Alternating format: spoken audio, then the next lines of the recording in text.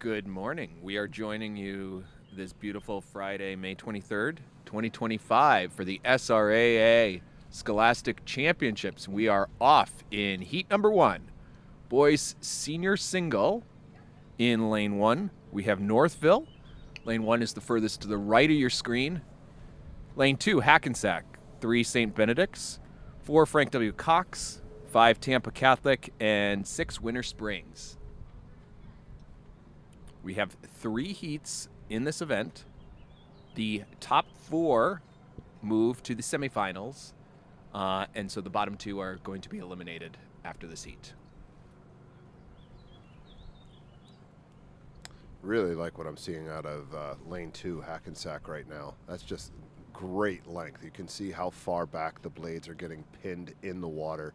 That is really excellent leverage from that young man. Yeah, and that rower from Hackensack, he won the junior single at the Garden State by a pretty impressive margin, 7.5 seconds, and has moved rowing up in the senior single here. So very impressive to be starting out in that position of command here. It looks like that Frank W. Cox has popped ahead by maybe a canvas over this first part of the course.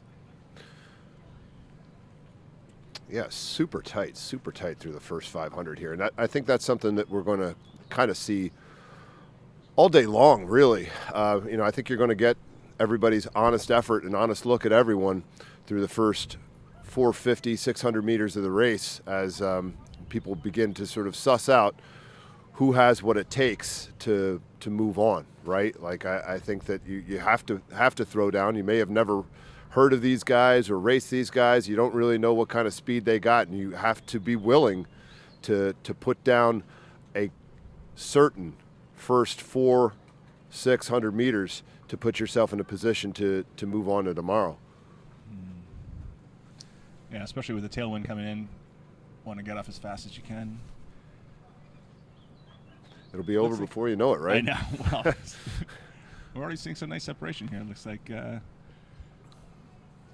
poor Tampa Catholic's going to have to start making a move pretty soon to not be left out of the semis.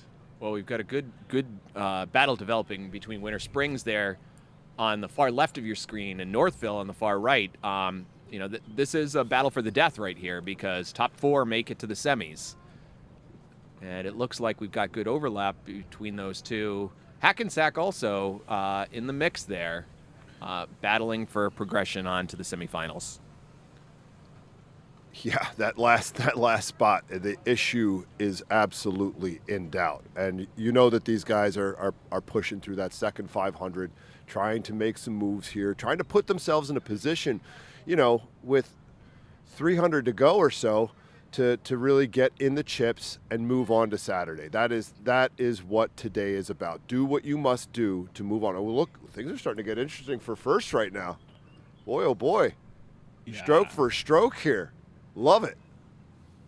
Well, that's the thing you see, that the crew there in, what's that, Frank Cox, who's out? Yes. I mean, he's been awfully hard on those catches. It's going to wear him out if he's going down the course like that.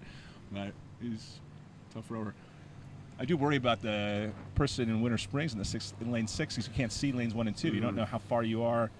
Those lane and 2 have a big advantage. They just look across and see who they got to beat in order to make the semis. And especially if you're in a single and you don't have a coxswain yelling at you, that's a big advantage with 300 meters to go. Past 1,000. Looks like Northville, I think, has gotten ahead of Hackensack here.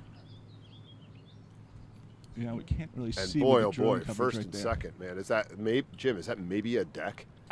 At most. If you also have to think about there are a semifinal and a final coming up in this event. Yeah. And so you do not want to blow all of your energy for the heat if you are in first position. Then again, you don't want to be caught flat-footed. Anything could happen here. Yeah. Good push from Northville there. Looks like it's really charged strong into third place. Yeah, yeah. Great. Right, trying to get that separation. And how critical, John, is getting that separation for you from your rowing experience, right? Being able to break to open water. Without a doubt, especially in the heat. You want to be able to turn it down in those last few hundred meters and save as much as you can in the tanks. And what do we got here? Oh, boy. Big push from St. Benedict's here. Yeah, They are St. bow ball to Benedict's bow getting ball. after it. St. Benedict's got second in the Garden State Championship regatta just a few weeks ago. Bow ball to bow ball as we come Race by the coming finish up. docks here. And Oh, that's great. not holding anything back. No. Not holding anything back right now. St. Oh, Benedict's. there we go. right? Look at that last few hundred meters. And this can be a real St. confidence Benedict's. builder for you too, Oh, right? huge. Like, hey, I got the juice. When it comes down to the final 150 meters, I got that juice, and I proved it. Oh boy, here they come. Over the finish line, it will be St. Benedict's by just about a length over Frank W. Cox. Third place goes to Northville, Yeah. and then Oh, that is gonna be wow. that is gonna be close. Wow. Well, You worked the whole season, and then let's go to the that photo comes booth there, down. boys.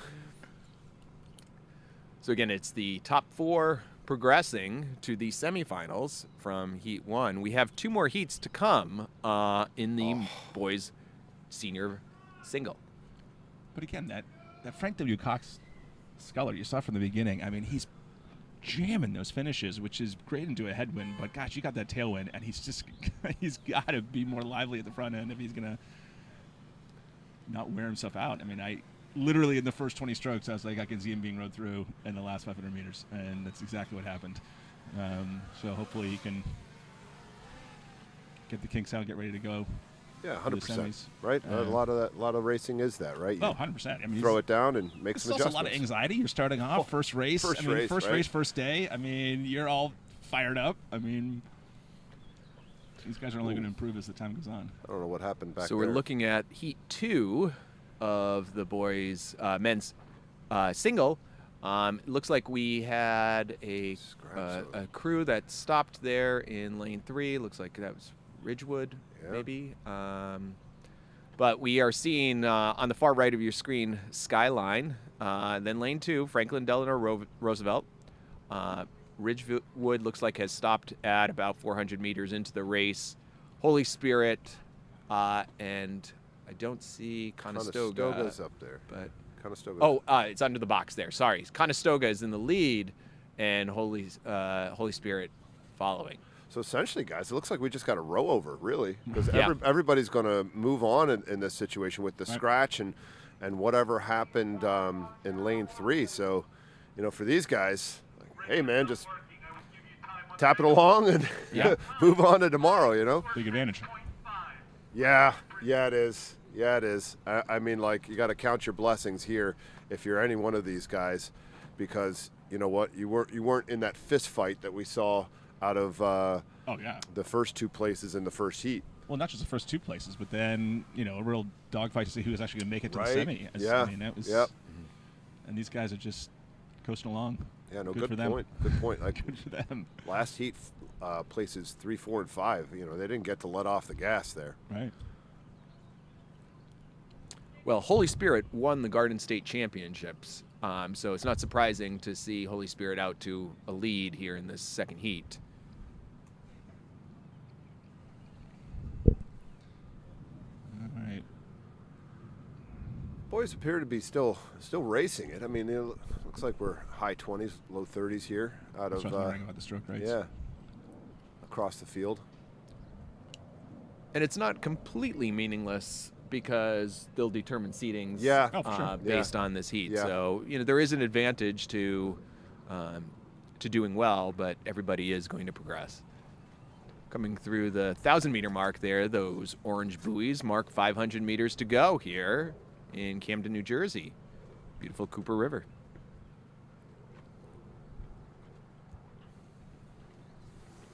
Good push from Skyline here. Seems to be challenging. Skyline was a little bit further back, but it's pushing into Franklin Delano Roosevelt there. Good overlap. He seems to have lifted his stroke rating. Yeah. And again, like, great opportunity, despite circumstance, to go out, put together some piecework, see what's working, see what needs some refinement, get some input from your coaches, move on to tomorrow. Try some things here, right? Yeah, also just getting comfort with the course. The more times you race it, Yeah. the more comfortable you are, especially if you're coming in the last 500 meters. You just know when to start pushing. And, yeah, Holy Spirit's looking great. Just coasting along. Yeah, the boat's really moving nicely out of Spirit there. There's not much discrepancy between drive and recovery speed. Right. Tapping it along. He's bringing it up, too. He's like, hey, Yes. I got dressed up for something. Yeah, oh, for sure. It's got good pickup at the catch. See, that's the kind of thing in a tailwind. You see, Holy Spirit's just better at the front end there, and that's just gonna make it work.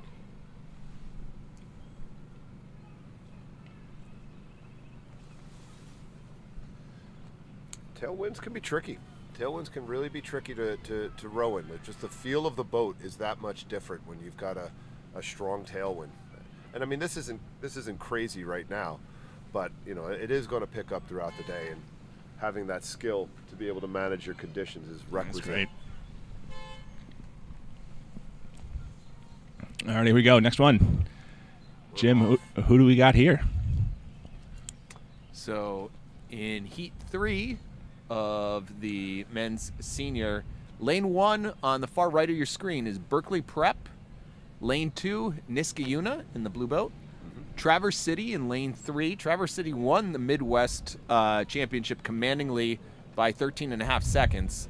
So expect a good bit of speed out of the rower there. Germantown Friends, lane 4. Albemarle, lane 5, coming to us from Virginia. And William Penn Charter in lane 6. I don't know about you guys, but I really like what I'm seeing out of Traverse City. Low. Yes. Oh, yeah. I couldn't agree more. Calm. Right. Conserving energy, conserving movement, efficient, fluid. He's got room to go, right? If he needs to go, if he's got to find a gear here at some point coming into the second 500, it's going to be available to him. Yeah, that's where I would just recommend that. Which one is that? Is it Germantown Friends or Albemarle? Albemarle. Albemarle? There. Yeah. Yeah, to just lengthen out a bit. I think some of those nerves coming into this race. He's got plenty of time. He's in good control. He just doesn't want to wear himself out as he's getting in this heat. And that can be as much a competitor as anything else, right? It's just really controlling your thoughts, your internal monologue, allowing yourself to relax, be loose, be fluid. It's easier said than done. Easier said than done. For sure. Here we are, sitting in comfortable chairs. Right? I know. Well, this is where there's a big battle here for fourth. I mean, this is gonna be a barn burner coming down the stretch here. Well, and if you look, William Penn Charter over in lane 6 on the far left of your screen has now overtaken Albemarle. Right. Is now in second place, pretty much dead even with Berkeley Prep.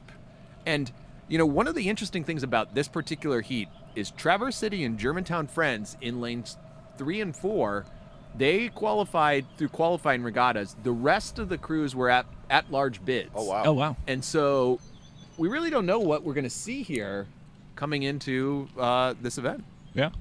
Well, William Penn Charter continues to push through this. Like I tell you what, the rate's pretty high from lane 6, but the length is there, right? You can see how far back those blades are getting. Just look at the angle that he's creating, that leverage. Really, really good. And he is pushing into Traverse City right now. I'd say he's got a bit of a lead. Yeah. Maybe half a deck. Full deck. Yeah, because Traverse City's running those catches a bit more than I think he'd ideally like to, especially in a tailwind. He's in a good position, just needs to relax, find that rhythm. His last 500 meters. Yeah, wow. William Penn Charter is just put it to a different gear in the second half of the race. Yeah. I mean, I don't have my stroke coach on me. I would probably call that 33, 34, which, I mean, hey, like, good for you if you can get it, and even better for you if you can sustain it, right? And that certainly seems to be the case so far. I think William Penn's. So what about this? What about this race for fourth here? We've got 3 boats across, and one of them's gonna be disappointed. Yeah, we're getting down to it here. Yep. Looks like Germantown Friends has stepped it up Albemar's matching stroke for stroke here, and it looks like over on the side there, Berkeley Prep maybe just Berkeley's short. got room, but they do have room. They do have room. You just gotta find a way on that front end, get locked on quickly and through the water as fast as you can to build that rhythm, right? Build that rhythm through the water, carry it through on the recovery here. The boys got to make a choice. The boys have got to make a choice here. You got not many strokes left here No. to close it out. I'm surprised they're not trying to pick up the rating a bit more, right. when you've got the semifinals of the line here. Well, Albemarle had gone out very strong. They did. And so it may just be, where is that finish line? Because right now I think he's got about 2 feet on him. We see them coming by the boat here. It is going to be a photo finish for that 4th place progression to the semifinals. William Penn Charter crossing the line first comfortably. Traverse City then crossing. Here's where things get interesting, boys. All right, who's got it? Looks like Germantown Friends is there. Hang on. Albemarle just ahead of Berkeley Prep. Right. Oh, and wow. Yeah. Well, good for Albemarle to dig in deep in those last 300 meters. I mean, they were looking a little shaky with about 300 meters to go and just found that extra gear to take it over and make it to the semis. Excellent racing. I mean, when you think about these are high school athletes, obviously at the top of their game here. But maybe we got looking a little wonky numbers. I think the order is right though. Yeah. No. Okay. Don't go off those results. All right, here we go. Get back to you. Here we go. Okay, moving on to the women now. First of 3 heats in the women's varsity single. Over on the left, on the right of your screen, lane 1, left to right as the referee would be viewing, but right to left as we're seeing, we have Sacred Heart Academy. Then girls prep, Gulliver Prep in lane 3, Frank W. Cox in 4, Nichols in 5, and Augustine Classical, lane 6. All right. Second entry here from Frank W. Cox. That's good to see how deep the sculling program is there. Yeah, coming to us from Virginia. Alrighty. Nice relaxed run. This is good. What's that? Girls prep in lane 2, just coasting along. Yeah. An assertive rhythm out of lane 2. Yeah. But sustainable, right? Right. And it looks like Gulliver Prep is making a push here at the 500. Yeah, you can see how quick she's pushing out her hands from those finish. There's just a little bit more hesitation at the finish at Girls Prep there. And she's just able to get that boat moving a little bit more each stroke. But Girls Prep's responding right now. There's going to be some bragging rights for who wins this heat here. Top 4 go to the semifinals. Remainder get eliminated. So we are looking to be in the top 4 here. An assertive rhythm from Gulliver Prep. Really business end with that leg drive right off the front. Looks, I'd say, probably gotten her at least a deck at this point. Yeah. Yeah, but Gulliver Prep looks like 1 or 2 strokes a minute above Girls Prep. And is that going to come back in the last few hundred meters? I don't know. But really clean strokes there. Mm-hmm. Especially in tail and being able to maintain that momentum. But there you go, Girls Prep. Nice, long, powerful strokes. Making it happen. It's hard to see the other who's battling it out for 4th now. Unfortunately, given the perspective. I don't know, can you guys have a sense of how Nichols and Augustine Classical are doing? It's hard to see them there. Focused on this battle for 1st place. Gulliver Prep still keeping that nice rhythm going. So I've got a little bit of a non-scientific stroke watch here on my phone, and Gulliver Prep, she is rowing at a 38 right now. Wow. That's what I got. Wow. That's what I got. Wow. Taking advantage of that tailwind, right? Yeah. Things are a little bit lighter, and the race itself is going to be a little bit shorter. I mean, with the tailwind pushing you down the course, keeping your boat moving, you can certainly take advantage of this piece just being a shorter piece. You have any sense of the wind conditions tomorrow, Chris? You know what they're going to be like? You know, it's going to be pretty similar to what we're seeing today. You know, the day's going to start somewhere around 8-9 miles an hour out of the west, shifting over to the northwest as the day goes on up to around 13-14 coming down the course. So by the afternoon, you are going to have a pretty decent push behind you. It's just going to be who's going to be dealing with more of the wind come the afternoon. Right. Okay. Now we got a little perspective on some of these other crews. Looks like pretty clear through fourth place. So not too much of a battle for fourth place. And Gulliver Prep in control here can just hopefully cruise right to the finish line. We'll see how these crews do tomorrow. We'll see if Gulliver Prep is another gear for for going forward. You know, I mean, like a lot of this weekend, I think, certainly in the early going, is not showing your cards, right? Yeah. Do what you got to do, but do it with a couple more cards left in your hand. So should circumstances arise in the semifinal or final, more importantly, you've got something that you can play that your competitors haven't seen yet. I want to bring your attention to the crew from Frank W. Cox there that is right now in third place. Mm-hmm. So that rower won the junior event at the Virginia State Rowing Championships by 16 seconds, and so she is racing up in the senior event. So to be able to be that competitive, I mean, it looks like she is going to take third. It's going to be close. That's very impressive. 100%. 100%.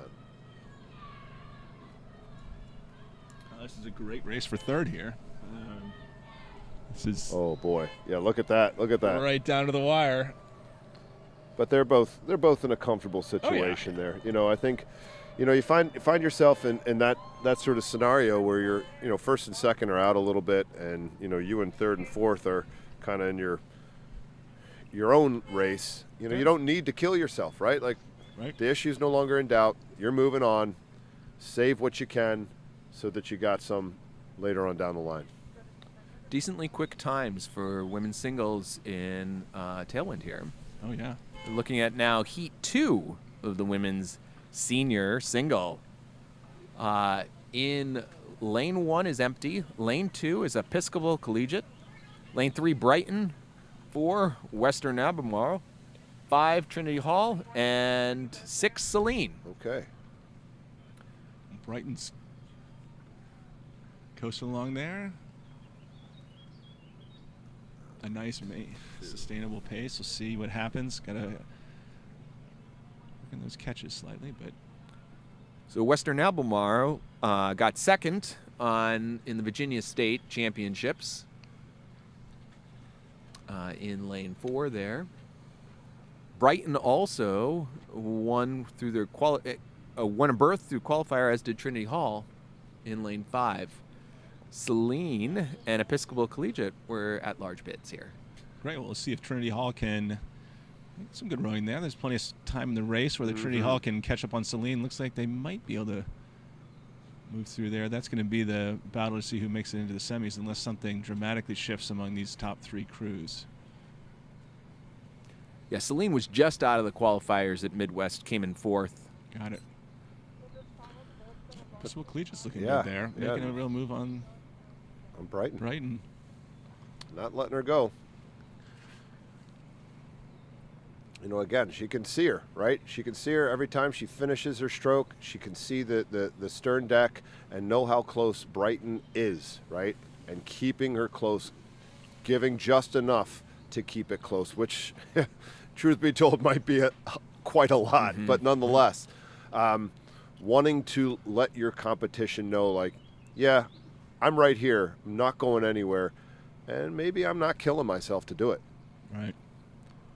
Well, Trinity Hall's got to start making a move sometime soon. Time's running out here to try and give them a chance. They got to start bringing that stroke rating up to challenge here. Good push from Saline in lane 6 there. Yeah, definitely. Bringing it into Western Albemarle. Oh, yeah.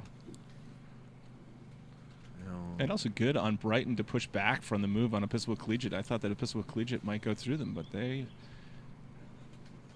have dug in a bit to try and make sure they win this heat and get some good seeding for the semis.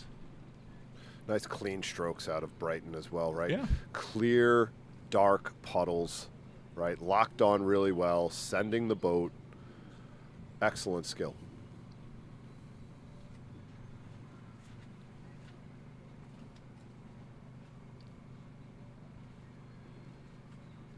Look at that. Good on Brighton. Brighton striking a 31 strokes a minute there. Very comfortable as it's perfect. as she moves into the last 500. And then it looks like she's stepped it up now into the red zone here. Last 250 meters. I think the real race is out on lanes 5 and 6 here. Yeah. I know. What do we have? It's hard to see from here. When we were last checking, Celine was up. Yeah, Celine's doing well. Celine's still up. Still up. I think it's more between Weston Alberman and Trinity. Oh, I don't know. Boy. Race for third here. Race for third there. It is pretty close. I ran into that Celine rower on the flight from Detroit here, and she came to race. I can tell you that. I chatted with her a little bit. So Good for Brighton. Boy, here. oh boy. Brighton has just kept that lead, kept pushing back, rode the race she wanted. Good for her. And she's right across the finish line. Here we go. Oh, is Celine going to sneak in there? Nope. just shy. Just shy. Wow. Good push, though. Good push. Great rolling all around. A good push from Trinity Hall, but just not quite enough.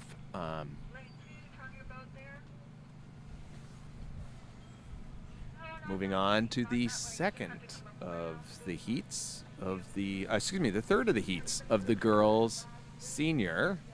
You've got 6 entries in the next heat. Now, how many of these scholars then turn around and getting in a double or getting in a quad? I imagine most of them are doubling up for some things. Not at this event. I Not at believe this event? it's Okay. one event only. So you Okay. get your one shot, and that's it, right? Okay. So on the far right of your screen, just off to the right is Cathedral Catholic, Agnes Irwin, and then looks like Parkersburg is out to a strong lead off the screen, off the bottom. St. Anne's Belfield, lanes 4, and then St. Benedict, and the far left of your screen, Middletown. Now Parkersburg got second at the Midwests in the women's single, so expect her to be pretty quick. She's, I believe, off the screen. I can see her trail. But we're looking here at lanes 4, 5, and 6. St. Anne's Belfield, St. Benedict's, and Middletown going right to left.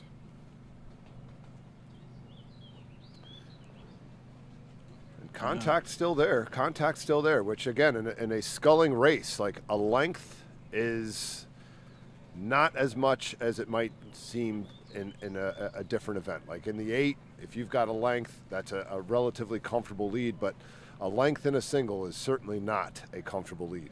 No. Yeah. Well, St. Benedict's got, if you notice that, that there's a sky there on that oar, and it's pushing I don't know whether it's the wind that's pushing that, but she's having to constantly readjust her steering there to stay straight, and that's going to cost her some strokes. It is a little bit of a quartering tail, so that means it's going to be pushing you from starboard to port here on your screen from left to right. I know, you see that in St. Benedict's. I mean, she keeps getting pushed to port port side, keep having to readjust. Nice clean rowing from St. Anne's Bedfield. Look at that just line. Relaxed. I mean, just dead straight, and she's just coasting. Good for her. Well in control. What about these other crews? Where are they? Well, if you can't see Parkersburg, you got to be doing something right. Yeah, I know, exactly. I mean, this is where I think St. Anne's Belfield's rowing a really clean, beautiful race, and Parkersburg is. So parents from Parkersburg, off to the races. Relax. I know, exactly. It's all good. It's all good. No news is good news here. No news is good news, exactly. Gosh. But yeah, this is where Starting just to that nice spread out a clean little bit. rowing Yeah. from St. Anne's Belfield is really paying off. Gotten her another length open here, right? Yeah. As we went through the marina into the final 5 here over the course of this past 200 meters, she's St. really Benedict's kinda still struggling with that doubled it. course. I hope she doesn't cross those buoys. Looks like she's out of her lane now. Yeah. That's Making a correction though. Yeah. Heading the right way. Yeah, so you have your space in the lane is protected. Once you venture outside that lane, any part of your boat, if you start interfering with another boat, that could be grounds for disqualification. Yeah. But just being out there right now, there's no way she's going to impede the progress of St. Anne's Belfield here. So yeah. the only penalty here is just a little bit added distance by taking a slightly longer course. So now we see Cathedral Catholic, and the far right we can see them, and they're pretty much even, it looks like, with St. Benedict's, but both of those are safely into the finals unless something dramatic shifts. So do you see Parkersburg there, Chris? Yeah, I had to stand up to find her, but looking long, comfortable, and measured. Really, really confident piece from the young lady She must from have had a heck Parkersburg. of a start because she was off there. Yeah, right? She was off our screen from the very beginning. So, I mean, that's definitely the assignment in a heat, especially in a tailwind. Get off well and then find your rhythm and then just clip it along and get ready for the next day. Yeah, no, she has St. Anne sort of Belfield proven picking a up a bit. point. How are we looking here for 4th? St. Anne Belfield. I just love how cleanly she rows. I think St. Benedict's 4th looks like has it's in. Yeah. slight advantage for for third, over fourth. Third, right. Great rowing all around. Well-coached scholars. This beautiful rowing.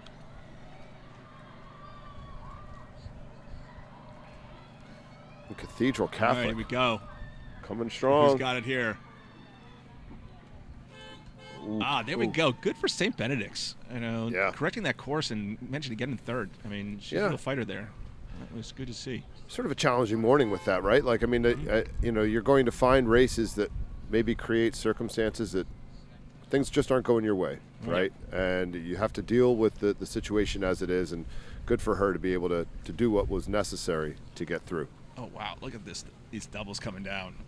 So we have here men's lightweight senior doubles, 2 heats, top 3 to the final here. So this is straight to the final.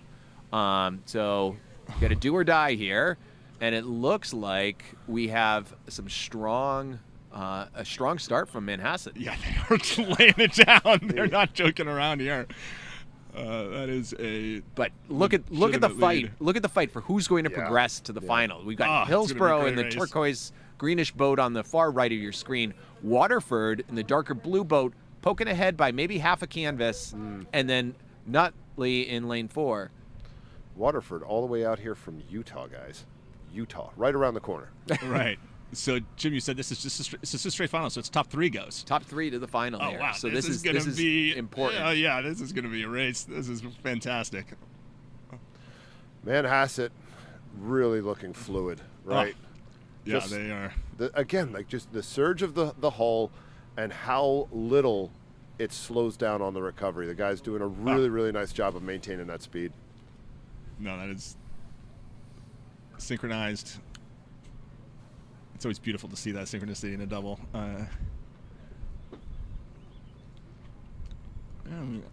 Nice blade work. Nice blade work. Really fantastic. nice blade work out of Manhasset here. Alrighty, so let's look at this race for second and third to see who makes it to the finals. So Hillsborough got 6th in the Florida State Championships over in lane 1 there in the lighter boat. He said Waterford's coming to us from the West Coast Championships. I believe this is the only Utah. No, there's one other Utah crew out here. One other team from Utah. And then Nutley got 3rd in the Garden State Championships from New Jersey here. So really got to dial in on the technical aspects here through this this second chunk of the race. Couldn't agree more on that. The blades getting a little bit floaty, and if you're looking to find a gear, you got to keep things direct. You can't allow the boat to slow down just before you pick it up again, right? Maintain that speed. And Nutley's making a move here. They are in the red zone here. Boy. Yeah. They are saying we don't have any more race course to go. We have to go now. And it looks like they have picked up a canvas on Hillsborough. Yeah. I love it. Very aggressive from Nutley And I still here. wonder if they know how close it actually is. These guys now know. they're moving through. These guys Now know they're how moving close through. it is. Yeah. Believe me, they didn't come just to row a heat and then No. say goodbye. Beautiful rowing. From Manhasset. Yeah, they just coasted to that victory. There we go. Waterford. It looks like Nutley was able to nab it from Hillsborough. Yeah. I look great forward to racing. watching Great Waterford racing. and Nutley race again. That was That's great. That was That was a lot sweet. of fun. Yeah.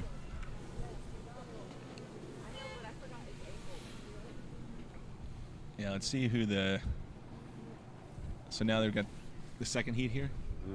So second heat, we have 6 entries in the second heat. Okay. So we'll wait till that comes up on our screen before I rattle Look at that. through. 6 seconds ahead, Manhasset there. Wow, and they were just coasting that second half. I mean, Yeah, I don't know well- whether this Heat 2 is going to have someone else who can compete with them, but they're going to have to, I don't know. It's That's the good. order It's of a the high day. challenge. It's the Huge order challenge. of the day, though, John. Right? Yeah. Like, throw down something in that first 400 to 600 meters that sort of demonstrates what you got, and to their credit, it was enough for Manhasset. Sure was. But also, as you were talking about, Chris, the blade work in the middle of that race, I think that's one of the things that got Hillsborough. You could see their blade work start to break down, Yeah. and they started rolling their puddles a bit, and that just made it tough. So it looks like this is a slightly delayed start Yeah, here. maybe they had to Trying bring him get on- back. I don't know. Yeah, trying to get... Well, we get as we were watching, we can see a nice vantage of the starting line here at the Cooper River, Camden, New Jersey regatta site here. What we're seeing is the stake boats here, and so on each one of these platforms there is a person who is laying on their stomach on essentially a diving board, reaching out to grab on to the stern of these crews as they back in. And there'll be an official on shore who's lining up all the bow balls to make sure that the bow balls are perfectly level before we start. And then you'll see an official in that starting tower there, the boat that's got the elevated platform. The starter, when the starter gets confirmation from the aligner on shore that all the boats are lined up, the starter will raise a flag and say, "Attention, go," and that will start the race. So this can be a nerve-wracking time for rowers. You know, the muscles are ready to go, and you are just waiting for that flag to drop. In this particular heat, again, we have top 3 to the final. Far right of your screen is going to be Haddon Township. They got second in the Garden State Regatta, Garden State Championship.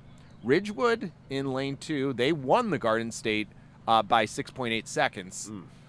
Forest Hill Central, lane 3, coming to us from Michigan. Malvern, lane 4. Concord in lane 5, and Western Albemarle lane 6. And it looks like we don't have Haddon Township into a stake boat yet. Not sure if they're delayed or if they're not going to be racing. Yeah. It's always tricky too. I mean, if you're there on the stake boat, this is supposed to start at 8:35. If you're there on the stake boat at 8:35, you got the breeze behind you. You're all got those nerves going. The last thing you want is just sitting there and cooling down. So, see how. So happy to join you today. I'm Jim Omardian. I'm John Page. I'm Chris Zarnecki. So we're happy to be your commentating crew for the next 2 days here at the SRAA Scholastic National Championships here in Camden, New Jersey. We got great conditions today. It's a little bit partly cloudy. Wind from the tailwind from the east. This course runs, from the west. This course runs west to east. And cool conditions. You know, it's probably, you can see we've got our jackets on. It's in the upper 50s right now. Probably going to warm up a little bit later this afternoon, but the wind's going to pick up. Not bad for racing, though, right? No. I think if I had my druthers, I'd take this over the conditions you were telling me about up in Canadian Henley. Ooh, no, thank you. No, thank you. That was definitely the hottest race I ever had. 114 with the heat index. That was a warm day. Yeah. Alrighty, here we go. Are the crews ready to go? Do we not have lane 1? Looks like well, we may be starting without them. 4 crews here, not the. So you can see, for those of you who haven't watched a lot of rowing regattas, championship regattas, you'll see the boats back there, the 2 chase boats. They typically have at least 1, oftentimes 2 chase boats that will be there primarily for safety, but they will also make sure that the crews are staying separated, and if necessary, will give some instructions to say move to port or move to starboard if some of the course needs to be corrected. 1,500 meters here that we do in scholastic rowing. A little bit different from what these folks will be rowing if they move on to collegiate rowing, where it'll be an extra 500 meters for 2,000 meters. 2,000 meters is the Olympic distance. But there are some high school junior events that are run at 2,000 meters as well. And we are off. Here we go. So it looks like just 4, so it'll be top 3 to the finals of these 4. Gotta get those catches done in lane 1 there. I guess it's lane 2. So yes, we've got Ridgewood, far right of your screen, Forest Hill Central, lane 3, Malvern in lane 4, Concord in lane 5, and it is top 3 to the final. So loser of this event gets eliminated here. So this is an important race.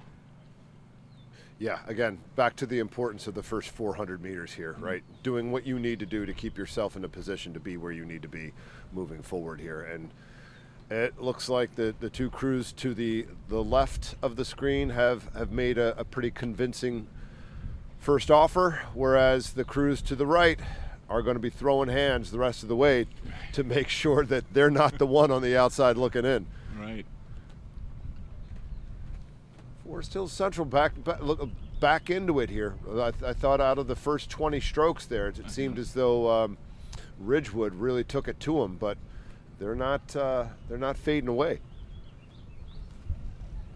Ridgewood again was the winner of the Garden State Regatta. So which of the 4 do we have here, Jim, that we're looking at? So we've got Ridgewood, far right of your screen there. They were the ones who qualified for this event by winning the Garden State Regatta.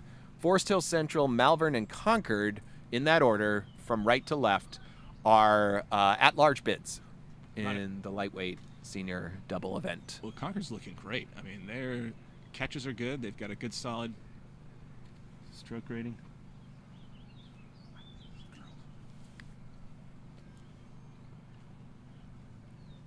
All right.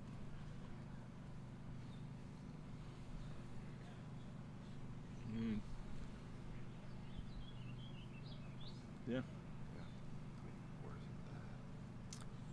So Right. for those of you who are new to the sport, this is a double we're looking at here. So we have 2 rowers.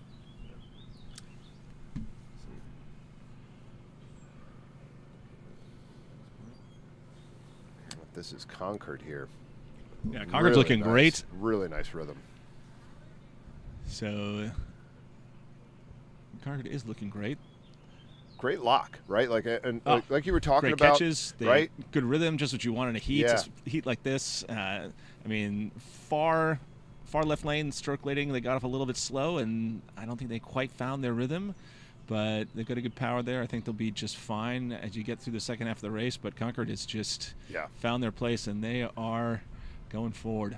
It's all that front end today, right? Like Without a with the conditions going to, push your blade around a little bit. You've got to once again, control that bottom edge. And this is something I took from the late great John Bancheri.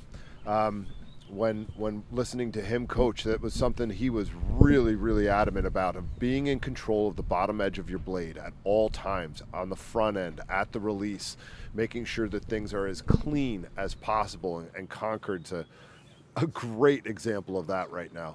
Excellent control. So We've got 4 entries in this event. Top 3 progress to the final. Here. Yeah. Right. Yep. Okay.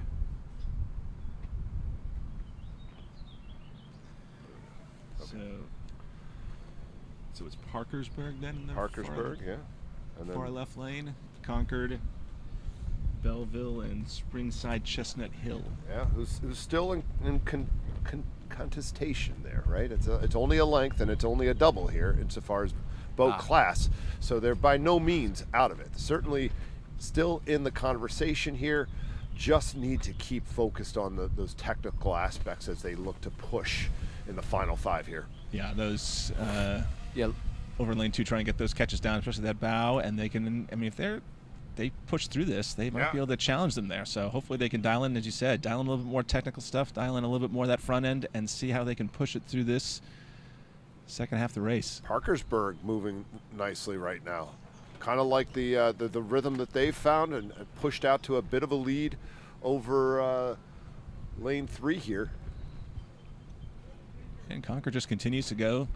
Have your ideal heat, just what you want. Yeah. Good start, good technical stuff, and just coast it on in. Ride that tailwind right to the finish line. The race is going to feel really quick as this tailwind seems like it's picking up a bit. Yeah, it is.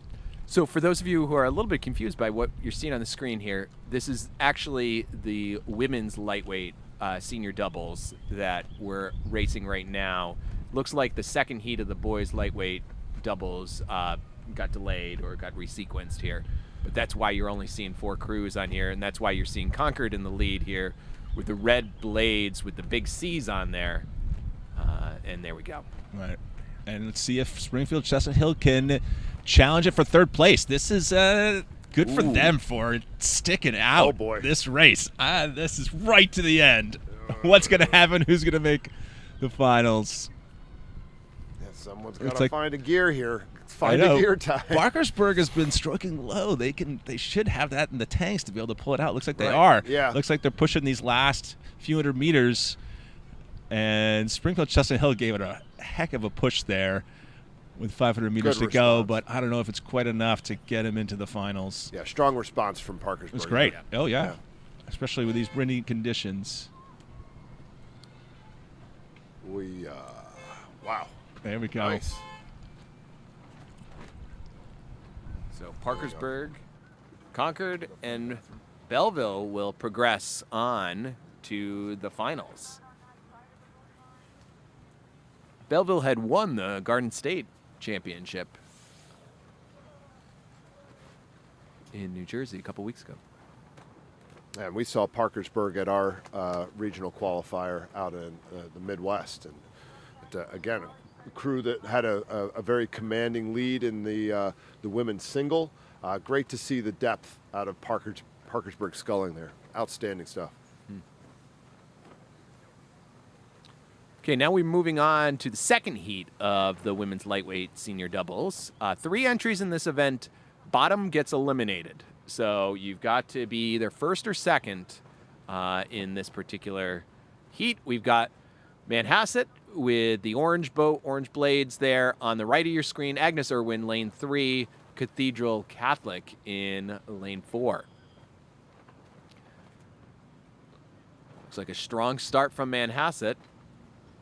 Getting a great view here of the sculling technique, how these 2 hands kind of interact. You can see you reach out, and then as you go through the middle of the stroke, the hands actually cross over. Takes quite a bit of skill to be able to do that effectively, not knock up your knuckles and cut. 100%. But like that's, when you're teaching athletes to scull, that's one of the focal points, Jim, is getting those hands to function as one unit. Yes, you have 2 hands. Yes, you have the 2 handles, but you really want that to function at the same time so that those handles get to the finish together. They come out at the same speed, the same rhythm. They're constantly matched up, and you feel that connection as you finish the stroke at the release and then begin the stroke as you come up on the recovery, keeping those hands on the same plane, keeping them close so that you have control over your equipment. And I would say that Manhasset has control over its equipment Yep. and the race right now, eh? Extremely strong catches from the woman in stroke seat here. I mean, look at that length that she's getting Yeah. there, and then she's getting those blades in. Nice little bit of backsplash there, not rowing it in, and just propelling that boat forward. Yeah, I mean, they've got themselves in a great spot right now, whereby the issue is no longer in doubt insofar as who is going to be where. And this is just a great opportunity for them to continue to hone their rhythm, hone their entries, hone their hull speed as they take it down the rest of the course here. Really, really sharp effort here from the ladies from Manhasset. Mm-hmm.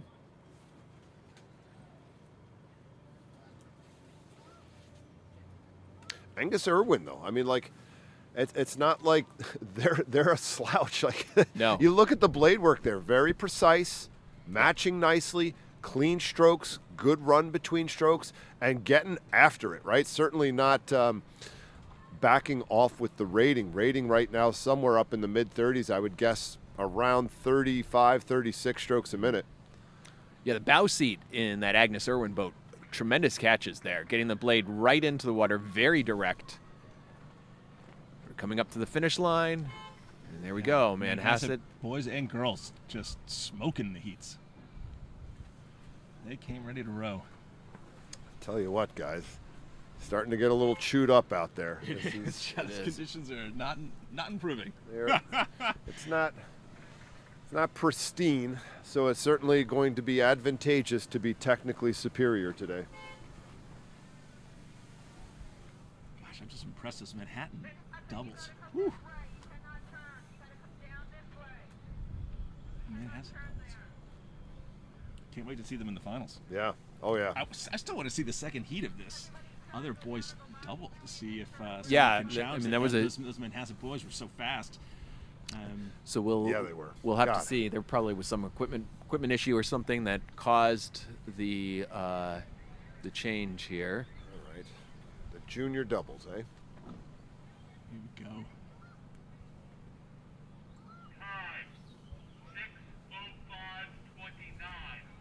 All right, back in the stake boats here. Okay, so junior doubles. So top four to the semifinals. So we've got 5 entries in this particular heat. Conestoga in lane 1. Ransom Everglades coming to us from Florida. They got 5th at Florida State. St. Anne's Belfield, they won the Virginia State Championships. Seton Hall Prep, 3rd at the Garden State. And Western Albemarle coming to us from Charlottesville. Great. Can't wait to see how they can lay it down and show us what they've got in these heats. Now, a junior event, what that means is that neither of the gentlemen in the boat can be a senior in high school. So they have to be, anywhere from freshman, sophomore, junior in their year in their scholastic progression, but no seniors. Great opportunity for these guys. I mean, as a younger oarsman, being able to be in a sculling hull and racing at a national championship, that, in my opinion as a coach, is a great course for their development to further prepare as an athlete to be in some big time races. Sculling makes you a better rower, period, end of story. See the boats making their final adjustments to their points, getting lined up so that when the starting flag drops, they can just lock on and go. Still adjusting here. Looks like they... Keep your eyes on the starting tower there Does for look the flag like to come up. we have that quartering tail here, so I think it is, and as the wind is building, it is going to be a little bit trickier for particularly these small boats to maintain that line on down the course. And also sometimes off the stake boat, that first stroke, you're not quite lined up the way you want, and you got to make a quick adjustment. I know, Jim, you were coxswain for a while. You certainly know what that is when we get to the sweep boats. You want to use that rudder as little as possible, but sometimes you got to straighten it out depending on if the lineup is just perfect or not. It's tough sometimes on those roughs to get it all lined up as well. when the wind is blowing, they do the best they can. So let's wait to see it's back on, and I bet the race has probably already started here. As we wait for that connection, here we go. Oh no, they're still lining up. Because that wind is really causing havoc. You can feel it here in the tent. Yeah. Whipping around. Yeah, one nice thing about this course is it's fairly sheltered, but the wind direction today is pretty much coming right down that course. So you're not getting a lot of shelter. I can look out here from our vantage at the finish line. I can see the sort of streaks of wind coming pretty much right now. It looks like right down the course, maybe a little bit quartering too.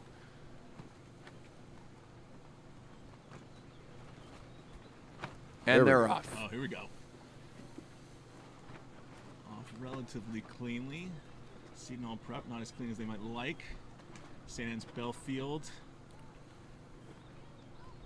Nice start there from St. Anne's Belfield. See how they can build it up. Can they settle into a good rhythm as they get off their starts?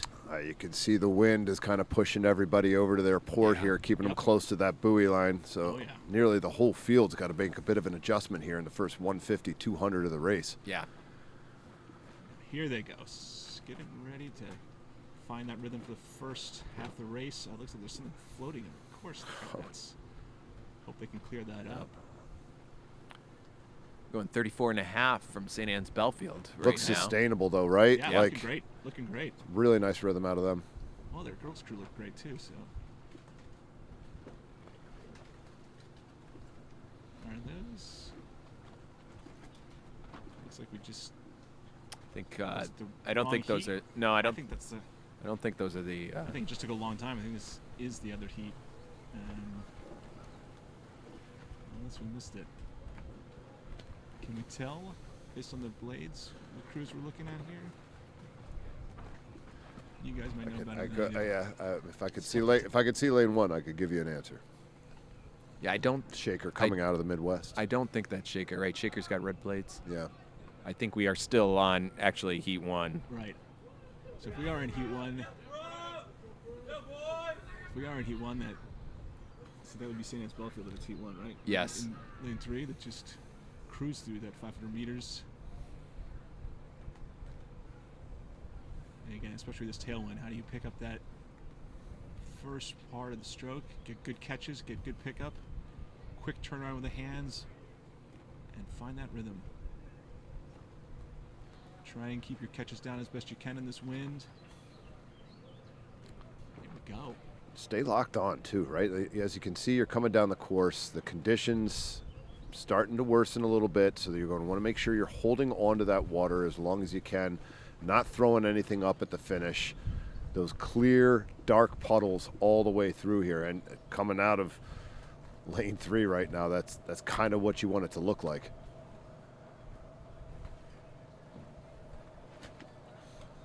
Who's that out there in lane 6 making a push here?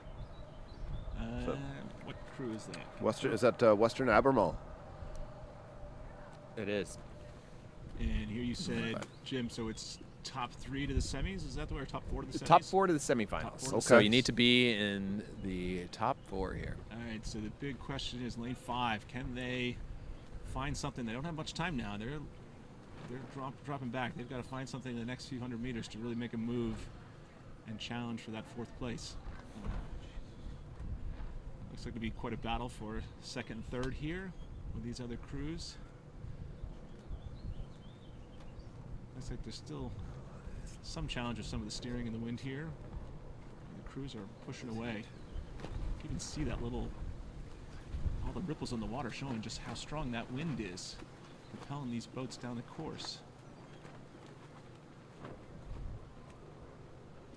Well, yeah, to your point you were making earlier, Chris, in the tailwind, I remember our coaches just having us hold down those legs at the finish just to make sure you don't rush out of that and lose that momentum.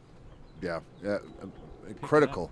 Get the legs to deck, finish the stroke that you're on before you start that next stroke, right? Powerful send through with the shoulders, let the hands clear from the stroke you just finished, then begin the recovery of the next stroke, and allowing that boat to run out, right? More distance traveled per stroke, even if it's just a few inches. You compile that over the course of 1,500 meters, and huge difference. It adds up. It adds up. All right. These crews Cruising, man. Look at that. cruising along in this tailwind. This is where if you fall behind in a tailwind, it is hard to make it back up. So certainly a good. I bet all the coaches are telling their rowers, make sure you really make sure you get that start down, because you do not want to be in a position where you got to fight back in this kind of tailwind. But 100%. These crews are going well now, cruising along. And in these times of this wind are going to be pretty good. As you said, junior boys getting good experience here at this top level competition. That's my kid over there. I'll go say hi. And here they are coming right to the finish line. We can see them finishing up. Cruising, they should have plenty left of the tanks for their semifinal as that's coming up. And you can see the wind just battling some of these blades as you get towards the finish line here. That is certainly going to be a challenge, and you can see a challenge on some of the stake boats too as they were trying to line up. Great battle for second there. And just these last two crews, hopefully they can focus on it. Probably not what they wanted, but great experience for all these rowers.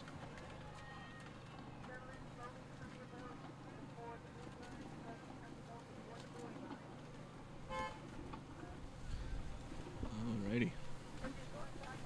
So, and again, I still think that's the wrong lineup. Yeah, I'm not sure on that one, but we'll get some clarification here. Yeah, here we go. Time for the next. Again, this wind is playing havoc with some of the start times and some of the stake boats. They're still not lined up on these stake boats here, so we'll see. Is this heat 2 or is this heat 3 for these junior boys, junior double boys?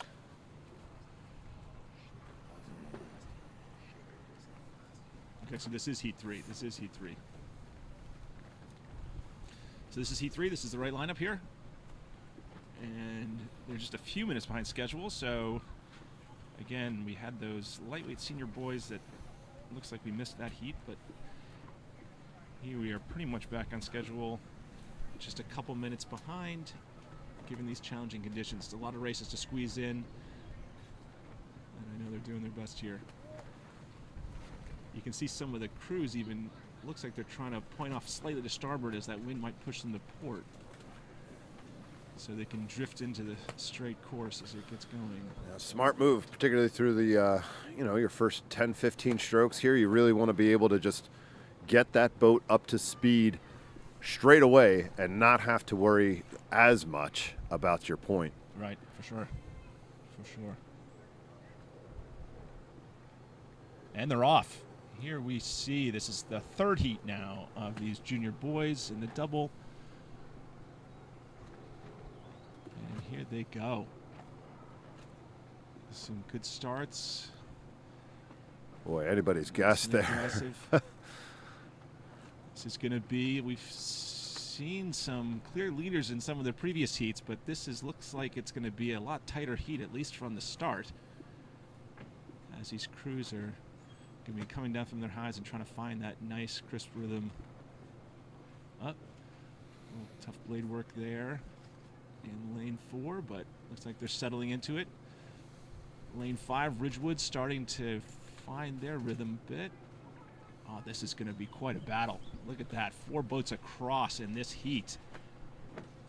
And all 6 of these crews seem to be fighting there. We'll see whether the trailing 2 crews can give themselves a chance at the semi, or whether this is just going to be these top 4 crews fighting for first, second, third, and fourth. I don't know. You see lane 1. Boy. Certainly trying to press to keep in it. And again, I mean, you see this wind pressing them to the port. Pressing to the port side. All those crews are struggling with that direction a bit. And that's going to cost them some strokes. I mean, here we have lane 4, Malvern keeps getting pushed to the port.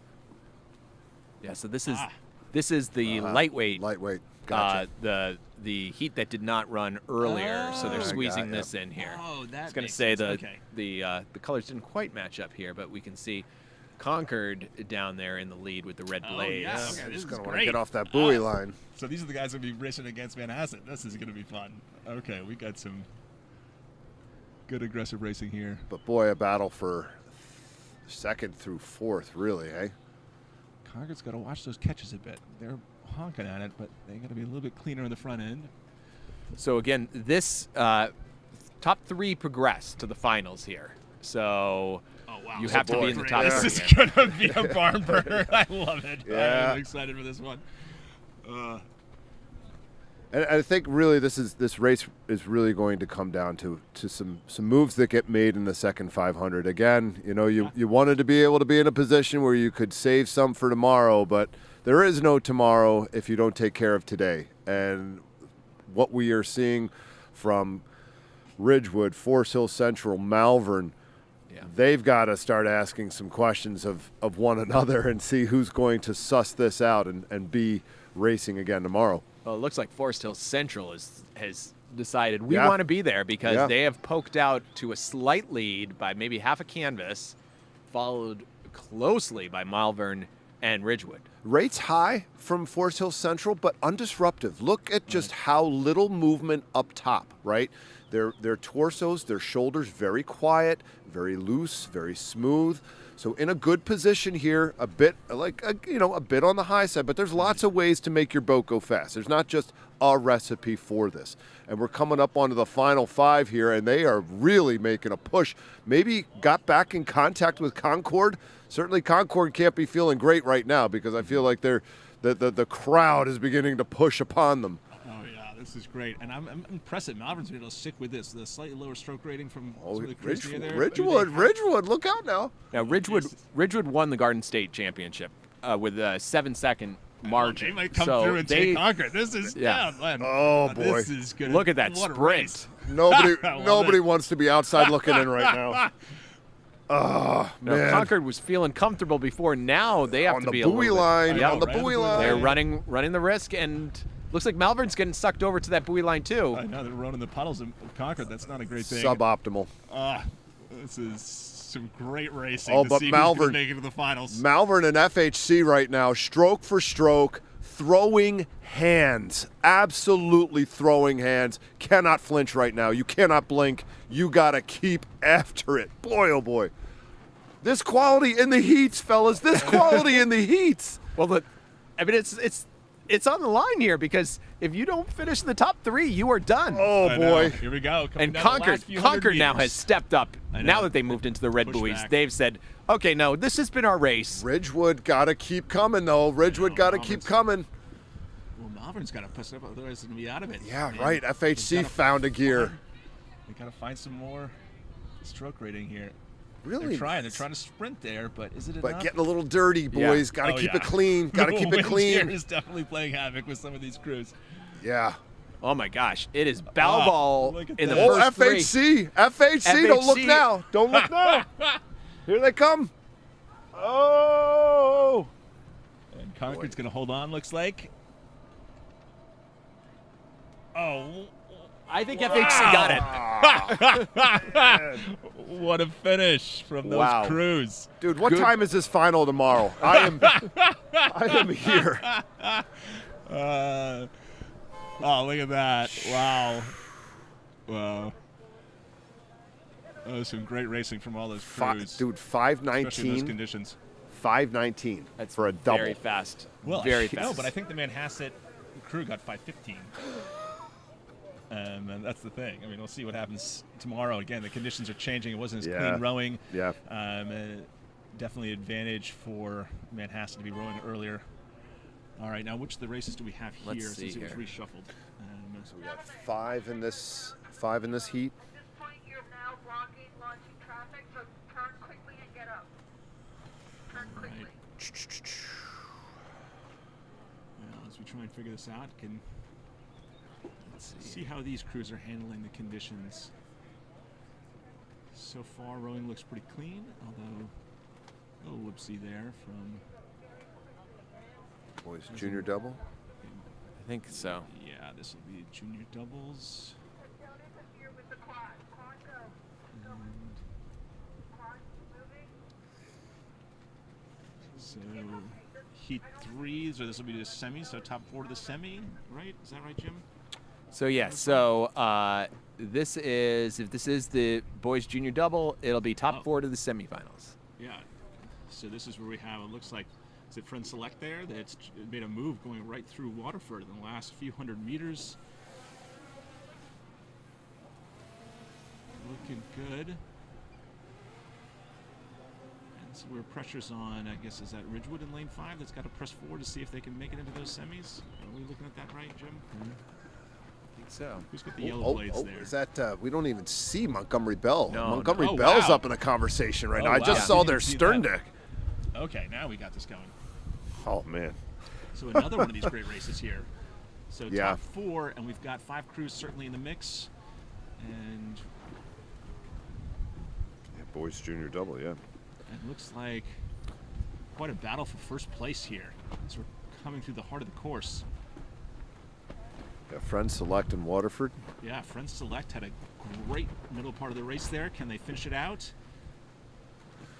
Can Montgomery Bell or Waterford press them as you come into the last portion of the race? And I'm curious how St. John's College is doing. Can't quite see them on the screen. Are they? But yeah, I felt they had a lead over lane Yeah, 5. exactly. Are St. John's College in the mix for potentially making it to the semis? We'll see as the camera starts to pan. Can't tell from here. But good on Friends Select to maintain the rhythm in these challenging conditions, to maintain that lead. And here's Oh, wow. Waterford continuing to try and hold on. You can see their blades getting whipped around a bit in the wind. But they're doing a really nice job with the catches there. Oh yeah. So here we have a Montgomery Bell. See, between St. John's College and Gulliver Prep, who's going to make it to the semis and who isn't. It looks like Gulliver Prep still has it potentially here, but some great racing all across. Lots of overlap as we come into the final bit of the race. Who is going? Oh, nearly to make all it in contact here. Not much separation between Friends all Select, 6. though, nice push at the end here. Good for them, coming into the red buoys now and right to the finish line, and there they are. Well done. Oh, Montgomery Bell? racing. Nope. And who makes it in? Oh, So it looks like St. John's College made it yeah, in, right? St. John's. Yep. St. Far John's side. College made it in. Wow, good for them. About a deck. About a deck. More great racing here in these heats. This is also one of the things that makes racing so interesting. I mean, you can do all the training, all the practice, everything you do. You get these challenging conditions, and you know, some of that technical discipline and how you can get on top of it. Whew. Yeah. This wind, you just feel it whipping here in the tent.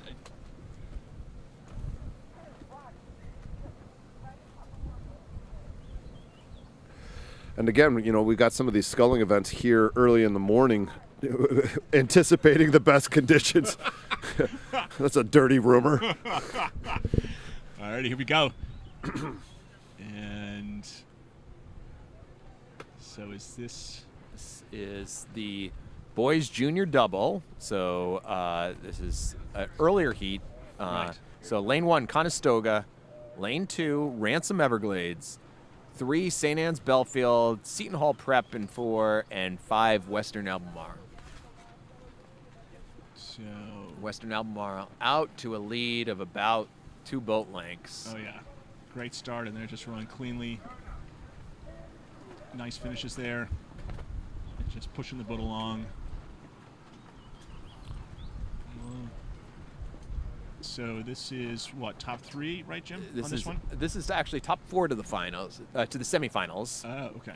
So we had Seton Hall Prep. Oh, whoa, that was just whoa, Western Albemarle just had a major mishap there with some of their blades, but they got it back. Well, good. Lost maybe half a length on that little.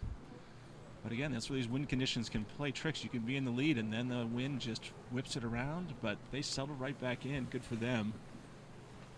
Let's see how some of the wind is challenging the blade work in some of these other crews, too. as they try and row as cleanly as possible and push them on to the next race. And you know, we've seen that it doesn't really look like there's a singular lane that has the advantage today, though. With the quartering tailwind here, you know, you'd kind of want to be out where Western Albemarle is, you know, tucked in against the shore there, out of all of the flotsam and jetsam that's occurring on the other side of the race course here. But we've seen crews out of every lane demonstrate speed. So Yeah, but you see Western Albemarle is backing off a bit. That Struckman's got to get those catches in a little bit more cleanly, but there we go. And you can feel that too, right, John? You can feel when you get a good lock and when you don't get a good lock. Ooh, Oh, and then they hit that just buoy. hit the buoy. Uh-oh. You get it Oh, back. the finish line. There we go. It's finish line. There we go. All right. Gentlemen, please turn your boats. So top 4 to the semifinals. We had 4 racing in that heat, so all 4 will progress to the semifinals.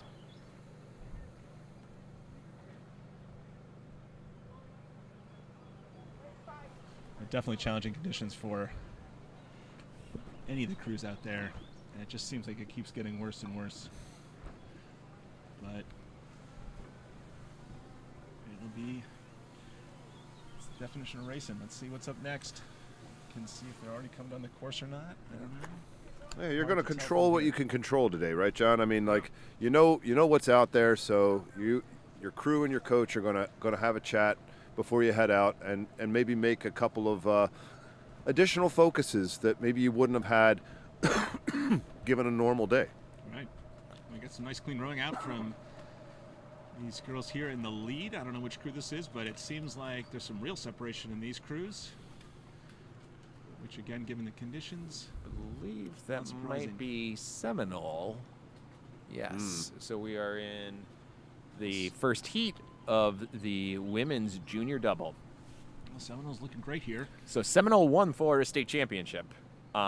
Ridgewood in lane 5 came in second at the Garden State Championship. We've got Lower Marion in lane 3, Fox Chapel lane 2. Fox Chapel had third at the Midwest Championship. Girls Prep lane 1. Very well. Yeah, this is where some of those crews have been able to find their rhythm and really click along. Seminole looking beautiful, but some of the other crews struggling just a little bit in these conditions. Hopefully they can dial it in and see what they can do, learn from this race. So in this particular race, top 2 to the final. Already up around 10 miles an hour this morning with the tailwind, and good to see the technical prowess here from the girls of Seminole, able to manage these conditions cleanly.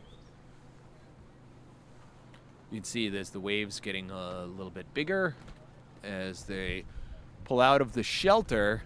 It's a little bit harder to maintain that clean blade work there and to stay the course. Yeah. Oh yeah, look at that. I mean, all the steering issues has been an issue across the. So do we know how many of these crews are advancing, Jim? So just top 2 to the final. Remainder are eliminated. So Oh wow. Okay.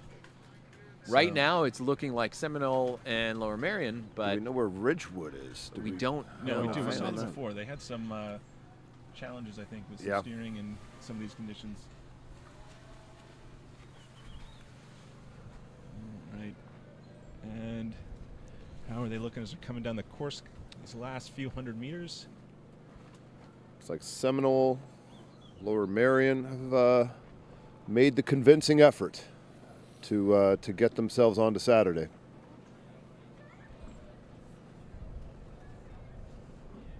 There you go. Crews just pushing it out to the end. Unfortunately for the crews behind, it will be tough to make it to the top 2. Oh, a But- nice shift. Nice shift there from Seminole. Yeah, here we go. Good time to do some practice all those nice finishing skills, see what they can do. Keep clean, keep technical. Yeah, I mean, like, you might be in a situation like Seminole here whereby you've done what you needed to do to get ahead of your competition, but at the same time, like, you've got to keep everything sharp. You can't let things become stale and stagnant. So taking that shift at the end of the piece to make sure that, you know, all of your processes are still functioning as effectively as you want, I think is a really smart move from these ladies. All right, so these top two crews finishing up beautifully, getting ready to move on to the next stage, and then you have the crews behind seeing what they can do to finish off this race. These junior girls, big accomplishment to be here, and a great learning experience for all of them across the board. So we have 3 heats of this event. Top 2 from each of the heats will progress to the 6-lane final. Right. And looks like Ridgewood pushing it here to see what they can do.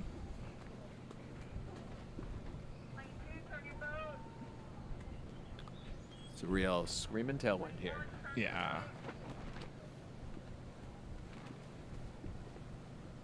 Sometimes it's a little tough to get that motivation when the race didn't go quite as you hoped. And you just want to finish it out.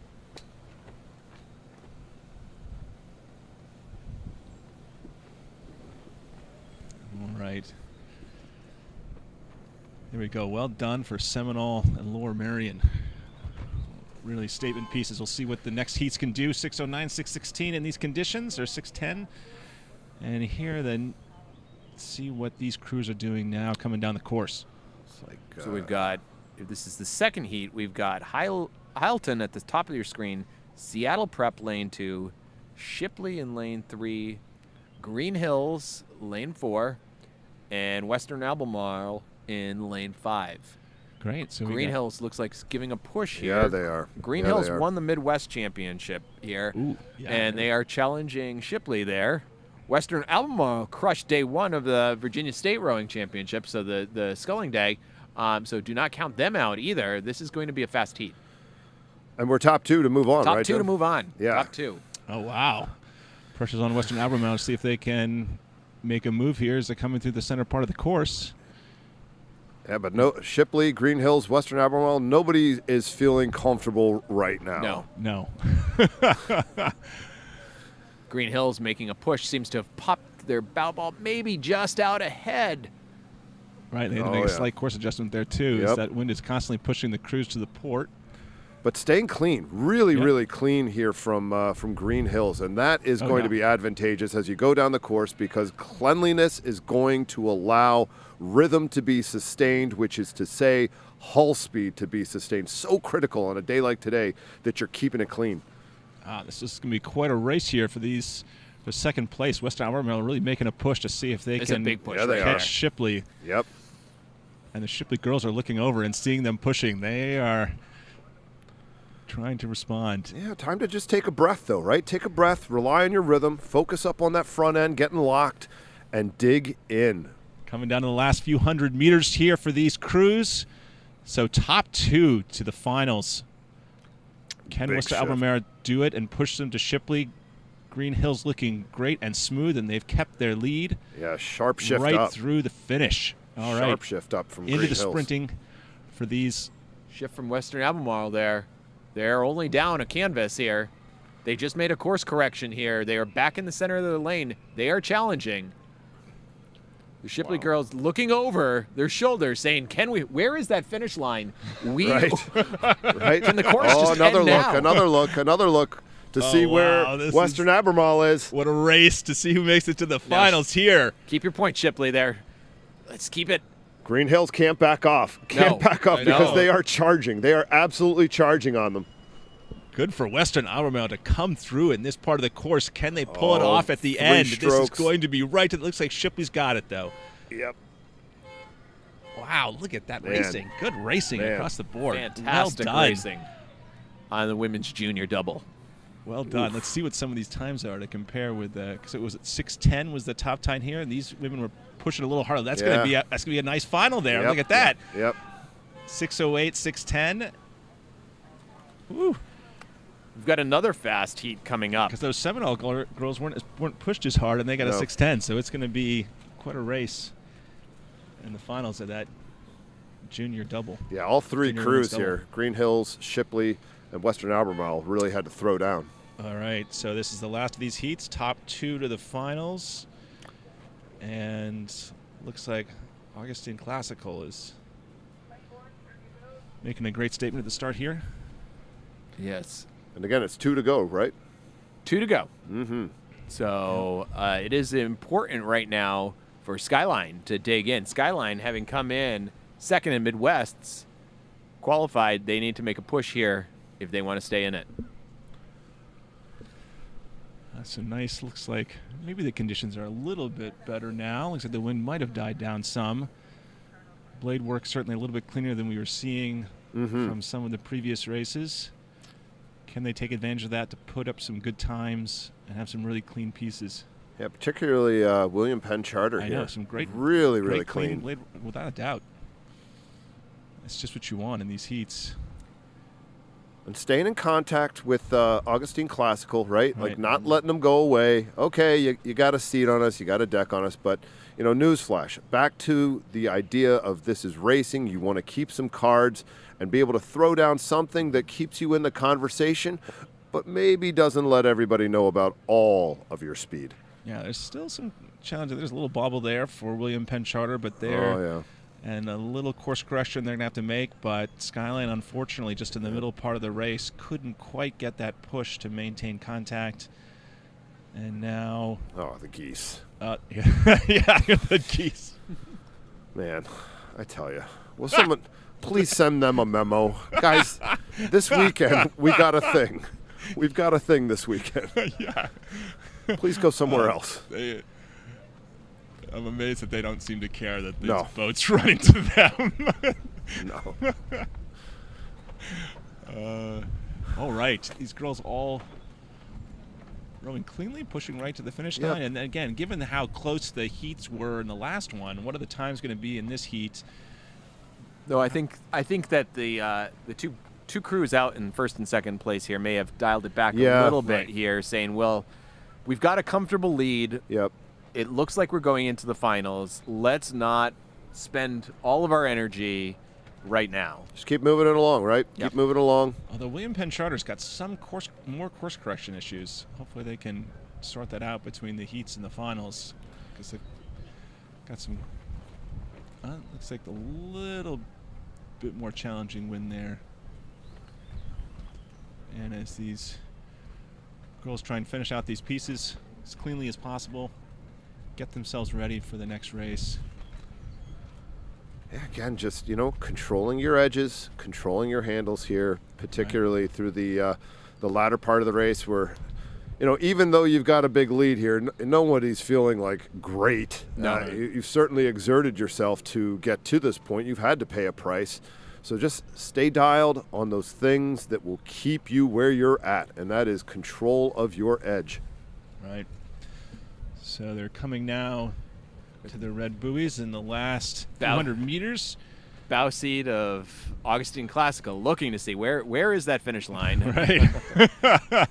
Well, it's always an interesting thing when you've got a nice lead to the course in a heat like this. You're so eager to get on. You want to get the race finished. Yeah, how much more do I have to give? Exactly. And here we go. Great finish for these top two crews here. And you see him taking a push, too. And I think that is, you know, as a coach, I think that is a sharp move, right? Gear it up a little bit, practice making that call, practice making that execution, feel the hull speed come up as a result of your technical focuses and power application. All right, here we have nice clean finish from Augustine Classical as they coast across the finish line.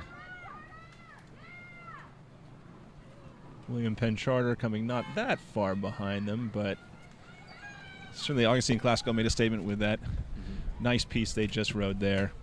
And now these last two crews fighting these conditions. See how they can finish out their day.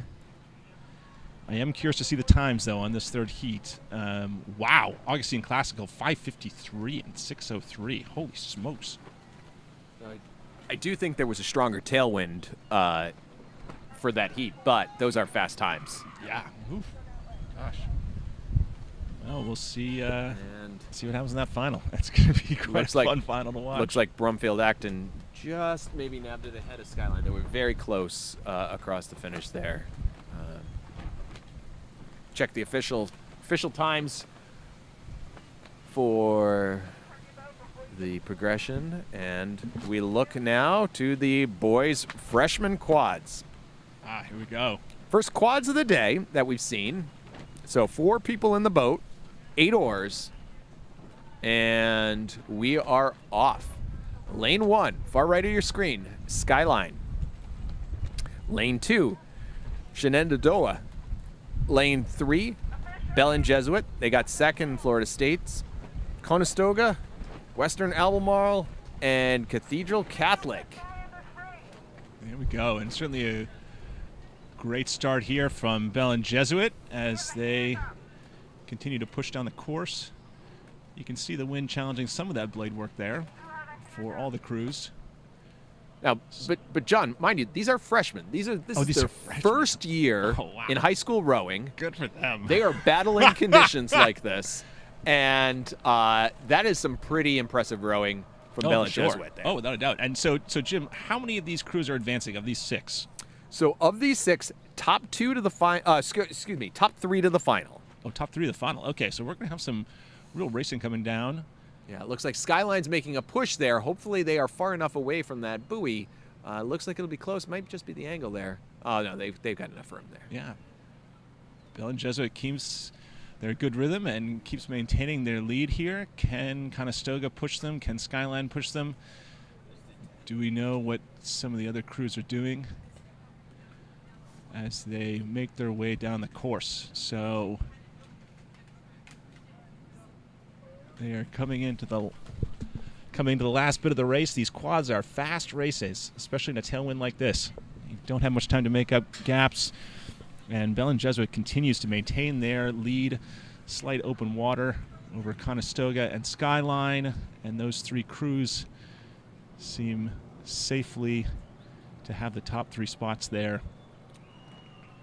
Now, what you see here is you see how there's 4 rowers in this boat. Obviously, they each have 2 blades, but there's no coxswain in this boat. So what they will do is they will rig up the toe on the shoe of one of the rowers, might be the bow, might be the stroke, to some wires that get attached to that rudder to try to keep that boat going straight, which is a very challenging thing on a normal day, let alone on a day like today where we have screaming wind conditions, gusting, blowing these crews around. And here we come up right to the finish, and looks like Bellin Jesuit will close it out with that nice lead and get ready for their competition in the finals.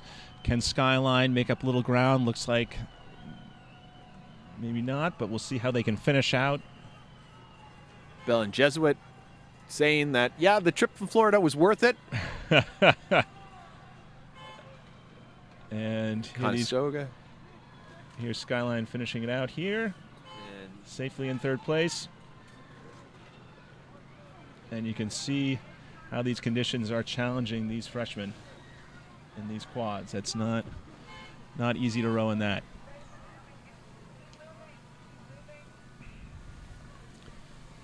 Athletes, this race, you need to turn your boat before you hit the buoy. All right, so what's the next one up, the Jim? next event is the second heat.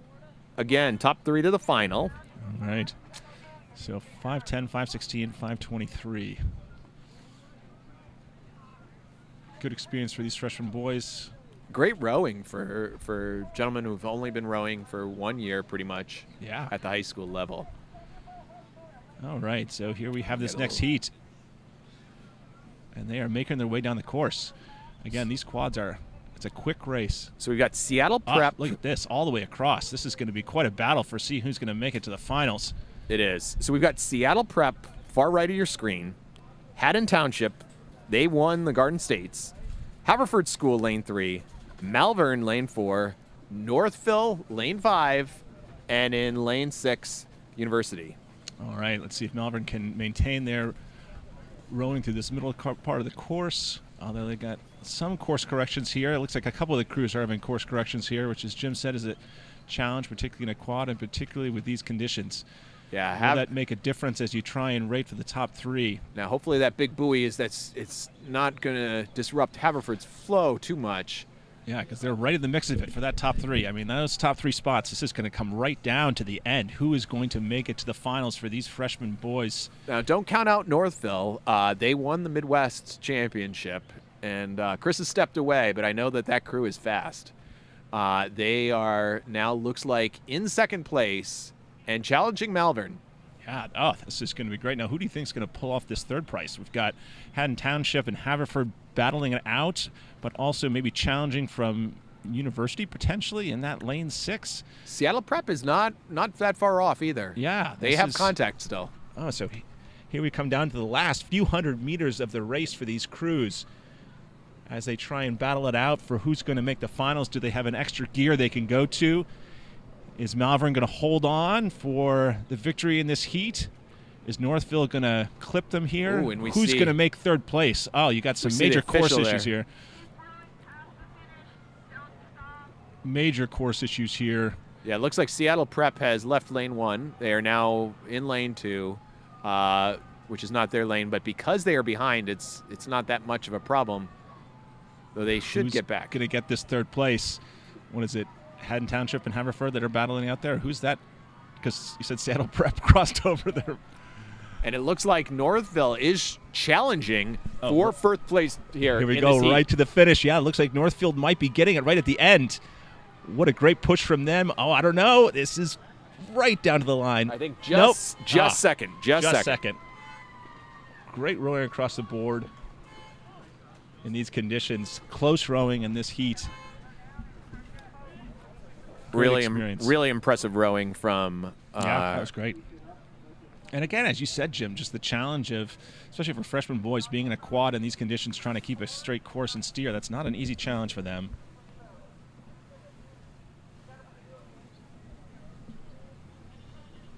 All right, so what race do we have next up on the list? So up next, we should have the girls' freshman quads. Great. How many heats do we have? So again, 2 heats, top 3 to the finals. Here we go. So we got Skyline far right, lane 2 Niskayuna coming to us from New York, Conestoga, Germantown Friends, and Walt Whitman.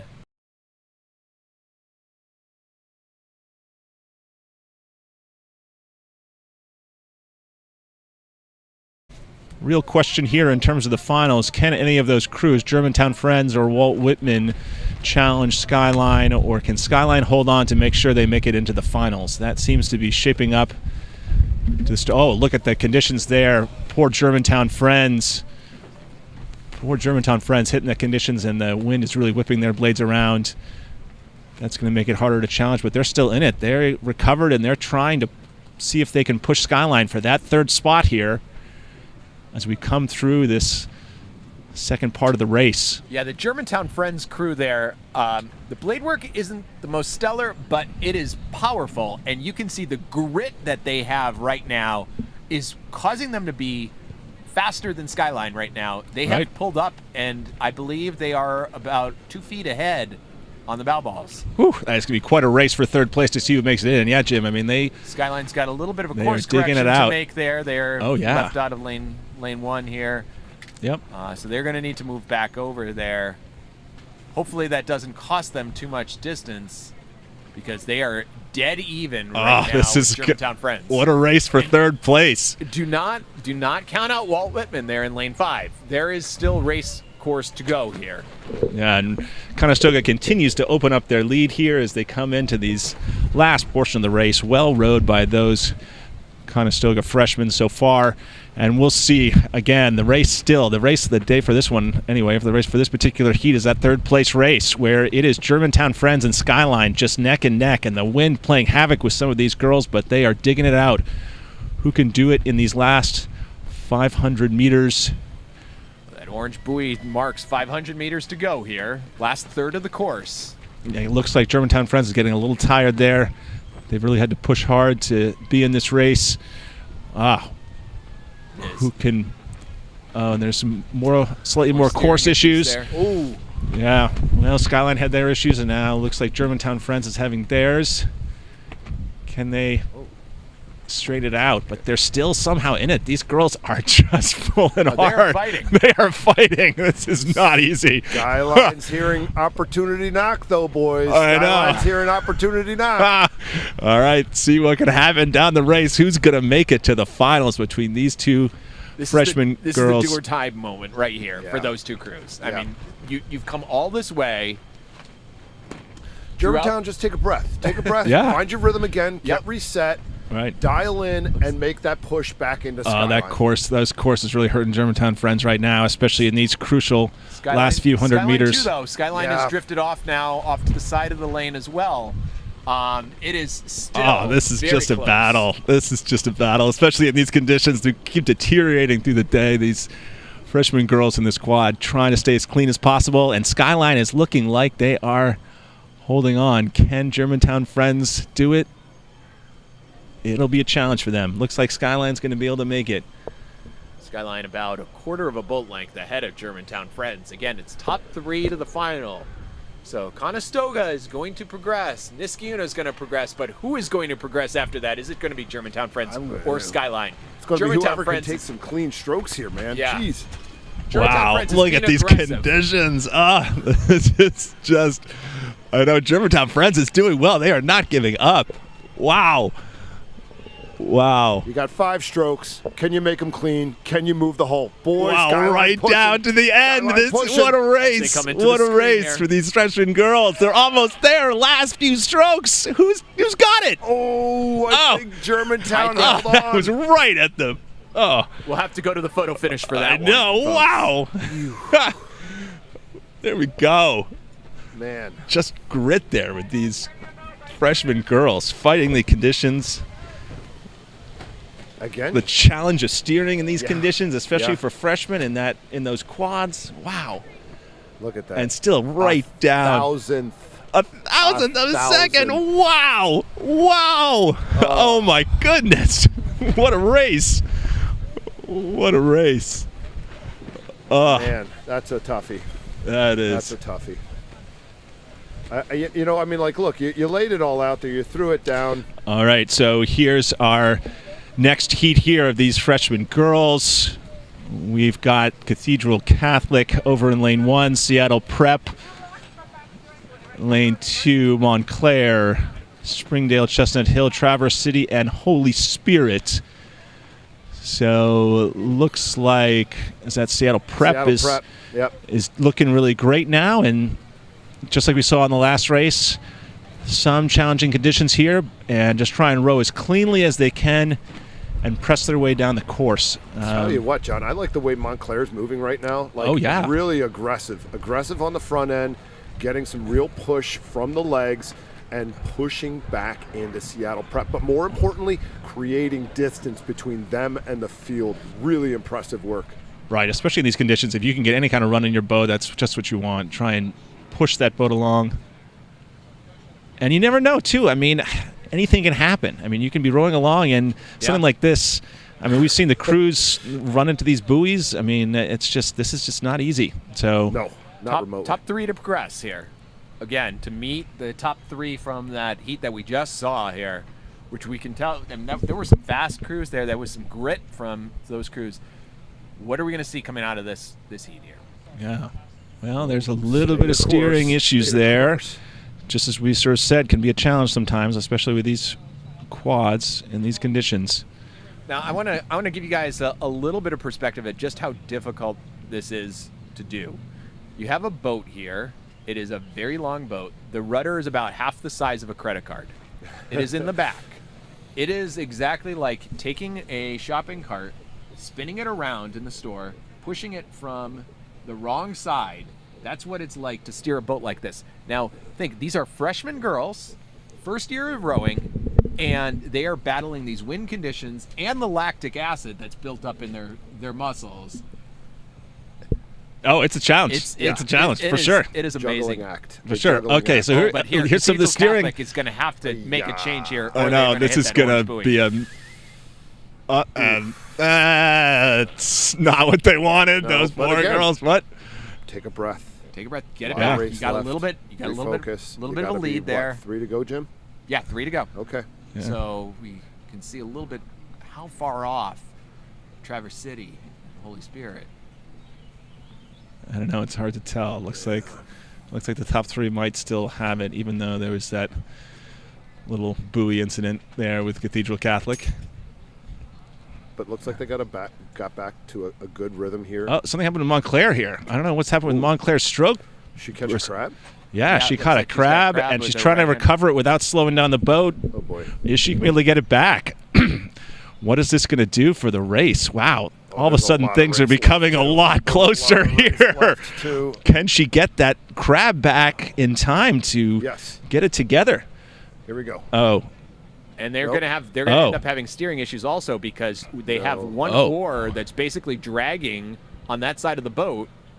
yeah. Well, I mean, Chris, what would you do on this? Would you have them stop and try and recover it? I mean, you've got to just lean back and turn that handle as hard and as quickly as you can, And it while looks like- bringing it down to get it to pop out of the water. We yeah. also have in lane 1, it looks like a crab issue as well that we're battling back here. Well, this is, I mean, if you They- are Seattle Prep, you just want to get in the finals here, and you know you're fast. You just want to get there. Hopefully you can recover it a bit. I know they're trying. Man, I can't This is get it a is different turned race around, than you yeah. expected with a few hundred meters to go, but that's racing. But it looks like they might be able to hold on. This is absolutely wild. Wild. This If they can make it to the stuff. finals with just 3 rowers rather than rowers 4. from like 400 meters I know. out, John. Wow. Yeah. I know. With the additional drag of the Yep. of the oar there, slowing them boy. down. Oh boy. Oh boy. You've got Oh to wow! stay in your So lane. wow! So Montclair Ooh. crosses in the wrong lane, but still Yeah. crosses winning. Yep. Oh, is there going to be a battle here? Could Can be. they keep it straight? And somehow Seattle Prep makes it Wow. into the finals. Wow! Cathedral Catholic crossing now. Wow! I think that since all of them are making it through, there's not going to be potentially, and not to speak out of turn here, there potentially won't be any sort of protest issue because the top 3 crews were clearly the top 3 crews. Certainly, these Yeah. conditions are making this more interesting. Jeez. Wow! I don't think anybody wanted to draw that up, though. No, That's not no. that was not in the race plan. No. Moving on to the boys junior 4, heat 1. Right. Alrighty. So there are a bunch of junior 4s, top 3 to semifinals. So lots of entries. We've got 6 heats of junior 4s. Oh wow! Top 3 to the semifinals. So they still have at most 2 races after this.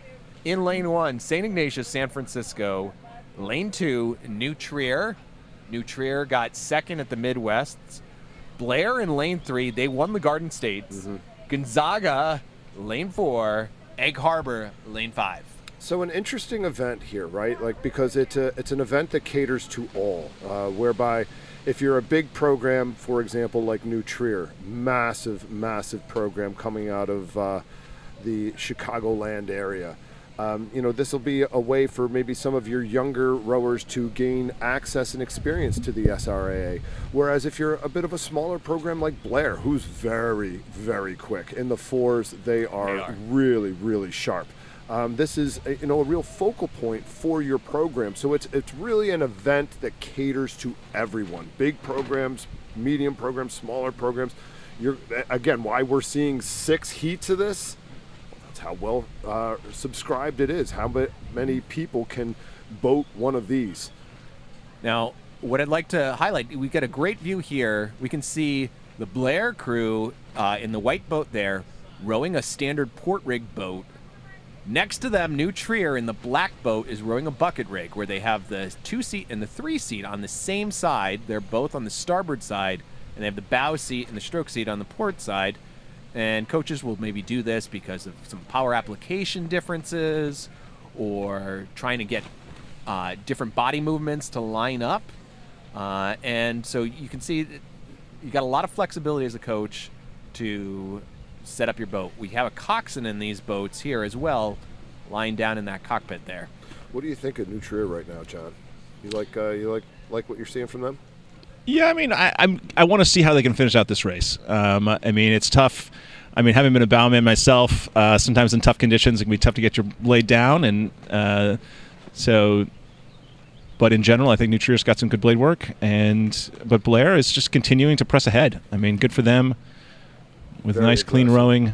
Very aggressive from Blair. You know, you can see that they're stroking likely, I'd say 34, 35. And New Trier just to me a bit calmer. Kind of got themselves in a situation here where they've got I wouldn't say a totally comfortable lead over St. Ignatius, but they've got room to go. Yeah. If they need to call upon it here, they can find a gear through the water and build up. Yeah, and this also depends on how the coaches coach them to deal with this heat. I mean, here you have the top 3 going to the semis. You're going to have if you're one of those crews aiming for the finals, you're going to have 3 races. So if you can conserve a bit in this heat, then just row as cleanly as possible. Blair rowing see what you can do. 34 strokes a minute. New Yeah. Trier's that 35. All these lead crews looking pretty solid here as they come now to the final bit of the race. Certainly having the coxswain here in these conditions makes a big difference from what we just saw in some of those quads. And here we have Blair finishing it out. Nice and easy, commanding lead. Here you have New Trier trying to keep it clean. They don't have quite as much spacing between their puddles, not quite as clean as Blair, but they're rowing well and rowing confidently as they finish out this heat. Boat moving well from And Blair. St. Ignatius San Francisco also And they going made a change, yeah. to be moving ahead, getting their blades down. There we go.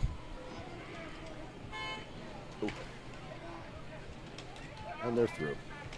And there are our top 3. Now the last 2 crews finishing it out. Uh-oh. Big Harbor here in Gonzaga. And there is that heat. So you said how many heats, Jim? You got So we have a total of 6 heats. Top 3 from each heat progress to a semi. great. Well, lots of rowing ahead for these crews.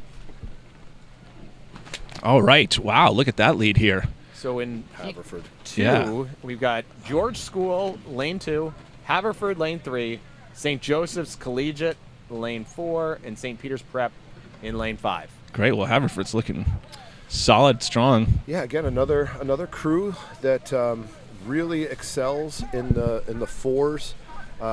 Been at this personally for a while, and I have raced Haverford with our crews numerous times, and they have every time not disappointed with the speed that they build in their 4s. A very sharp outfit.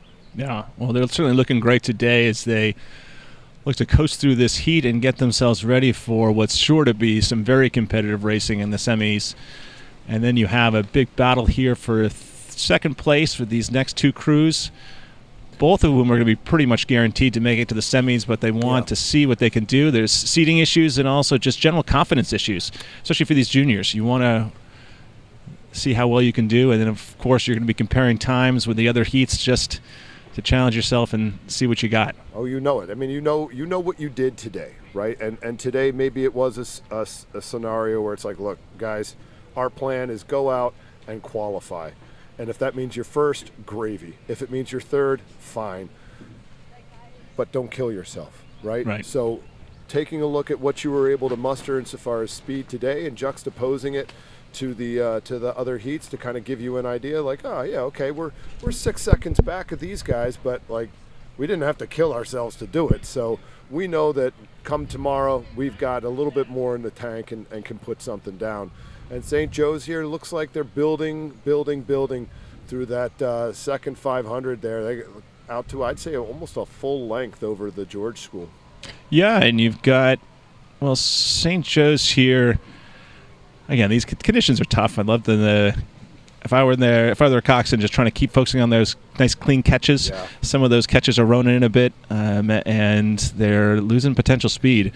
Yeah. And you see the crew over in lane 2, I guess, George School.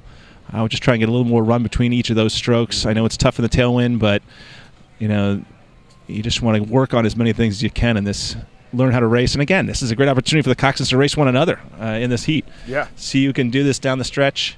You don't want to push them too hard, but still. But as a coxswain, and I'm sure Jim's going to chime in on this, like, find the calls that work, right? You're feeling X. All right, I made this call to respond to that stimuli.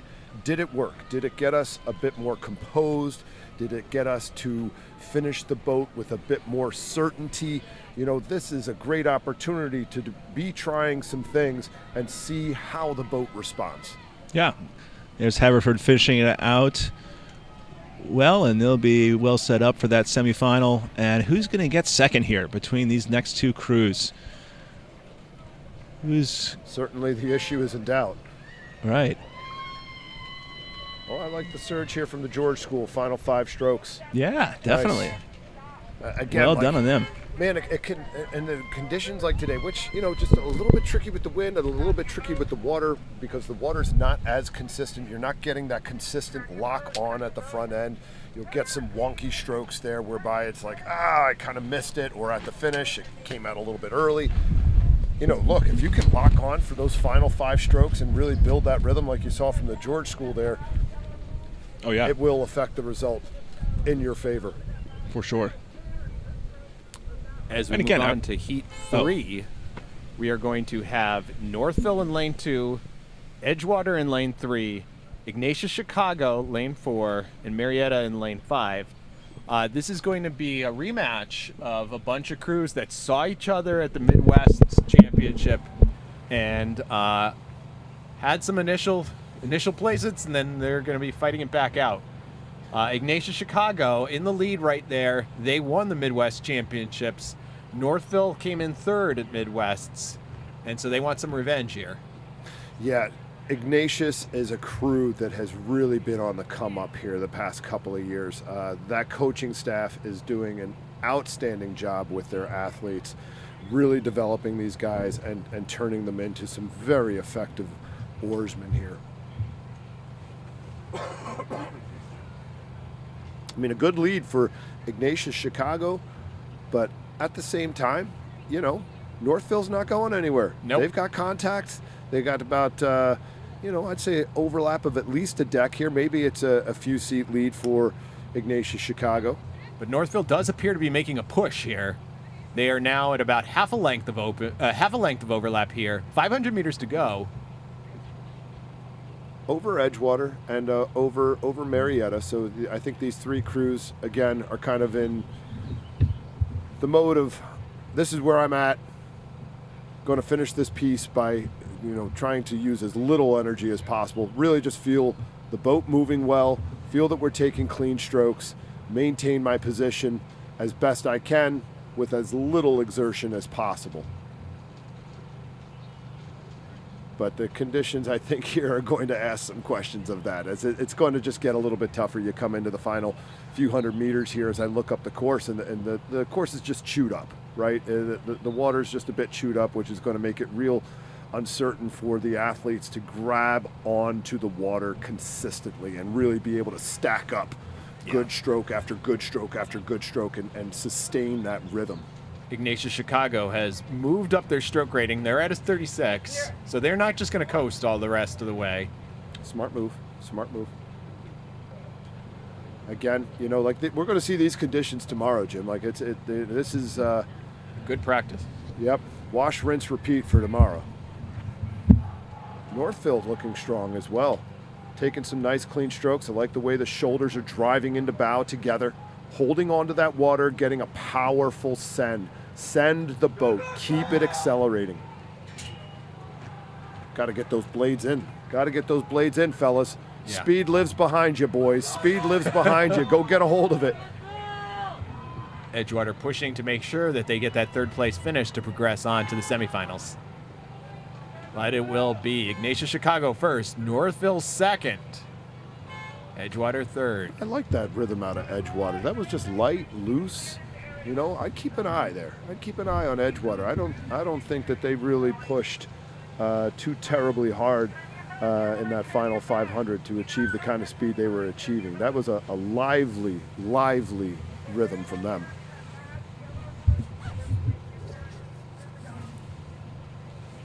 Okay, moving on to the fourth of 6 heats of the boys Junior 4. Lane 2, we've got City Honors, Christian Brothers in lane 3, University in lane 4, and Oakton in lane 5.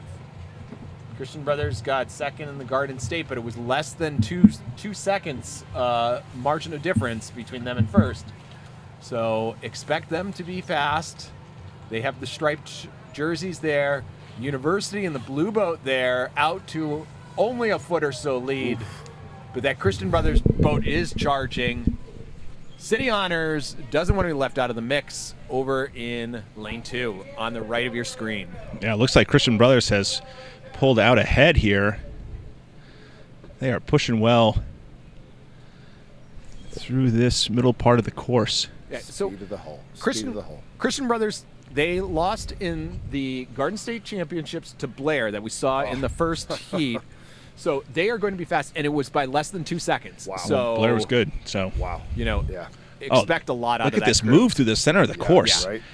Well, this is the thing. I mean, again, for me, coaching sweep rowing, I always said it's that middle of the race, where you define that power, you can sort of lengthen that out, you build on that, it gives you the momentum for a good sprint, it gives you everything. And you just got to ask those questions, right? Like, it's your training that's gone into this. It's your technical acumen that's gone into this, and this is your opportunity in that second 500 to demonstrate it. Like, we've got that juice. We're willing to go to here. Are you? It's gut check time, man. Gut check time. Yeah, the question is, can University get a little more run between the blades? Can they get a little more power there? Looks like that they're rowing their blades in a little bit more than Christian Brothers, and you see over time that's just giving Christian Brothers a little more run between each stroke and allowing them to build this lead through the center of the race. And to your point, John, I think that halfway through the second 500 there, we saw Christian Brothers just sort of make a shift up, a bit of a mid-race lift, whereby they took the rating up a couple of beats and really found another gear. And here they are, a length ahead, right? Right. University School, they didn't make that move, but again, is that part of the plan, right? Are they maybe just saying, look, we're going to row a flat rate from stem to stern and see where it shakes out. Hopefully, we don't need to do anything interesting, shall we say, through the race to get to where we want to be, which is tomorrow. Oh, yeah. And particularly with these conditions, you want to make it in the semis, you want to make it in well. Now, the question is in this finishing bit here, can University press a little bit? If I were their coxswain, I'd try and prick it up a bit just to give them a little more confidence moving into the semis. Absolutely. And certainly trying to push off that City Honors crew, hold them off. If you call for the juice and you get, another seat or two as you move through here, I think that's a real big confidence boost for any crew to see, we got it. And it looks like they did close the gap there a bit. Yeah.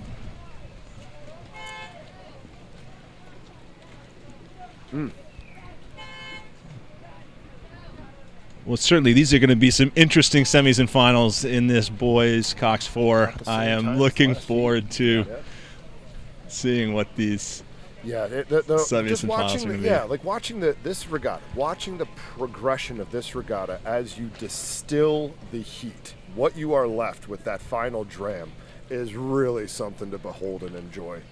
Margins are so close. Oh, yeah, and here we go. We got the 5th heat now. Brighton on the far right of your screen. Lower Marion, and then Baylor in the lead. Loyola Academy battling it out for second place here. Yeah, and you see, I like where Loyola's at. They're in a good spot. I mean, Baylor obviously has a bit of a lead here, John, but Loyola's where they need to be. Yeah, and can Baylor, this is one of the challenges for a crew like this, can they keep it clean as they come into this part of the race? Yeah. Can they try and extend that lead? And this is where, if you're a coxswain, take a 10 to settle them down, really try and focus on that power, focus on that rhythm as you come into the last 500 meters. A great view there from Baylor. How you can see how that coxswain is responding to your call, John, because she sat up and she's looking around. She's saying, where's the rest of the folks here? But those 4 guys sitting behind her, they know where those other crews are, and they are not going to let them come into them. No, they have some really sharp rhythm right now. I think that the bodies moving from Baylor School are really, really impressive. Just the uniformity of the drive the shoulders into bow, the smoothness, the effortlessness as the hands move away quickly but not in a hurry, right? Quick but not in a hurry. There's precision with what they're doing. And here we have a battle for second place. Who's going to pull it out? Looks like Loyola Academy is pressing well, but I thought they were going to pull up on Lower Merion, but Lower Merion really pressed back here. Good for them. Ah, boy. And we've got quite a race coming down these last few hundred meters for second place. Well, still looking clean, man. Still looking clean out there in lane 6. I know. This is quite a race between these two crews. They are trading bow balls here as we come into the last few hundred meters. And again, lock on. Find a way to lock on and stack up those good strokes. Control that bottom edge. Be precise about it. Feel that lock in the outside hand as you drive the hips to bow. So a question here for you, Chris, as a coach. Are you telling your coxswain to pull a little extra juice in there if it does get close, or you just want them to coast and make it to the semis? You know, I think that to a certain extent, both these crews, Loyola and Lower Merion, haven't killed themselves. They were able to build a pretty good lead over Brighton early in the race, and that second 500 was a push, but it wasn't like an absolute push. So yeah, I'm all for it, right? Like let's dial it up here and let's get some more reps on doing what we do through the final 250, 200 meters. Right. Yeah, and also the tailwind makes it a little bit less of a drain on those legs. If this was a stiff headwind in a Cox 4, you know, you're going to... wanted to get a bit of a radius so you could get a restart or anything. All right. There's heat 5. So, Jim, we got one more, right? One more heat left in this. Yep, we got Cox one 4. more heat. So last heat, 4 crews. Holy Ghost will be in lane 2. Episcopal Academy, lane 3. McCallie in lane 4. And Independence in lane 5. Right. So McCallie had a junior 8 a couple of years ago. I swear to God, all those guys, they look like they played for the Knicks. This was one of the biggest high school boats I've ever walked by in my life. All right, here we go. Well, speaking of that, here's McCallie with a lead here. Not a commanding one, though. So Episcopal Academy is there pushing them, and not far behind you have Holy Ghost and Independence. So top 3. Can Independence put together a second half of the race where they can challenge for that semi? And can McCallie extend a lead that they have here? Can they take that into the final day? Will McCallie and some of the other crews be checking those times to see where they stack up, even in these challenging conditions? Really gritty rowing coming from the McCallie crew there. You just see those muscles just honking on those oars. A little messy there. Not necessarily the prettiest. Yeah, I was going to say, some of those, some of that right there is hey, not... on a day like today, you know, you just want to make sure that it goes fast. Right. You're going to get bounced around. Yeah. You know, we talked about this last weekend, Jim, when you and I were doing the broadcast for the Michigan State Rowing Championships, and it was awful conditions, a 20-plus mile-an-hour tailwind. And we talked about, like, fast doesn't always feel good, right? If you're looking for, a race to feel good, quote-unquote, it's not always going to be the case, right? Like sometimes it's just you're not going to really find that rhythm, and you're just going to have to get that blade in and keep accelerating so as to get yourself in the position you need to be. If you're looking for feels, well, look, feels will come later, man. Let's get results first. Yeah, and even though McCallie doesn't look that clean, they certainly are pushing out that lead. So, well, John, just to your point. John, what do you think McCallie's rowing at right now, stroke rating-wise? 34, 35? I'm clocking him at a 38. 38? What? 38? 38? Boys are about to travel in a heat? In a Cox 4 in a heat? As juniors? Wow, that's... Well, that stroke man is laying down quite a stroke there in that McCallie crew. Yeah. I don't know. I mean, again, like I feel like the issue is no longer in doubt, but this might just be the plan here. Look, we're fit enough to run this rate. We're fit enough to run this rhythm and give this sort of output here. Wouldn't be surprised to see them just kind of carry on all the way through and run this like a regular race. Yeah, wow. A lot of psychology also in what's going on here. You've got multiple races still left And how are you going to, do you want to come in there as underdogs? Do you want to be sort of as a front runner? What are you going to set down? Yeah, no, a lot of gamesmanship here, right? A lot of gamesmanship insofar as like the speed you produced today and letting that just sort of linger in your competition's head overnight. Yeah, now here we go. They're coming down to the end. Certainly that stern pair of McCallie laying down an aggressive rhythm. Can the other crews put something together these last few hundred meters that can carry them into the semifinals? Just keep those bodies together, boys. Keep those bodies together. Match those shoulders up. Get one big send through, and these are some big fellas from McCallie. Yeah, and that's the junior crew. I wonder what the Yeah. senior crew looks like. Here we Right. go. Here we go. Coming down. Episcopal Academy has maintained second place through the bulk of the race. And now who's going to make it to the semis? It looks like Independence is, well, they're not going to quite do it, but they never gave up. They stuck in that race the whole way through. Well, to give you some idea of the depth of the field, Independence won the Virginia States. So these are going to be very fast semis and finals here. Yeah. It's going to be fun. There's going to be a lot of racing, a lot of good racing the next couple days. Interested to see what McCallie held there for a time. I'd like to see what that was. Well, hopefully we'll see in a second. Come on, don't leave me hanging here. You're going to make me check the website, eh? All right, here we go. So junior girls, again, we have 6 heats. Wow. Top 3 to semifinals. So you need to be first, second, or third to progress on to the semis this afternoon.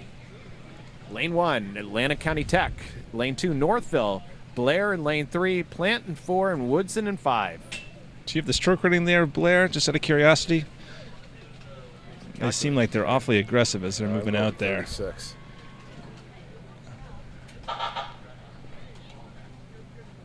Yeah, I'm getting the same thing, Chris. Yeah.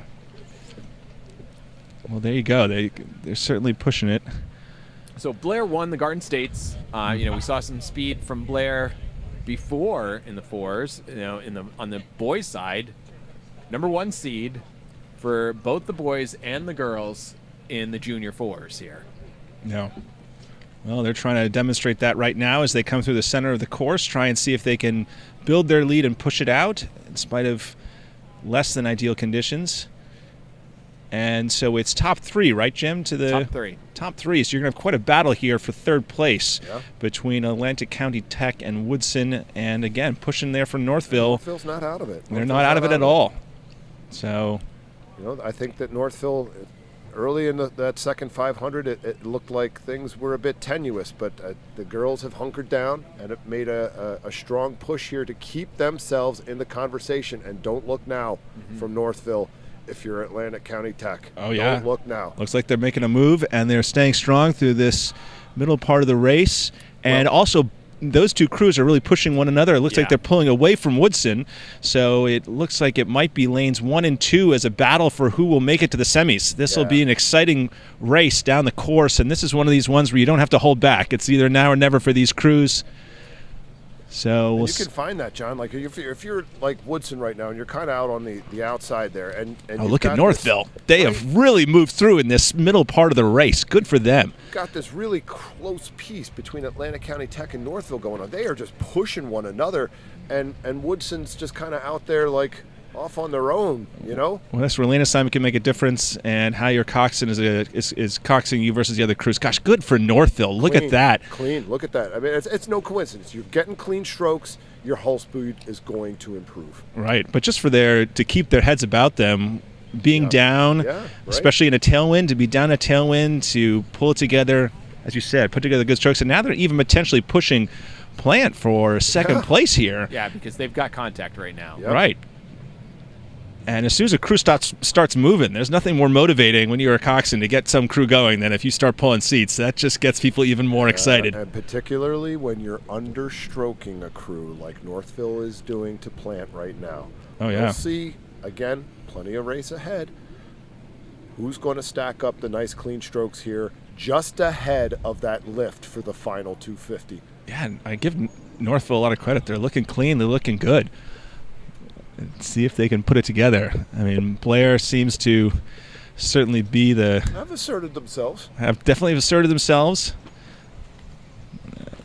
I think you're seeing that the Northville catches are just a bit more direct. Yeah. Yes. And it's that cleanliness. Again, it's that cleanliness, that technical acumen that you must have on a day like today to keep the blades above the water so that you can consistently square the blade ahead of the end of the recovery and lock on to that water.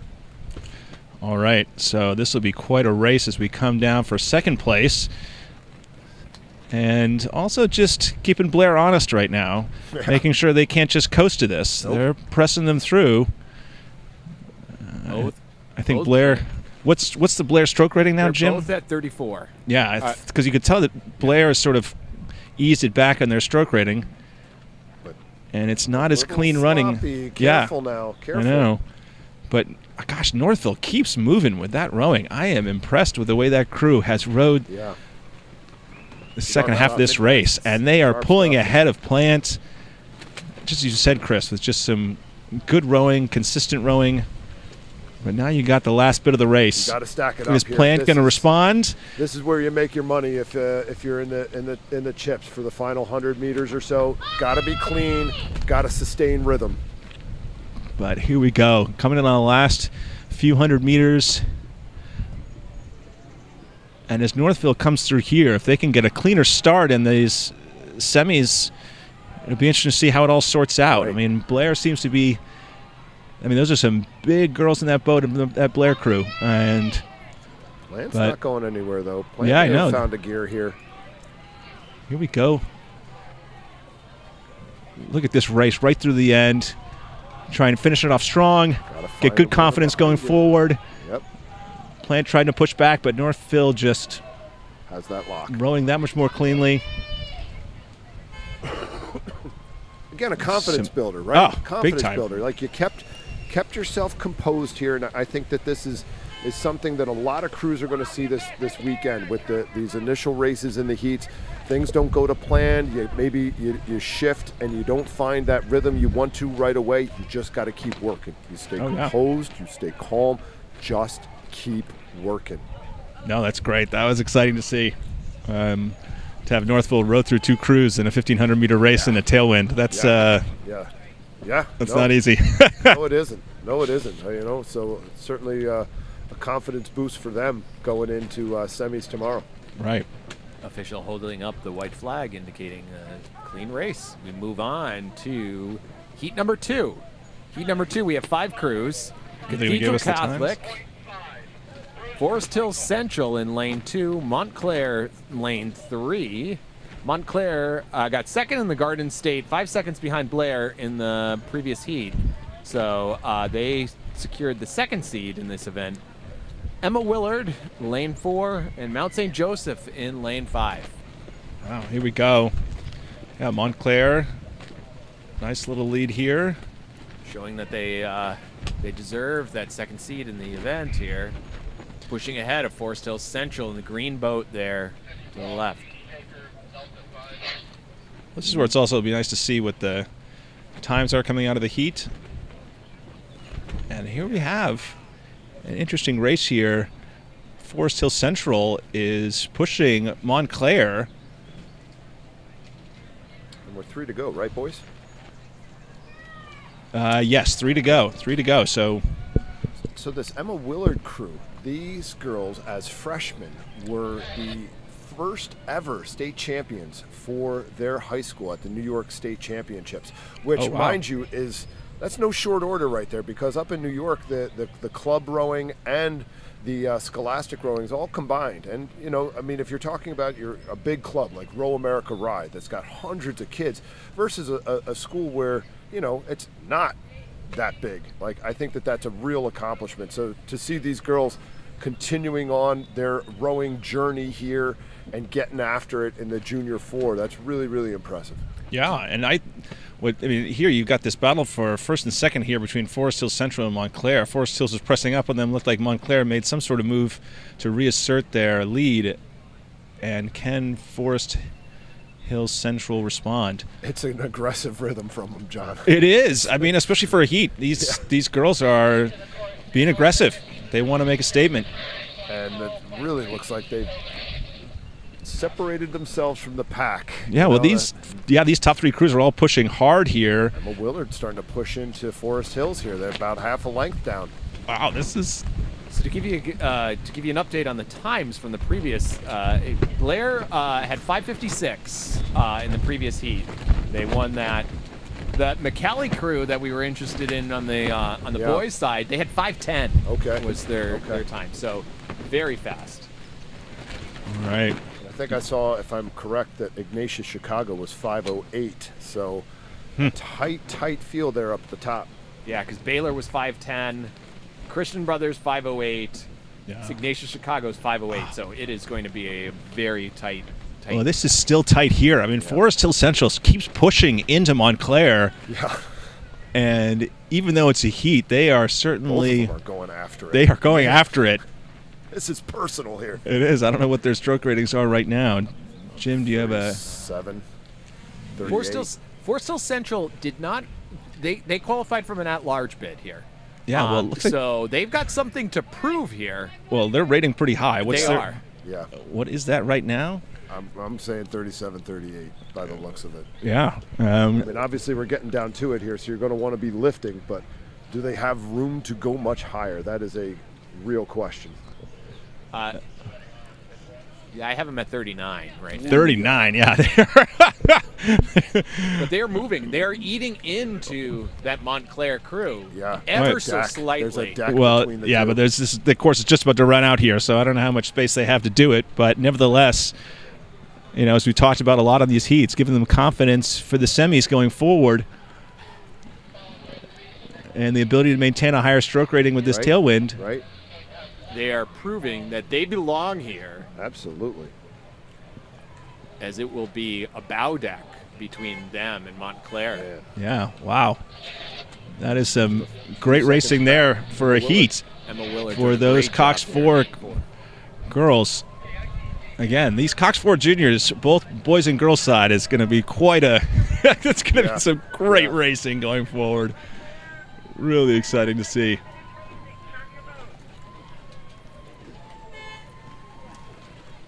Next heat has 5 entries as well. We've got Holy Spirit, Ann Arbor Huron, Villa Maria Academy University, and Bishop Ireton.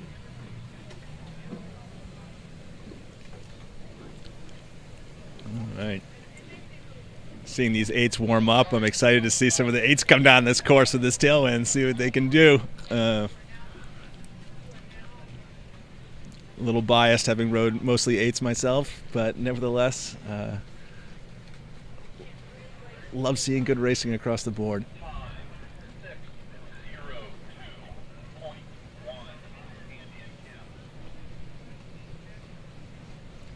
All right, let's wait for this third heat.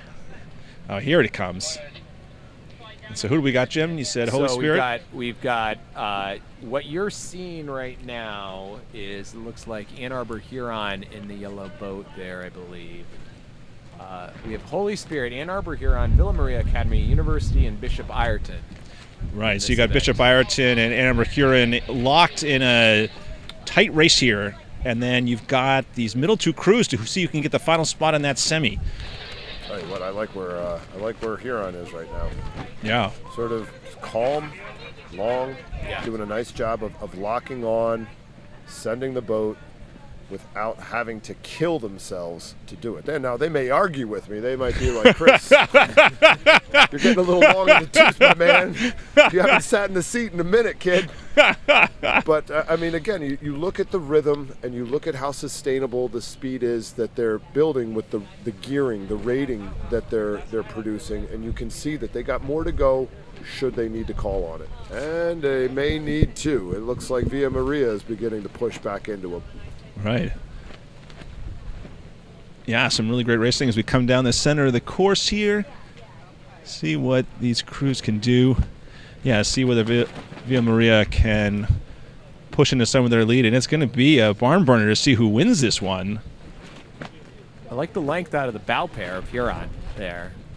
keeping it long. Stern pair is staying a bit more upright, which is a nice thing to do in a tailwind here. You typically go a little bit shorter, a little bit punchier, more leg focused, legs and arms, less backswing. And this is quite a race here to see who's going to. And interesting to see also, as we talked about before, with such competitive heats, what are the times going to be? Where do these crews stack up? And so Huron really challenging Bishop Ireton right now. I like the way Ireton's rowing. They're taking clean strokes here, matching up well. They may just need to find a little more juice out of that front end, a little bit more surge out of that front end to sustain and stay with Huron. So do we have some of the stroke ratings here, Jim? I'm curious, especially when that last heat we had that Forest Hills crew going up to a 39. Yeah, no, we're nowhere near. Around Nowhere near. 34, 35. Yeah, we're nowhere near that now, which is good for these crews. But you look at that Bishop Ireton stern pair as being really aggressive. They're saying, come on, we got to go now. Oh, this is going to be right down to the Maria's wire. still hanging around, about a half length down, maybe just over half a length down to Huron. Ireton pushed back on Huron now and has been able to sustain a seat or so. But some tricky strokes. Yeah, I know exactly. You can see the wind playing with these blades. As a rower, you hate that. You hate that because it takes 2, 3, maybe more strokes to get that rhythm back. And at a critical juncture like this, that's the last thing that you want. All right. But these guys are skilled. Like, these girls are very, very skilled. The hours they put in, they can recover. Here we go. Nice Last few movement. strokes here. Nice movement. Who's going to take it at the line? Is it going to be Ireton? Is it going to be Huron? I think Huron's going to nab it. Oh, there's crab there from Bishop Ireton there. That really disrupts the flow there. But they've recovered well. I know. This is right. This is right down. Good on Via Maria. And looks like Huron's got it. Yep. Ireton just able to poke ahead of Via Maria. Great racing there. Yeah. Great racing. All right.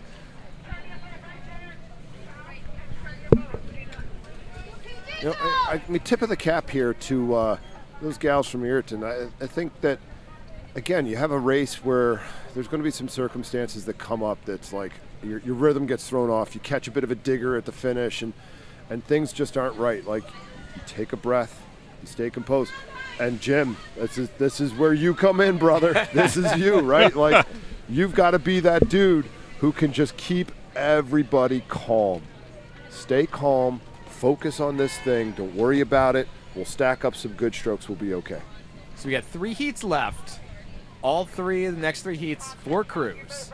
So, and the 4th heat here, we have Baylor, Lower Merion, Yorktown, and Shaker.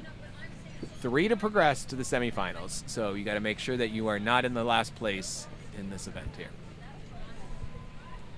And these crews are coming down. Just like we saw in the last heat, we've got the 2 outside lanes in this, or not 2 outside lanes total, but this real battle for first, second, and third. And we'll see how they can do it, how they can handle the conditions, who can find that rhythm, who can push ahead. Looks like Baylor has got this pretty well under control right now, but anything could change as we come down in this last portion of the race. Looks like Lower Merion's really making a move and coming up on Yorktown. Well, Baylor was so strong on the men's side here. Right. We'd anticipate that on the women's side it's also going to be strong. And look at this. Lower Merion keeps pushing into Yorktown. They are finding their rhythm in the second half of this race. Yorktown won the Virginia State by 6.4 seconds, too. Oh, wow. So these are fast crews out here. This is no slap. Yeah. You know, and what might be interesting here, guys, is just to sort of see the progression of this final 500. What do these top 3 crews do? It seems as though, you know, they kind of answered the bell insofar as who's going to have the stuffing, so to speak, for this endeavor. And they're in a position that they want to be in. Now, what do? You dial it up, you let it rip, or do you sustain? Here we go. Coming into the last 500. You can feel that wind whipping here in the tent. You can certainly see it there on the screen. And they're still rowing pretty cleanly in spite of these conditions. That's going to be the name of the game today, John. I mean, honestly, like, if in the second 500 things are close, you see one crew is rowing cleaner than the other, I know where I'm putting my money. Yep. This wind. Metaphorically speaking, of course. Not exactly. Anything. Oh, look at this. Look at these crews. This is where you have Laura Marion pushing Baylor coming into this last 500. You know, Good for them. What you love to see, but as a coach, you're also just like, oh my God. You know, like, are you serious right now? I know. All three crews are just laying it down in this heat. Just absolutely locked. They want to show that they can do it. Yep. Baylor's trying to get it back and push back, but Lower Marion continues to press. Real strong push from them. Lower Marion looking calm, though. Looking much calmer. Looking calm. Less rattled in the boat. Longer strokes. Exactly. Sustainable rhythm. And a few beats under either side of them and hanging right there. Right. Kudos. Looking Lower good for Marion. them. Well done. All right. And it looks like Lower Marion may have just pulled up even. Close to it. Close with to Baylor. it. Certainly Baylor's feeling a little bit more frantic now. They had a comfortable lead, and Lower Marion has just been grinding away at that lead. And they are responding, but it's probably a little less comfortable than they want it to be. Yeah. Right. Now's the time to just take a breath, Baylor. Take a breath, relax, loosen up your arms and shoulders, feel yourself lock onto the water, and stack up some good strokes here. You get tense, that is antithetical to what you're trying to do. You want the boat to be fluid, right? So allowing yourself to relax in this high tension situation is really what you got to allow to happen. Yeah, well, I'm impressed that Baylor's been able to hold off Lower Marion and continue to find their rhythm as we come into the last few hundred meters of this heat in this very competitive event for the women's junior Cox Fours. And here we go. This is close. This is still right down to the wire. Lower Marion's going to be just comfortable where they're at, moving the boat along nicely. Nice surge, clean strokes. Don't need to do anything crazy right now. Well done. Their blade work is really good, and you can see the rough water on the screen there. We've got some white capping out there, and they seem to just be able to get those blades clearing, not getting caught up in the waves. Right. Keeping the edge tight to the water so that entry can be instantaneous. Well done, Baylor. Well done, Lower Marion. Well done, Yorktown. Good racing from all three of those crews. You know, and for Lower Marion, when they go into the next semis, I mean, if they're going to make it to the finals, they're going to have a better first 500 if they're going to do it. But they certainly have it in the boat to make it happen. It's going to be some exciting racing. You know, you've no doubt that these crews, given the season, have been in all sorts of circumstances, have had to answer all sorts of questions, to being up in the first 500, down in the first 300, coming from a deficit in the final 100 meters, having to hold off people, right? They have the veritable toolkit with them. The experience throughout the season is what gets you ready for a morning like today, whereby you've got answers to all of the questions that are going to be asked of you. Right. It's also a big advantage to all of them having a regatta experience. I mean, sometimes you get in these regattas and you're lining up with all those boats on the stake boats. Your nerves are a little more, tight and dialed up. And having done it before makes a big difference. It's the nice thing about this race. These crews, as you said, have more experience under their belts. All right. Yeah, you can even see the safety launch kind of bobbing up and down out there. So here we go. You can see these other crews coming down the race. We just got to wait to the camera to focus on them for this next heat. In the next heat, we have 4 crews. Lane 2, Fayetteville, Millis. Yep. Lane 3, St. John's College. Lane 4, Pinecrest. And then lane 5, Holton Arms. All right, looks like St. John's has got a pretty comfortable lead from what we can tell from our screen right now. Let's see if we can get a slightly better picture to get a closer look at some of these crews. and how they're coming down into the now almost that last 5, right? Yeah, coming up on the last 500 meters. There you go. Here we are. Is there? St. Here we John's. go. Again, St. John's is a lead, clean. but Clean. not a big one here. Nope. No. They. Maybe Pinecrest a couple of beats higher than them. Mm-hmm. Yeah, definitely grit coming from the stern pair. But Holden Pinecrest. Arms and Fayetteville still have some things that need to be settled. We'll leave it at that. Well, it's also a battle to see who makes it to the semis. I mean, Yeah. if the top 3 here, Yep. those coxswains are looking across and hopefully getting those girls to aggressively race these last few hundred meters to see if they can squeeze in. Last 500.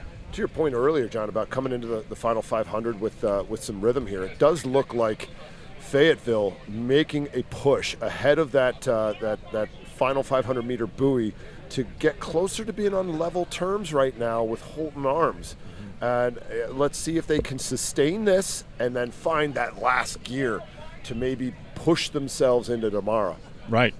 And you see St. John's College being able to hold off that press from Pinecrest for the last, 500-600 meters. They've been maintaining that lead. And yeah, as you said, Chris, these last 2 crews, who's going to do it? Can Fayetteville, Holden Manly Arms is just a bit cleaner than Fayetteville.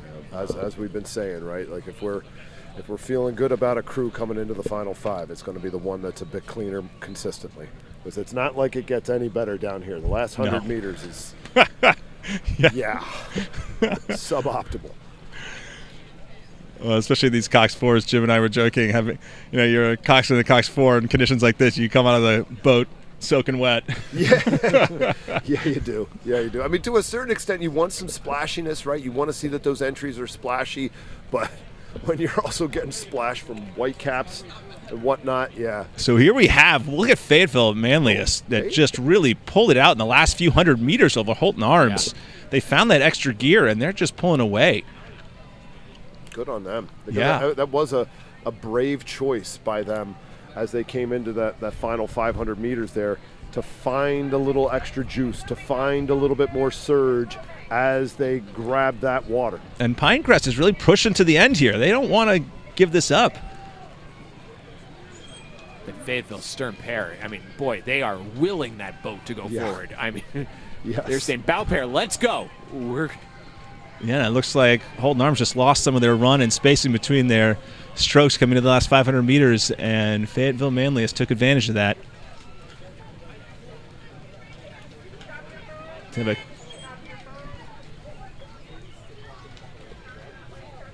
All right.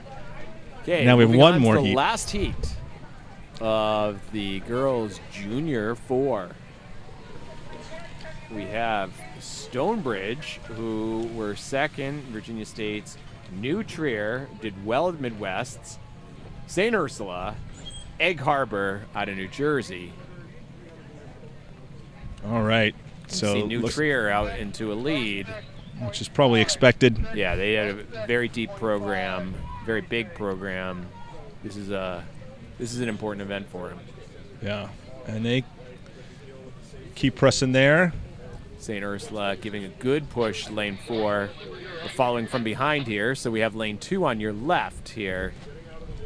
Stonebridge in 4th place. Egg Harbor pushing in to maintain contact with St. Ursula. Well, Stonebridge, if they're going to make a move, they got to get better spacing and better send on their blades there. They're rowing a bit in their puddles, and they've got to just settle down in these conditions and a little bit more press on those legs, hold them down. Otherwise, it's going to be pretty tough to come back to make it into the semis. Good on New Trier to keep pushing out that lead, keep finding that good rhythm. Looks like St. Ursula was trying to challenge them, and New Trier came back and just coasting down the course right now. Well, Egg Harbor battling the waves there. Looks like they're having a little bit of a challenge with some of the conditions there that may make an opportunity for Stonebridge here. Right. Yeah, if Stonebridge can settle into it, they can start moving right through. Looks like they've made some sort of a move as they try and get themselves back into it, and they're doing it. As you said, Jim, you picked right up on that. Stonebridge has found a little more rhythm, a little more press and they've taken up their. Looks like they've taken up the rate. I don't know what they're rating. They're stroking at right now But for it looks Stonebridge. like, you know, they are sitting up tall. They're trying to lock on. It's just a matter of if they can connect a little better at the catch. But then you compare that to the significantly lower stroke rating from New Trier there, where that's just what you want in a heat like this. Get that nice lead, be able to have a nice powerful strokes, lower stroke rating, find that good rhythm, and have yourself saved for the semis. Good on New Trier. They are looking fantastic coming down the course here. Stonebridge is at a 37. Yeah, and St. Ursula might have pushed themselves a little bit to catch New Trier. Might be feeling it a little bit, not being able to break away from these other crews. New Trier continues to row just a great race in this heat, setting themselves up for a really exciting semi with some of these other crews that we saw, these really strong But who's Cox going Junior fours. to be that third to make it into that semi, John? I mean, Well, it we'll is close here between Stonebridge and Egg Harbor. It is. I mean, let's see. I mean, Egg Harbor's keeping the press on. I mean, their coxswain is, I imagine, just coxing them stroke for stroke to try and make sure that they can finish it out. But Stonebridge is not giving up. Again, those women are pushing it hard into the last portion of the race here, coming into the last few hundred meters. Who's going to make it into the semi? It looks like Egg Harbor may have just found another gear here. Right. Well, we'll see. And again, New Trier just gliding there, just beautifully rowing, even in these challenging conditions, showing the way how it's done. Just what you want in a heat from New Trier. And again, the battle for third place, as you said, Jim. What's going to happen? Will Stonebridge be able to catch Egg Harbor as they come down the last few hundred meters? It's going to be tight. There's some tough conditions there. Oh, yeah. Looks like Egg Harbor is struggling with those conditions. Their blade work, it looks like they... Is that an opportunity for Stonebridge? Major opportunity here. Stonebridge really pushing through it. This is exciting for the end to see who can make it into the semifinals. And what's going to happen as you come into the last few strokes? Looks like Stonebridge is really pressing them. Have they done it here? Has Stonebridge made it into the semis? We'll see. What a race here from both of these crews. Wow. And it looks like Stonebridge is able to pull it off. Stonebridge is able to be stubborn in these last 500 meters to pull it through Egg Harbor, who faced some challenging conditions there in the end. Boy, those girls well are excited raced. in that boat. And just stubborn racing. Jim, you know that stubborn racing from back in the day. That's just be persistent. That's the definition of it. We just saw that from Stonebridge. Here we go. My favorite, the eights. So we're moving into the boys, Junior 8. Fantastic. Lane 1, Langley. Lane 2, Niskayuna, St. Ignatius, Cleveland, Pinecrest, DeMatha, and Mainland. So we've got a bunch of people who have done very, very well in their qualifying events to get to this spot here. St. Ignatius, Cleveland won the Midwest convincingly, 7 seconds over the competition. Wow. Niskayuna won New York State's. Langley got second in Virginia. Mainland, Garden State. Well, Pinecrest here, hanging there right with St. Ignatius, Cleveland. I mean, did you know anything about Pinecrest, Jim? I don't have that record. Out of Florida. Yeah. Out of Florida? Well, I've seen them be quick in this event. And gearing a little bit higher, maybe just a beat higher than Ignatius. And these guys, both Pinecrest and Ignatius, really sort of starting to separate themselves from the pack here and establish themselves through the middle of the second 500. Iggy really beginning to push out here. Great rhythm from them. Fantastic rowing. Well, this is also, you see that, in an 8, it's just has a big advantage in challenging conditions. I mean, an 8 can handle it better than the other boats can. You've got that coxswain who can have a better handle on things and just give these rowers a chance to find that rhythm and really just row beautifully. I mean, Ignatius Cleveland really just... Clean.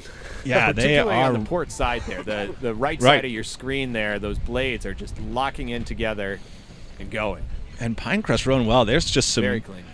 Yeah. This is... No slouch from Pinecrest, but just Ignatius just was able to make a very adamant push through the middle part of that second 500 there to build out about a 3/4 length lead.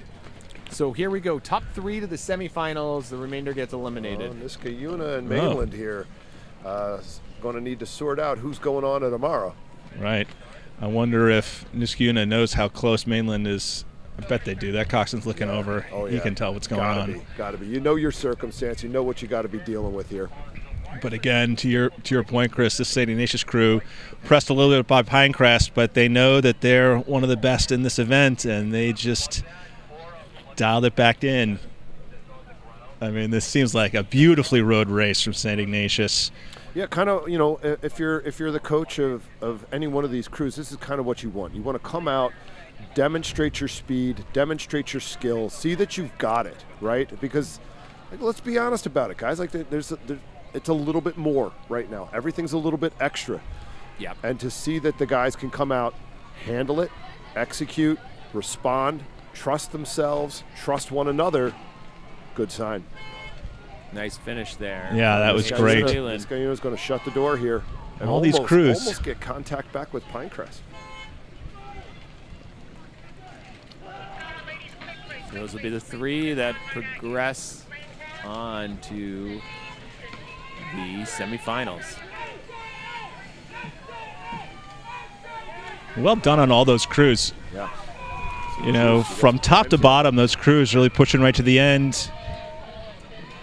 You see all of them hanging in there. We're probably talking low 440s, high 430s. All right, here we go. Let's see what Heat 2 brings us. So, Jim, how many heats do we have here in these junior 8s? On the boys' side, we got 4. 4. Girls' side is 4 as well. Top 3 of the semifinals. Great. So here we go. Heat number 2. Got St. Peter's Prep in lane These crews 1. are moving right along. Lane Look 2, at this. Gonzaga, Montclair, lane 3, Washington Liberty, lane 4, New Trier, lane 5, Harriton, lane 6. All these crews right across the board. To see who's going to be top 3 here is going to be quite a heat. These crews are pushing it down. This is what you love to see, from especially in 8s racing. Yeah. Make it nice and close, nice and aggressive. I'm sure the people love watching this. I'll tell you right now, none of the coaches are like that. They were hoping for like, we're going to get out there, let it rip the first 400, get out to our comfortable lead, and just rhythm row from there. Nah, not today, man. This is a tight pack. It does look like Montclair, Washington, Liberty, Trier beginning to push ahead, but not to a point where I think you change anything focus-wise, effort-wise within that crew, right?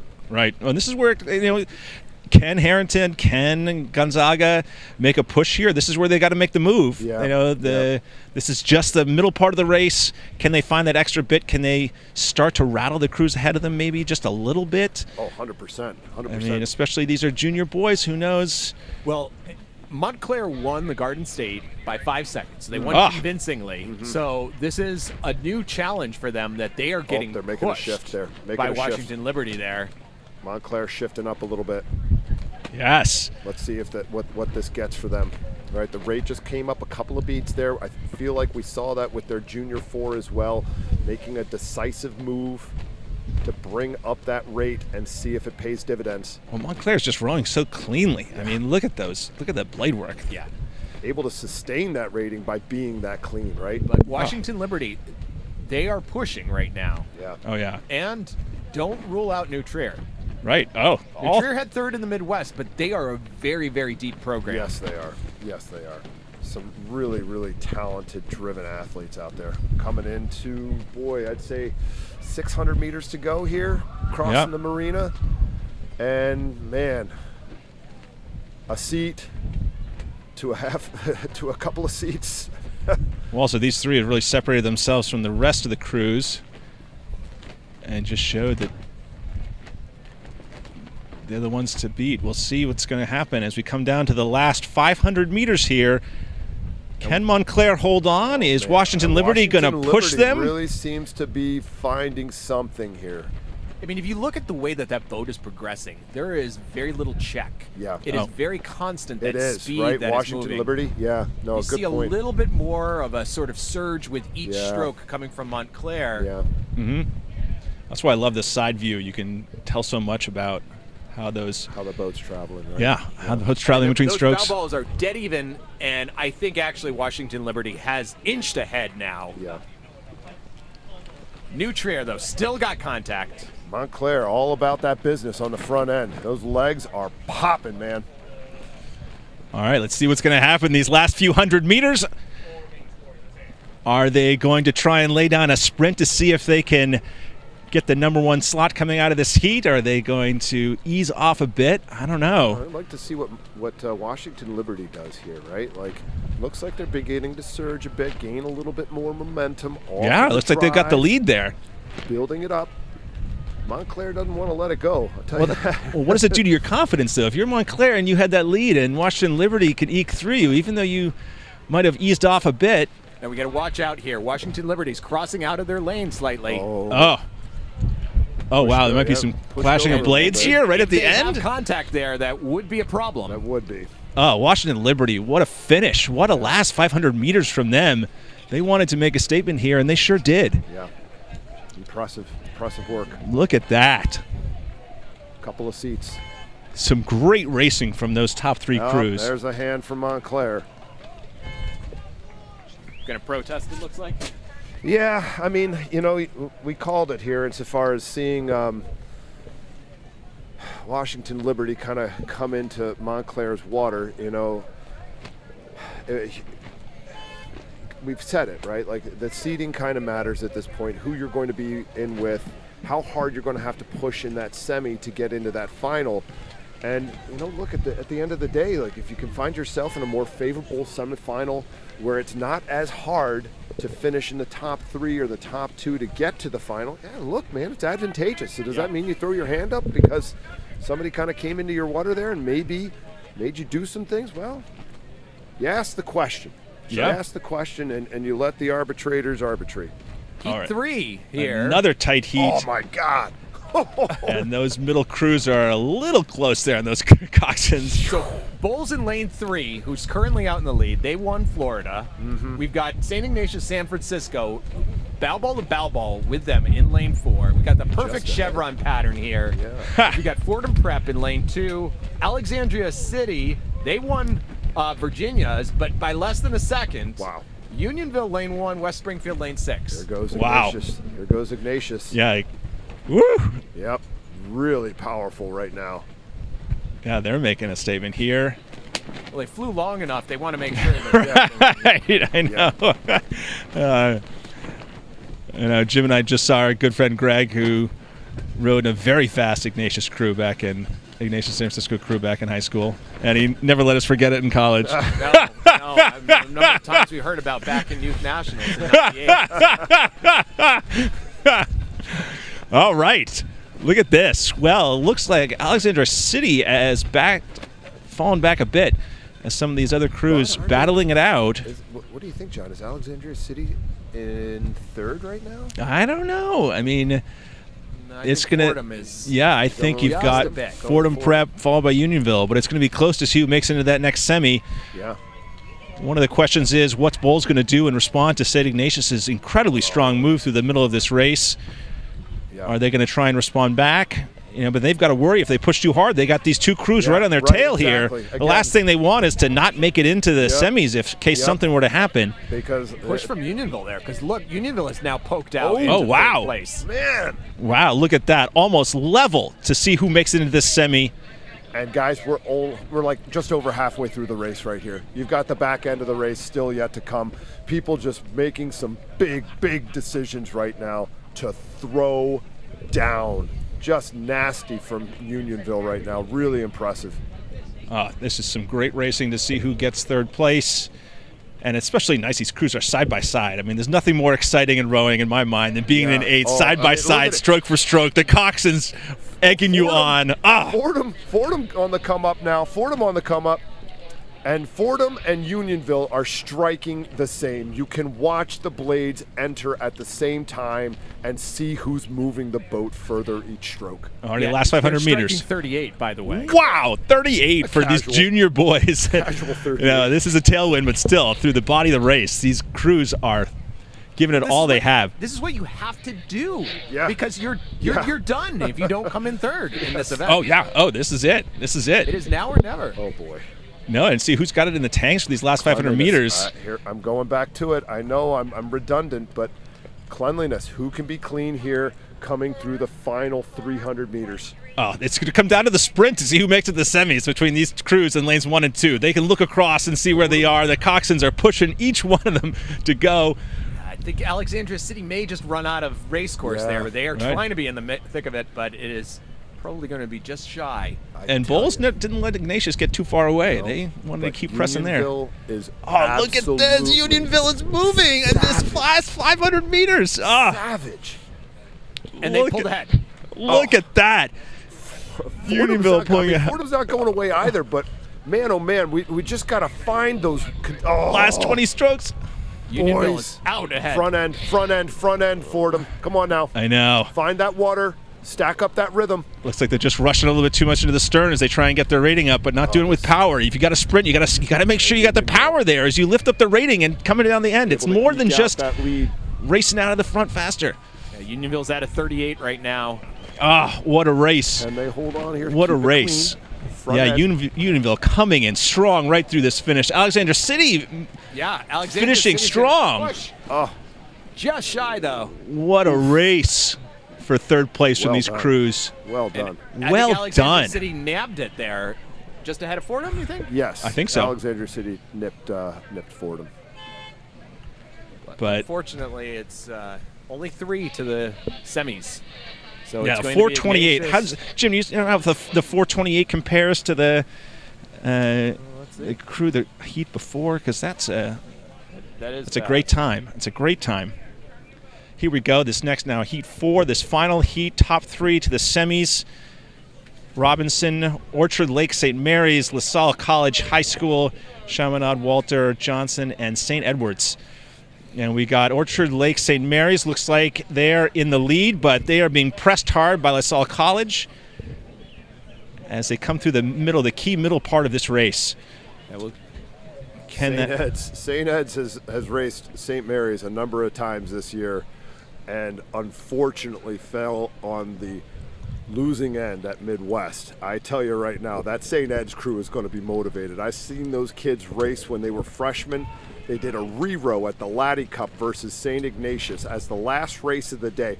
It was literally bow ball to bow ball for 1,400 meters. And it wasn't until St. Ignatius pulled it out in the freshman 8 there at the Laddie Cup regatta to surge ahead.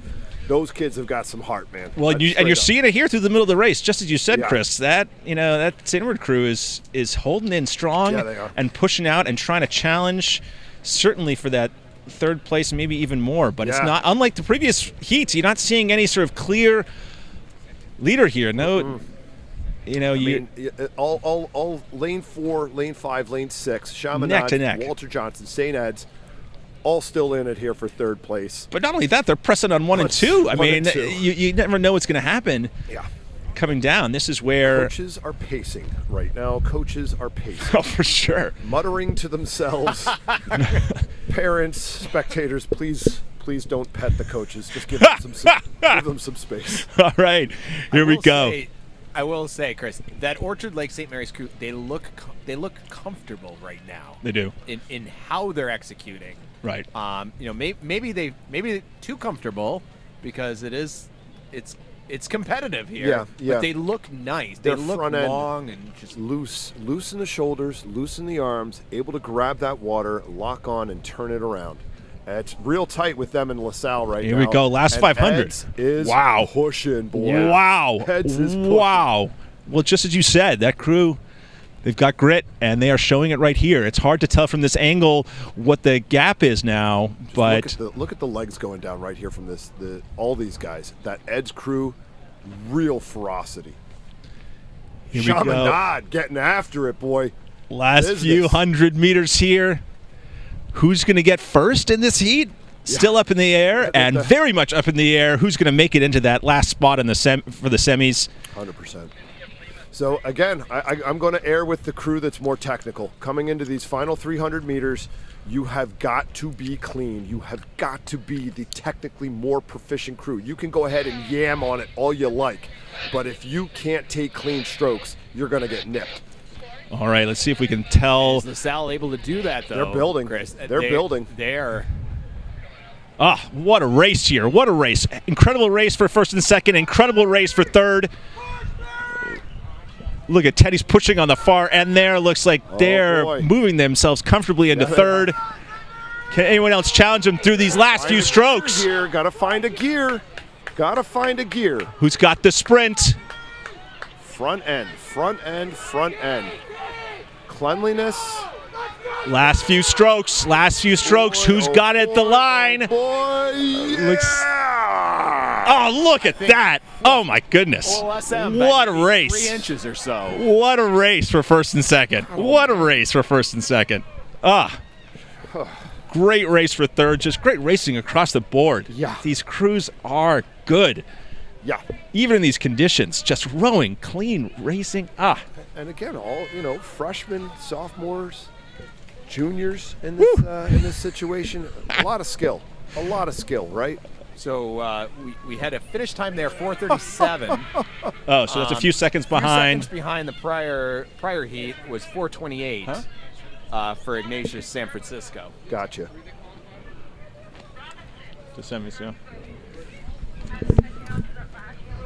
Washington Liberty had a time of 4:33.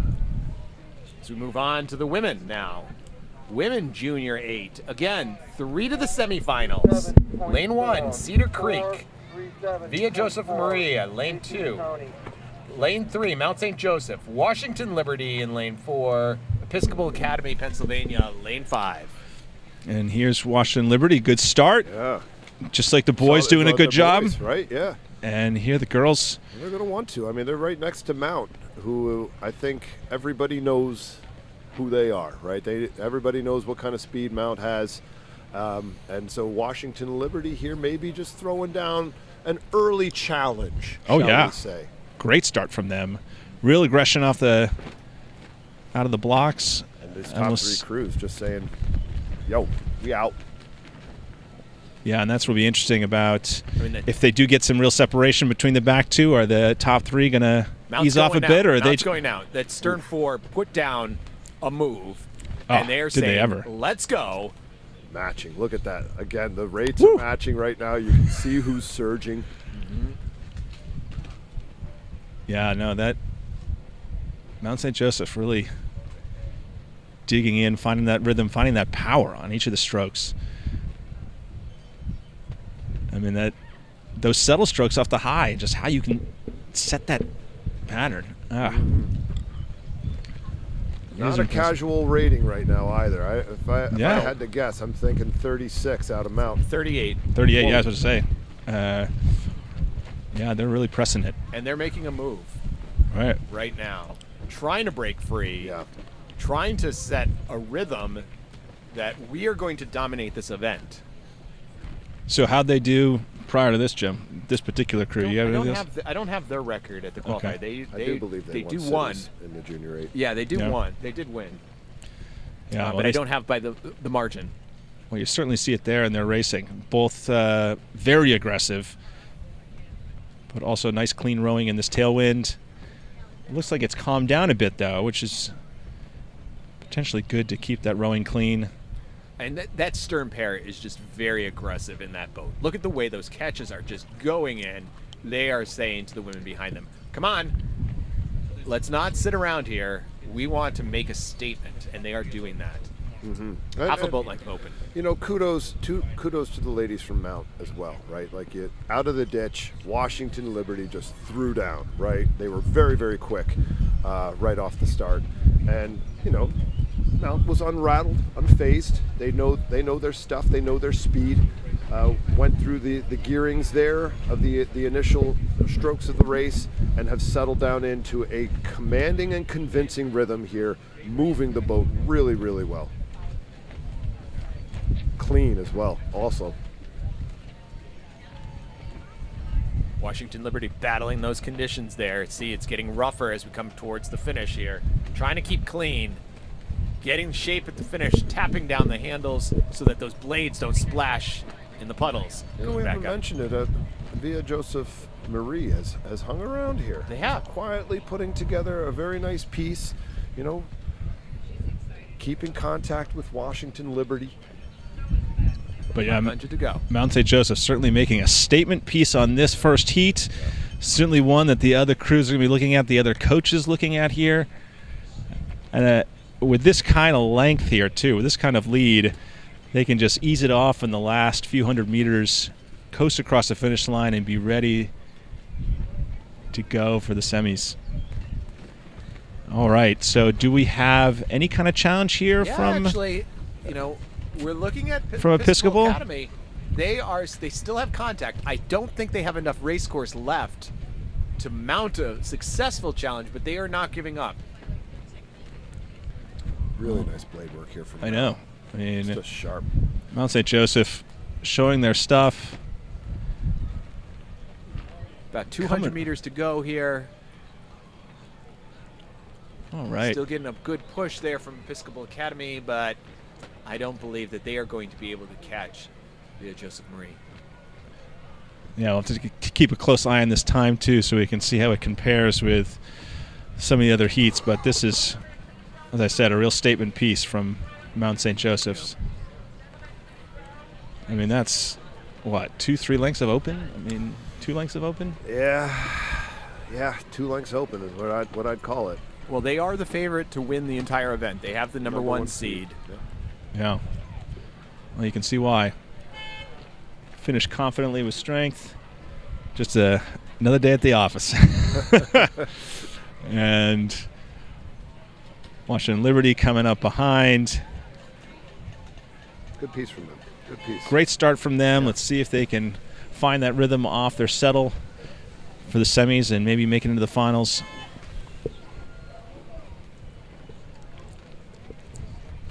Solid rowing here in this first heat, 5:08.87.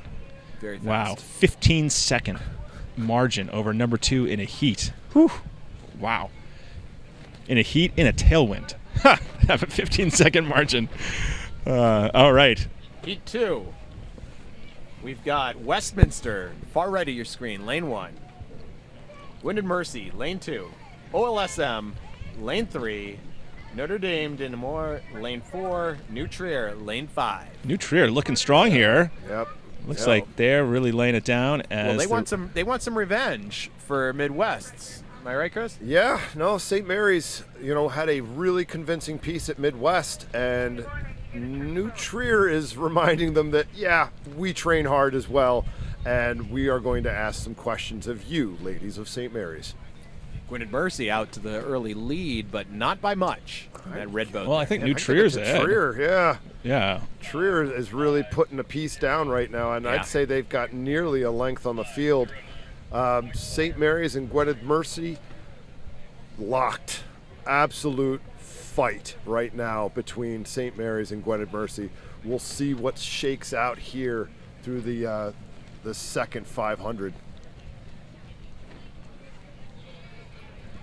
Here the crews go. I wonder if the conditions have calmed down a bit. What do you guys think? I mean, it looks a little like it's bit, not yeah. It doesn't seem to be quite as rough. gusty, right? Like we've had a Right. few moments here in the tent where, thank God, this thing is nailed down, right? Otherwise, it was going to be airborne. But yeah, it does seem to have calmed down a little bit. I mean, don't get me wrong. We are not looking at placid waters out here, but it's not as bumpy as it was earlier. All right. Well, New Trier has not been able to pull away, even though they had that great lead, and these other crews are pressing them hard. Yeah, St. Mary's sticking around. Gwynedd Mercy maybe he's got a deck over St. Mary's right now. Maybe. I don't know. I don't know. I take that back. think it might be- I say something and then I look at it and I'm like, are you seeing what you're saying? Not exactly. All Trier's right. still got a bit of a lead. I give them a couple of seats on both Gwynedd Mercy and St. Mary's. Right. Well, now Bring here we it to 500 to go. I know, coming to the last stretch here. Can the crews... St. Mary's seems to have pushed up on Gwynedd Mercy, though. Yeah. It does look like they've earned themselves a couple of seats lead. And again, like we've talked about, and we'll keep talking about it, come into the final 500 surging. Come Right. into it surging. have that speed be building, have that confidence, have that coxswain just on your shoulder, in your ear, and in your head. Well, it looks like New Trier from this angle has got a little bit larger lead than it looked like from the other angle as we come into the last 38 there. Coming in the last few hundred meters. And here we go. New Trier coming down. Rough blade work there from Orchard Lake. Got to get it back. They are at a 37. This is why I wonder what it's going to look like in the semis, where New Trier is going to be, who they're going to be next to, and who's going to be pushing them, because they really finished out. It looks like the second half of this race pretty strong. Yeah. Assertive. Really assertive. Push back in this final 500. It's also impressive for New Trier to be able to do that a little bit outside of the mix, right? Right, You've exactly. got Gwynn and Mercy and Orchard Lake St. Mary's right next to each other, see each other. New Trier is a little bit further out from the pack. Well, that's what I'm saying. Yeah, like what's, who they're going to be next to, for a nice, middle of the course placement. And so New Trier finishing it up here. Pretty comfortably winning, trying to keep the blade work clean, which they're doing decent job, and there's some gusting here at the finish line. And then Orchard St. Mary's having a nice last 500 meters to put themselves solidly in that semi. Again, we can still see some of this tricky strokes out there, just getting a little sticky at the finish.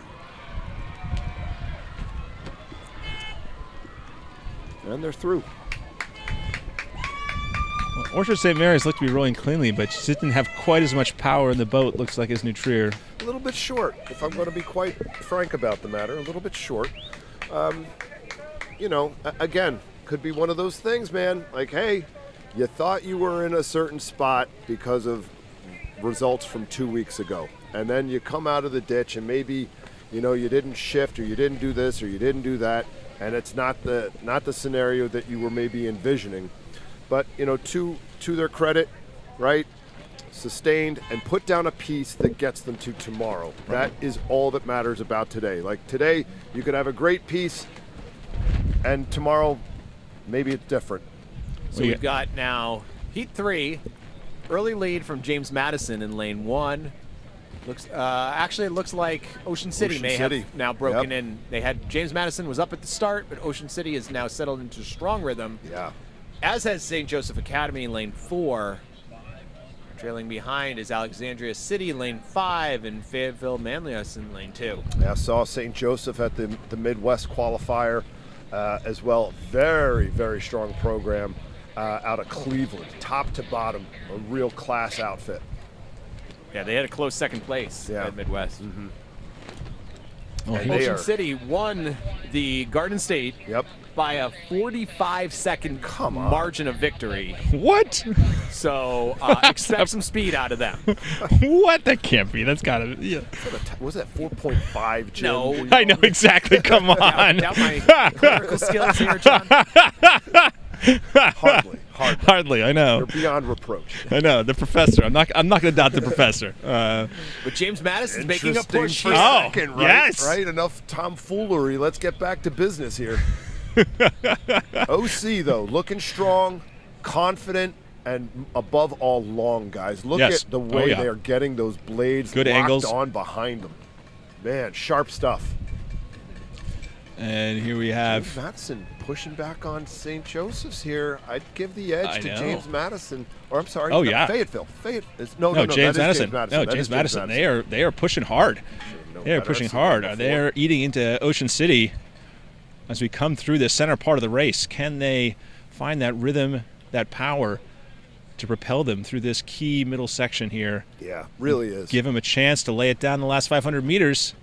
And it's a challenge being out on the outside there, being a little bit further away, seeing where do we stack up on them. You have to actually kind of turn your head. You can't just see it out of the corner of your eye as easily. Man, great posture. Great posture from the girls from Ocean City. Right? Oh, yeah. I really like the way that they're staying upright, getting the shoulders forward in front of the hips, a position of leverage at the catch, and just suspending on the handle. Really, really impressive work from these ladies. Yeah, not a rhythm that's unsustainable either. I mean, they're Right, not. yeah. I mean, some of these crews have been trying to push it a little bit on the high end, and this crew is Square peg, just round hole, right? yeah, this crew has really just found their rhythm and just coasting away. Just what you want to see in a heat. Yeah. Look at how aggressive that catch is from the stroke of Oh, yeah. Ocean City. Fantastic. That blade is Fantastic in, catch. Perfect amount of Gone. backsplash. Right. Locked and go. Yeah, make it disappear, right? Like we talk about the athletes, talk about this with the athletes all the time, right? I don't want to see the blade. Right. You square it, it's gone. You square it, it's gone. This is And clean, Madison. man. And Yeah, clean. well- And clean from OC. And clean from OC. well, that's the thing. I mean, James Madison was pushing there in the middle part, but Ocean City responded really strongly, and they are just looking great. Again, I can't wait to compare some of the times of these crews, how New Trier, James Madison, and Mount Mary's compares. This is really, yeah, there's going to be some great racing going forward. And here, who's got third? Who's got second? James Madison doing a great job. Is that St. Joseph's there over there? Yeah, it's still St. Joseph. Still St. Joseph. The double bucket. Yeah. Oh, wow. Impressive. An aggressive rig design right there. An aggressive rig design. Yeah, I can't remember the last time I saw that in an 8. Yeah. But So we looks like have- Ocean City's just taking it nice and easy through there, not Sustaining the speed that they've Right. built, sustaining the rhythm. not trying to push themselves Right. too hard through this end. Probably smart for them. You got a nice, comfortable lead, and Yep. To give you a little bit of context on times, John, Mount Yeah. St. Joseph had a 5:08. whew, gosh. So the Wow. next heat, New Trier was at a 5:16. Yeah, exactly. Yeah, that doesn't surprise. I mean, that So- Mount St. Mary crew looked incredible.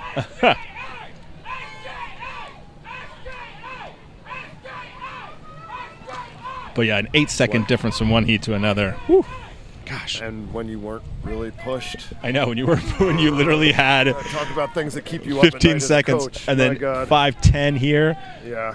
So what was the time there on the New Trier was won their heat with a time of 5:16. right? Ocean City gets a time of 5:10 and 5:08 for Mount St. Joseph's. Or Mount St. Mary's, you mean?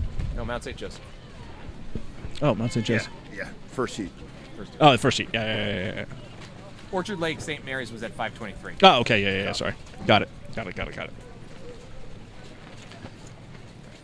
Impressive turnaround from James Madison there. Cinch up solid second place. All right. Is this the last heat here? Yep. Top 3 to Okay. go Final through. heat. East Grand Rapids up in that conversation, and East Grand Rapids light and low. I tell you what, maybe that's 34 right now. I don't know. We have East Grand Rapids pushing Niskayuna. Niskayuna won the Scholastic New York State. But East Grand Rapids is saying, well, we fought pretty hard too at Midwest's, and so we want to show you where we are. Yeah, right there, man. Right there, and got room to go. Again, cleanliness is going to win the day. You don't need to kill yourself with the rating to get there either, right? Lock onto the water, get a powerful, effective send, and be clean between the strokes. All right. Really nice. Really nice. Nice battle here between the top 2 crews coming through the middle of the race. Who's got the better running speed? Who can show it? Jim, you got the stroke ratings East Grand there? Rapids is at about 34 right now. Still got it. Still got it. Yeah. There you go. Most of the time. Oh, it looks like they've surged ahead a little bit here. Yeah. And I tell you what, like Niskayuna, just take a breath, guys. Take a breath. Breathe. Feel that you're finishing off that stroke, right? Oh, See yeah. the blades beginning to peek out a little bit early, right? Obviously, they have the stuffing to get the boat up and running. You know, you don't get up to where you're at and not have some juice. But, man, like, just sustain it, right? Sustain it by being long in the water. Stay in the water as long as you can. But look to the left here now. Holy Names and Robinson Oh, yeah. are very close. It is 3 to progress. So the outcome of that duel right there is Yeah. very meaningful. God, what a good time that's got to be right there, right? You know, it's you know, mano a mano, so to speak, woman versus woman here, going down the course for that last spot into the semis. Yeah, but this is where I mean, again, to your point you've been making all day, Chris. I mean, the clean rowing of East Grand Rapids just wearing down Niskayuna and just not quite as clean. Again, yeah, the wind has picked up a little bit here in the tent. You can see it out there too, but not as much send, not as clean blade work as East Grand Rapids. And I tell you what, man, I'd be keeping an eye on East, right? Kind of making it look easy right now. Yeah. Yeah. Just so horizontal here. Yeah. Yeah, no and also vertical movement in the handle on the recovery here. But also, now look at this. But look at this, the development here now, because we Robinson might had keep the camera here. Robinson had a tussle with Alexandria City at the Virginia States. Yeah. And so they need to get this third place finish here. Holy Names refusing to cede an inch. Right. All business on that front end. All business. Last few hundred meters. All right, now the buoys, last 250. Who's going to take it up? Yeah, and here's the challenge, right? Take it up clean, take it up with rhythm, right? Right. Oh, yeah. And oh, it without looks a doubt. like Robinson maybe eking out a bit of a lead here. Yeah. Look at that. I think their catches As are they're coming. just a little bit sharper. And that is Direct. getting it. Yeah, That direct. blade is going in the water. Bow pair locking it in. And there you go. Third of a boat length now. Holding on to the water well. Great last few hundred meters from them. Well. Very effective lift here. Yeah. East Grand Rapids just coast to victory there. Man. Excellent piece from them. Decisive, right? From the ladies from Robinson, really decisive. Niskayuna crossing, but then it's Niskayuna going has to be Robinson. Looks like now pulled out I know. And about a boat length. Yeah. what an impressive nice sprint lift. from them. Whew. You Gosh. know, I mean, I got to go kudos to the coxswain in that Robinson boat. Right. Who made the call, and everyone in that boat trusted her call, right? They went with her. They believed in it because, again, like we could see it, it was that decisive. For it sure. was that decisive. They were bow ball to bow ball. Something gets said, and you see the result in the hull speed. Yeah, that was impressive. Great sprint there. And again, East Grand Rapids, they definitely took it a little easier than some of the other crews. The time wasn't as fast, but what are they going to have come the semis? All right, boys. So now fours. here we're moving on to the boys varsity fours. A little bit different progression structure here because we have quite a few. We have the top one goes to the semifinals, then the next two go to a repechage, and then the remainder are eliminated. So there is a distinct advantage To winning. of winning. Yeah, because you go exactly. straight to the finals. Yeah. The next two have to then duke it out again in a rep. Oh, this is quite something here. Haverford looking really sharp, which they looked sharp in other races too. So Yeah, I want to say they won. These were the city champions here in the boys varsity 4, Haverford. Again, you know, these guys do the fours, among other things, really, really well, right? You know, anytime you see Haverford in your heat for a race in the 4, you know you're in for it, right? These guys are very, very skilled, very, very fit, and look how clean they're rowing right now. oh, man. beautiful. That's looking great for them, especially for this tailwind. Yeah. And McLean doing well. It's a question of who's going to be that third crew, that other crew in the rep, and can these outside crews, can Mount Lebanon Cathedral Catholic Challenge? And sorry, I need to correct myself. So it's top one to the semifinals, next two to the reps. Right. Yeah. So the that's way right. way it'll work is that second and third place will combine with the that. other crews, go through repechage, and then move on to the semifinals. If you win this event right now, you progress directly to the semifinals. There'll be a final after that. Right. Save yourself a race. So who's going to get that third spot? Who's going to get that second rep spot? Burn Ken Hills seems to be Burnhill's about half a carry- boat length of open. Excuse me, half a boat length of lead. Still Cathedral contact. Catholic, yeah. But again, continued great racing from Haverford here. Nice and clean. Good power. Clean, still maintaining contact. Nice flow Yeah. out of the rhythm here from Haverford, right? The way that they finish off the stroke, let the hands lead away, creating a nice zesty rhythm. Oh, look like they're making a move here. There we go. Yeah, they saw that. Build a They little saw that marker separation. there and say, "Let's." Yeah. It's our race plan. It's time to go. Yep. McLean's looking good. Look at that. rowing cleanly, but they just don't have quite. A little bit shorter. Just Yeah. a little bit shorter in the water, right? And, you know, I mean, you can maybe get away with it if you can gear a little bit higher and sustain that. But on a day like today, like, you know, being long in the water is going to put you where you want to be. These two crews are looking good, I have to say. Two very strong fours. But unfortunately, it'll take some big mistake for McLean to come and try and catch Haverford on this one. Looks like Haverford will go into the semis unless something changes in these last few hundred meters. These boys can But hear what about you at this stage, so if you're on the shore, make some noise. Yeah, now how about for this third place? Looks like Burnt Hills has maintained their lead here to be that second crew in the rep. I think they're going to get it. Yeah, that second And crew in the if, rep. You know, like if you're McLean, like, look, you know, I think you kind of sustain here because now you know you got another race. Don't push right? too hard. And these things will stack up, man, over the course of the weekend. Like, yeah, it's definitely an advantage to be Haverford and be able to avoid racing again today. Like, There, Haverford just took it up. yeah.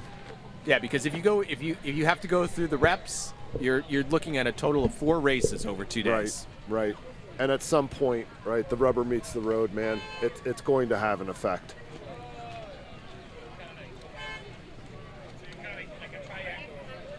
Who There we gets go. that second repechage spot?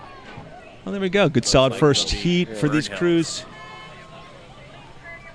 This could be interesting to see what happens as crews sort themselves out. Now, heat number 2, 4:58. We'll have to see how Haverford's 4:58 compares to the upcoming heats. So next, I think next heat's going to be an interesting one to watch because we've got Christian Brothers who won Garden States. We got McCallie here. We saw what they could do with their lower boat. We've got Langley did well at Virginia State. Unionville in lane 2. Marietta lane 1. Oh, looks like a good race for first. These crews wanted to not have to go row in that rep. It's an advantage, right? Yeah, McCallie looking like they're moving pretty well. And rating is serious right now. That is 37-38 out of McCallie. I like the way Christian Brothers is looking here. Yeah, they're giving up a couple of beats, right? So, like, Right. you could make that sort of lift here through the middle part of the second 500, find a little extra gearing, maybe find a little bit of a surge here, get out in front of McCallie if you can swing it, right? Because, like, McCallie's really attacking this. I mean, just look at that body swing from McCallie there, Yeah. propelling the boat forward. The legs drop. Those legs are absolutely dropping to the deck. Well, Oh boy, oh boy. let's see whether Christian Brothers can respond there is no here. quarter here between the two, right? Well, Christian Brothers has got to respond. I mean, McCallie made that great push through that 500-meter marker, and now you've got. I think they've responded though. Yeah, they certainly haven't. They've certainly stopped any of their move, and they're pushing as best they can. Matching rates here right now with Christian Brothers and McCallie. Oh, there's Christian Brothers moving a If bit. anything, Christian Brothers decided to pick it up a little bit. Yeah, They've now pulled out to maybe a seat. this is quite a Hard to dogfight. This tell. is going to be a disappointment for the crew that doesn't win and has to turn around and race again. Right? It's a hard pass. Right, exactly. A little extra motivation. And these crews are really dogging it out. Right? Like, McCallie pushing really again. trying to Look push at that. right now and respond to that. But I think Christian Brothers' catches are just slightly more direct. They are getting the boat jumping off Yeah. just a little bit sooner, which And I again, think is giving them that inch. Like, let's just watch the sterns here for a moment, right? How much movement do you see in the stern of the boat? Do you see the stern of the boat dipping up and dipping down, or do you see the stern of the boat just being able to maintain its height relative to the water? Less bounce, more speed, baby. Yeah. All right. Unionville and Marietta there battling it out for who's going to make that rep. Well, let's see again these leading crews in these last few hundred meters. I mean, this is quite a race. These two crews exchanging the lead back and forth. Coxson's, I'm sure, cheering them on. pushing them to Looks like Christian Brothers. dig a little deeper. Yeah, it looks like Christian Brothers from here, but let's see what you get a better view on the camera. Boy, that's separation. I know. That's what happens, Those man. crews That's what are happens fast. when you Those got a crews are rep. fast. Right, that's what I happens. know. These crews are pushing one another. Oh, look at Christian Brothers. You were right there, Chris. They have eked it out in these last 500 meters, dug a little deeper, and just pushed away. Yeah. Yeah. But you got Good for them, but you've got a few hundred meters to go. Is McCallie gonna try start sprinting here and see if they can catch him? I don't think they can. Looks like a little bit. Just a little bit cleaner at that front, and particularly that stern pair. That is textbook rowing right there. Right. From that superb. stern pair. Superb. And here we go. Seeing the last. Oh, look at they really opened it up in that last 500 meters. Christian Brothers. no extra, right? The Wow. shoulders flat, Wow. everything direct and horizontal, right? That is a compliment to their coaching staff right there. Those guys listened. Those guys executed. Yeah, that is some great rowing. Stern staying flat. Well done, fellas. So let's see how this time compares to the Haverford time, which was what 4:58 and change, and 4:58, yeah. see what Christian Brothers is, because that was both those crews look really strong in this highly competitive event. 4:53. Wow. Okay. Well, that was a statement. Christian Brothers is here to lay it down. Yeah, that McCallie time is actually faster than the Haverford time from Yeah. the first heat. Wow. You know, obviously, the wind may have changed, but it's and going they to were- make for The a very circumstances. spicy. Yeah, they're also pushing one another a little harder. So, but still, 5 seconds is a Decisive. it's a big amount. delta. Wow, that was a heck of a last 500 meters from Christian Brothers there. Here we go again. I know all of these races are going to be. Well, wait until tomorrow. It's just going to be down to the last couple hundred meters Yes, it is. across So the we board. got here heat 3, LaSalle lane 1, South County lane 2, Hareton lane 3, University lane 4, Bishop O'Connell lane 5. All right. Beginning Hareton to- was an at-large bid here. Is that right? Yeah. Man. Well, Well, they're missing their catches a bit in Harrington and not quite getting as much run. Yeah, so a we'll little see bit. how well that sustains into the middle of the race. Right. That kind of rowing can really come back and bite you if some of these other crews are. I mean, Lengthening it out. They are racing this first 500 like there isn't another 1,000 after it. I right? know. I think that, like, to an extent, like that is a strategy, right? For sure. Put yourself in a situation where other crews have to respond to you. I think we would all agree we would rather race from the front than have to claw our way back into the front. Yeah. Who's that out there? At the same time, they're looking a little frantic there. I mean, these other crews are going to be LaSalle's pushing. making a big push here. Yeah. As they calm cross and that long about 500 meter mark, they said this middle 500 is going to be ours. South County, though, responding there. You can see that bow ball surging up. Well, Harrington's being persistent. They're Yeah. not letting them get too much in, but this is going to be a dogfight right to the end. I mean, Dogged rhythm. From yes. Dogged. That's a good, yeah.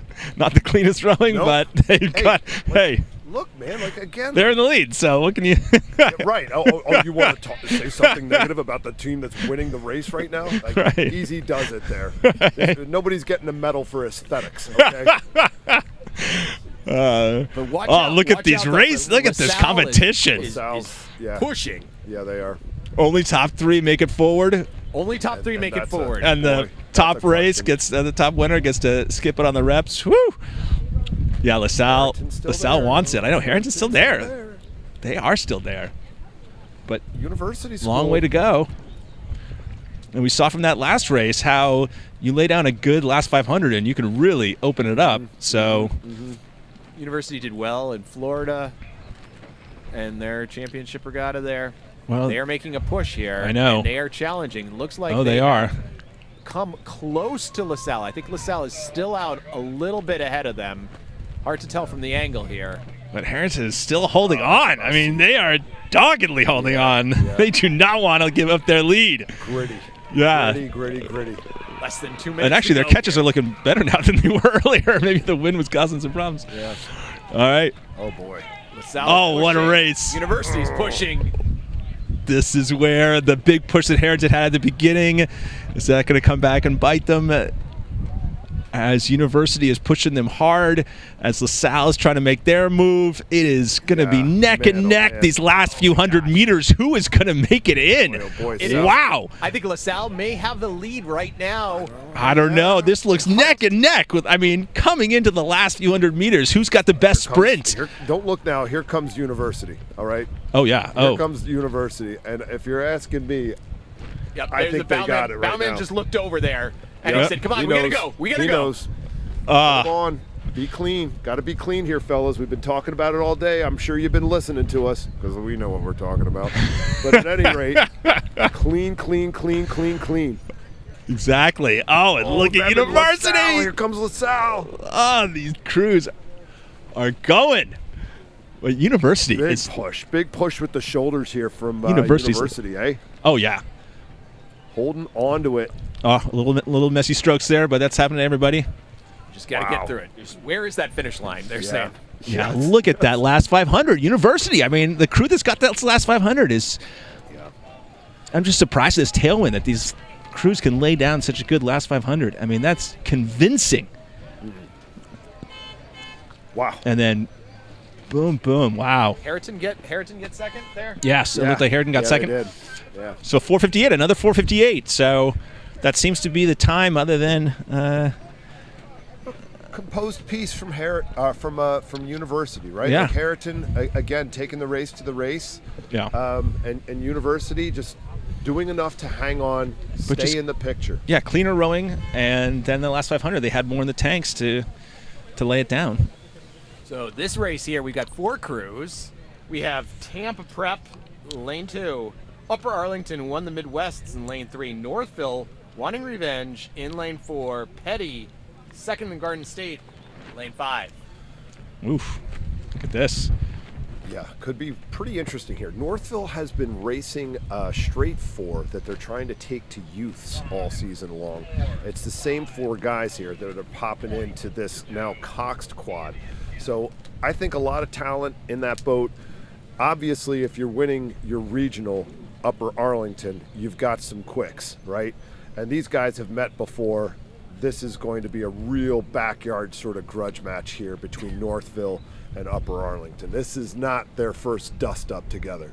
No, but you're seeing Tampa Prep says, hey, don't count us out of this either. I'm putting it looks like Upper Arlington's about a half length right now over Northville. And again, like we've started to see with these 4s in particular, somebody makes a choice in the second 500 to really dictate another race that begins at that point forward, right? Oh, yeah. They make a move, they make a shift with rhythm, something happens to now change the dynamic of the race and ask some questions to maybe change some things in their favor. Yeah, this is where Upper Arlington, though, has responded to every kind of push that Northville's tried to make. Yeah. And they're really, holding them off, eh? They're holding them off. They've got good, strong strokes. And you could see that from that stern pair of Upper Arlington. Exactly. It's just thinking the same thing, Jim. They the coxswain can't see how far behind Northville is, but that stern pair can, and they are fighting. They are saying, we do not want to give them any contact. On the other side, Northville's coxswain can see that Upper Arlington, and it's going to be a matter of how much trust has that coxswain developed with those guys to say, yeah, okay, we are still in this. Let's try to make a move now, because it's going to be now or never. Right. Oh, yeah. Time is starting to run out, coming past the halfway point. We don't want to have to go there. No. I know, they got to start moving now, or otherwise that's it, because it's not. It doesn't look like Upper Arlington is flagging at all. No, and they're rowing cleanly. Nothing's really sort of changed with their rhythm or their length. Right. Maintaining a nice speed and staying clean with the strokes here. Right. In spite of these conditions. So as they're coming now, approaching this last 500 meters, are we going to see what we saw in the last couple of heats? Are we going to see some big push in the last 500 meters? Or are we going to see what we saw in the first heat where Haverford just kept the lead and kept walking away? And we'll see. Chokehold, right? That chokehold. Right. So this is it. It's either now or never for Northville. Either Northville moves now or that's it. Well, Northville, Chris and I got to watch Northville last weekend, and Northville had some very impressive sprints at the Michigan State Championship in terms of just they were in positions of being down and pulling through, much to Chris's chagrin. Yeah, took that on the chin. Thanks for reminding me, Jim. Didn't cry myself to sleep that night. It's okay. I'll get over it. I've got a great therapist. Well, Upper Arlington's holding on. Although, I mean, Northville's trying. Northville's trying. They are now in the red buoys. There is not a lot of race course left here. About 250 meters to go. Yeah, just not enough. I mean, that's just. Yeah. They needed to. Really smooth rhythm here from Upper Arlington, right? Yeah. You know, that stroke is laying down a great rhythm. I don't know, John. Well, maybe. I mean, they're pushing. You're pushing. You're right, Jim. They're pushing. Going for it, but the 3 seed in that Northville crew, he wants it. Yeah, this is getting a lot closer. This is a lot closer. Here we go, Northville. What are they doing? I think they're going to run out of course, but they are going to be so close. If they can find another gear right now. If This they can is find right at the end. Right at the end. Oh, my goodness. They're going to do it. They surge. They're going to do it. Oh, my goodness. Whose blade's in the water Wow. now? Oh, It's Northville. Oh, wow. Nips it. Wow. Northville nips it. Amazing sprint. Talk about gotta having me talk eat to my Vince. words. I gotta talk to Vince Look at and that. Find out what they do. Look at those times. 3 1,000ths, kids. 3 1,000ths of a second. 1,000ths. Wow. You know, not to reopen a sore wound, but that is what we saw last weekend from Northville. Yeah, no, they let it be known. I'm doing them a disservice in telling everyone, if you're up a length with 300 to go on Northville, it's not enough. You're going to need to get more because these guys close like a freight train. Look out. Wow. Wow. Look at that. I mean, certainly great racing all across the board in these Cox 4s. This is just fantastic. And times that are really close. Those top times, other than that Christian Brothers time that came in at a 4:53, the others are right around 4:58. All of them. It's going to be a real aggressive progression here. Now we're looking at the 5th of 6 heats of the boys senior 4. Culver in the lead. They got second in Midwest, so they were right behind Upper Arlington. They are a slick, polished crew, guys. These guys, I've seen them a few times this season. Really, real craftsmen with the strokes that they take, the speed that they create. There is real precision to what they do. Very disciplined coming from the folks at Culver. We got Matha in lane 4 out to about a canvas lead over Robinson in 5, maybe a foot back Haddonfield in lane 2. It has to be a real battle to see who's going to make the rep and who isn't. I mean, if these crews keep pressing through the rest of the race. Here's now the middle section, the key section, to see how their rhythm and length determines it. I mean, Culver's just gone quietly about their business here. And again, like inches by inches, every stroke just sort of pushing themselves out in front of the fray. I don't know, just from my eye, it doesn't look like they have quite the speed of some of the other heats, but we'll see. And certainly, what a battle for second and third place here. Yeah, no, things are going to be quite interesting. I mean, this is... Haddonfield's made a good push here over the last couple hundred meters. Yeah, right. Breaking out to about a bow deck. That Coxon's now pushed his head past the bow ball of DeMatha and Robinson. But, big push now from DeMatha. And Culver's maintaining that solid lead. Yep.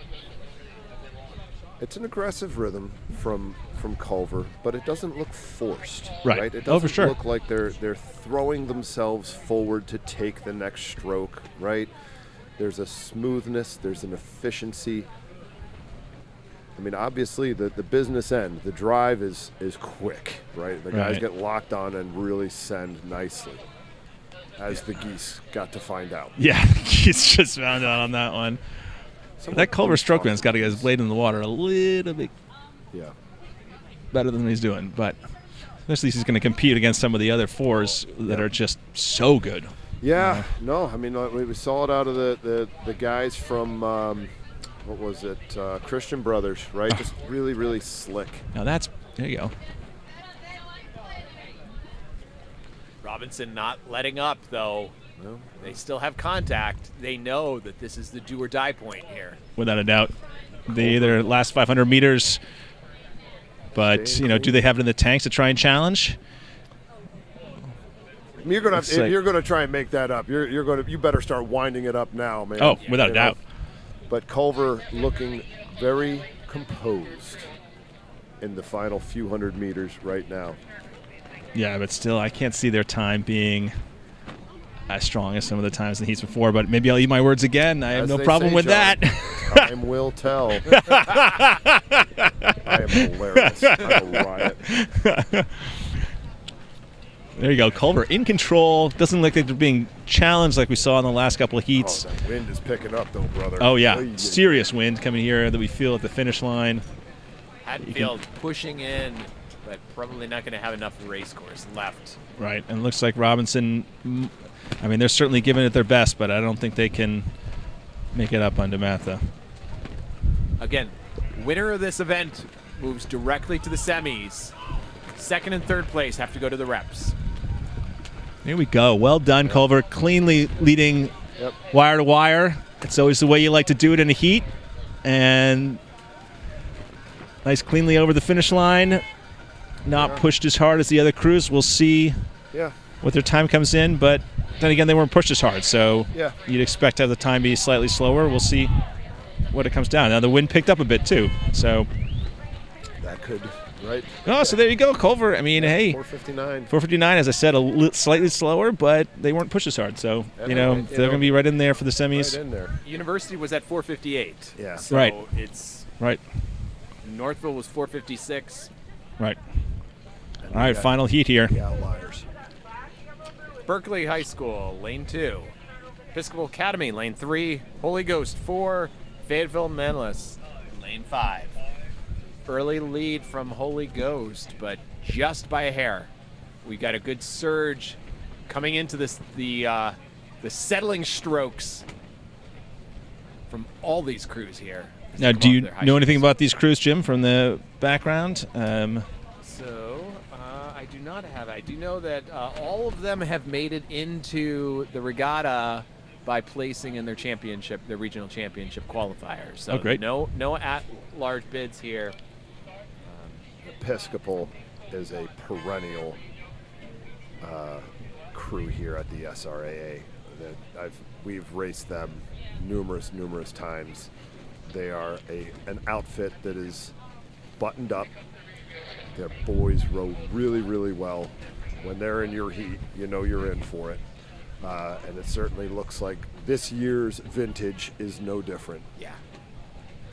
Yeah, they're certainly looking strong through the center of the course here. Yeah, but don't count out Berkeley. They're pushing. Yeah, no, they're not to a place where they can really exhale yet. Nope. They still got work to do through the second 5, as we've kind of seen this morning with these 4s, right? Like that really seems to be the place where people separate themselves. Ooh, that wind is really picking up here. Is that going to affect the cleanliness of their rowing? Also the ability to make a move at the end. If the conditions are tough, it makes it that much harder, but also maybe that you can have some crabs or something else that makes it spicy. Unfortunately, we've seen that too, right? But would we really be surprised to see something like that happen in a varsity level event here? Right. I mean, these athletes are so skilled, right? And they've taken so many strokes in so many circumstances. Like, I'm sure that they have rowed in rough water before, and this is like home sweet home for these guys. Yeah, Episcopal's looking really strong right here through the center. Yeah. Keeping nice and long, nice and strong. I like the way that they're picking it up, right? There's really no hesitation around that front end. 100%. And again, just like kind of keeping an eye on the stern of their boat, right? It's planing out really well. You're not seeing a whole lot of bobble with it. All right, coming through the halfway point of this race. Looks like Berkeley has poked ahead of Holy Ghost. Again, winner goes direct to the semis. Next 2 go to the repechage. Yeah, there we go. Just keeping the pressure on. There you go.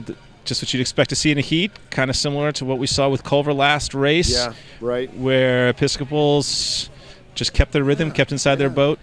stroke by stroke here, right? Just kind of Nice and level. Look at that. That's just what Jim was talking about earlier in terms of what you were saying, Chris, not a lot up and down. Right. A lot of horizontal rowing from those guys. Looks like they're taking a bit of a 10 here coming into the second 500. Again, trying to establish themselves, break into open water, and really shut the door on anybody behind them. Well, you know what is really telling about how well this crew is rowing is you can see the 2-seat and the 3-seat, because they are in that bucket rig, the puddles from the 2-seat are very close to the blade on the 3-seat. There's not a lot of margin for a sloppy finish, and he's doing a great job of finishing.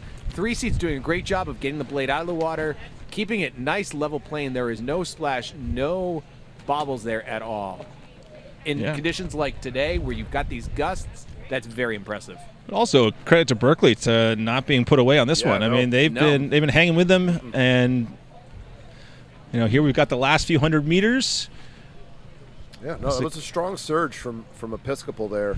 Oh yeah, kind of coming into the second 5, and you could be a situation where you just get dropped, fall off the face of the earth sort of scenario, but Berkeley certainly responded with real strength. Oh yeah, and here you have I think the tailwind picked up a bit from the first of these heats to now the last of these heats, but I'm curious to see what kind of time. We've been paying close attention to these times because these crews are so good. What can Episcopal do? Great clean race, again, wire-to-wire victory, just like we've seen in a couple of the other heats. Going right to the finish line. Every coach likes to see that. Yeah. A great finish. Right. Wire-to-wire victory. Yep. Now just cool down and get ready for the semis. 100%. So, fill the tub with ice. Yeah. Grab a book and have a seat. Right. So what's the time here on this one? 5:01. Interesting. Was not expecting that. We'll see how that works out as we move to the semifinals. Great set of racing on those boys senior 4s, boys varsity 4s. There's going to be some. Woo! We're now moving on to the women's senior 4s. So there will be 4 heats. Each heat has 6 entries, and the top 3 go to the semifinals. Remainder are eliminated. So you got to be 1, 2, or 3 in the finish of these heats. Lane 1, Via Joseph Marie. Burnt Hills, 2. Lane 3, Blair. They won the Garden State by a 12-second margin. Whew. South County, Lane 4. Episcopal Academy, Pennsylvania, Lane 5. And St. John's College High School, Lane 6. Now, I'd have to check the heat sheet here, but I feel like I've seen Blair in every single 4 event. Winning big. Yeah. They are the number 1 seed, I believe, in 4 events of the regatta. Wow. Well, you see that here. I mean, doing some things right. Yeah, finished just past the first 500 and comfortable open water, and they don't seem to be slowing down. Again, just the place you want to be in for a crew like that. If you're a heavily favored crew, just laid on a fantastic race. You determine the rhythm, you determine your exertion, and then big battle here to see. Now, Jim, so I assume it's the same as it was with the boys, the number 1 to semis, or is it a different setup? No, so it's 3 to semis because there's only four heats of this. Oh, okay, so 3 to semis. 3 go into the semifinals. Great. So good battle developing. We got Via Joseph Marie on lane 1. And then looks like we got South County next. Yeah, South County, and then to seeing whether or not Burnt Hills can actually eke their way into the semis, they're going to have to start moving here, right through the center of the race. They got to establish themselves, make a big move, and try and rattle those crews ahead. See if one of the 2 of them will flinch as they come into the second half of the race. That's such a brave thing to ask of a crew that, you've already gone down 500 meters and really had to exert yourself. To find another level in that second 500 and make a move that's assertive and effective, that is the measure of a well-trained outfit. Right. Oh, for sure. Without a doubt. And this is also, one of the things that Jim said before. There's a difference here when you have a coxswain in the back of the boat versus the front of the boat, where, South County, the rowers can see what's going on. The coxswain can't quite. Is that going to make a difference? Because you see Burnt Hills pushing. They're certainly making an attempt at it, and South County's flagging a bit. So maybe the blade this. work on Burnt Hills is just a little bit cleaner. It's hard to tell because the black blades or the darker blades against the dark water here doesn't stand out as much as you see there at South County, but it's just a little bit crisper going in, getting out of the water, being synced up, and I think they're inching in with each stroke. Yeah. Well, here we go. Third 500. Yep. I mean, this is it. This is the time to go. They're going to start winding it up pretty soon as they're coming in, approaching these orange buoys. And Blair, of course, just having the race that they wanted, the race that their coach planned them to have. Yeah. Boy, oh boy. Go out, get a few legs of open, and then just coast over the finish line. It sounds like a good race plan to me. South County seems to have responded. Yeah. They Oh, yes, they have. Yeah, they have. And they are. Definitely picking it up, saying, we don't want this outcome to be in question here. Mm-hmm. We're not gonna get eliminated right now. Oh, yeah. I know, Burnt Hills either makes a move now or that's it. Yeah, and to South County's credit, I thought that, we did talk about how they're having some rough strokes, things were a little bit on the dirty side, but releases have cleaned themselves up, Yeah. man, and I tell you what, like, a clean release, brother, that's free speed. You don't have to Well, exert a not only ton that, of energy. it looks like they've taken over Yeah, they have. via Joseph Maria, which is pretty impressive because they had at least a half length of lead on them Right, before. here we are. Yeah, middle pair of that boat there has really stepped it up. Good call by the coxswain to change the rhythm there. As it paid Those are some- dividends. Yeah. Those are some big, strong girls in that Blair boat. Whew. Yeah. They are fast crew. Yeah. All right. Again, cleanliness is going to be the measure of the final Yeah, few good for strokes. South County. I mean, showing real grit in that third 500 and pushing it out. Hanging on. Well rowed. Maybe a second, maybe two over who we had there via Joseph Marie. Yeah. You got a feel for those the ladies in Burnt Wow. Hills.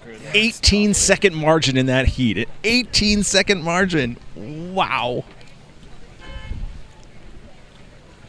Yeah, no, I mean, like that's kind of the tough part of what we do here, seeing people get eliminated. You know what it takes to do this at a high level, and certainly, all three of us here have nothing but regard for every one of these athletes here this 100%. weekend.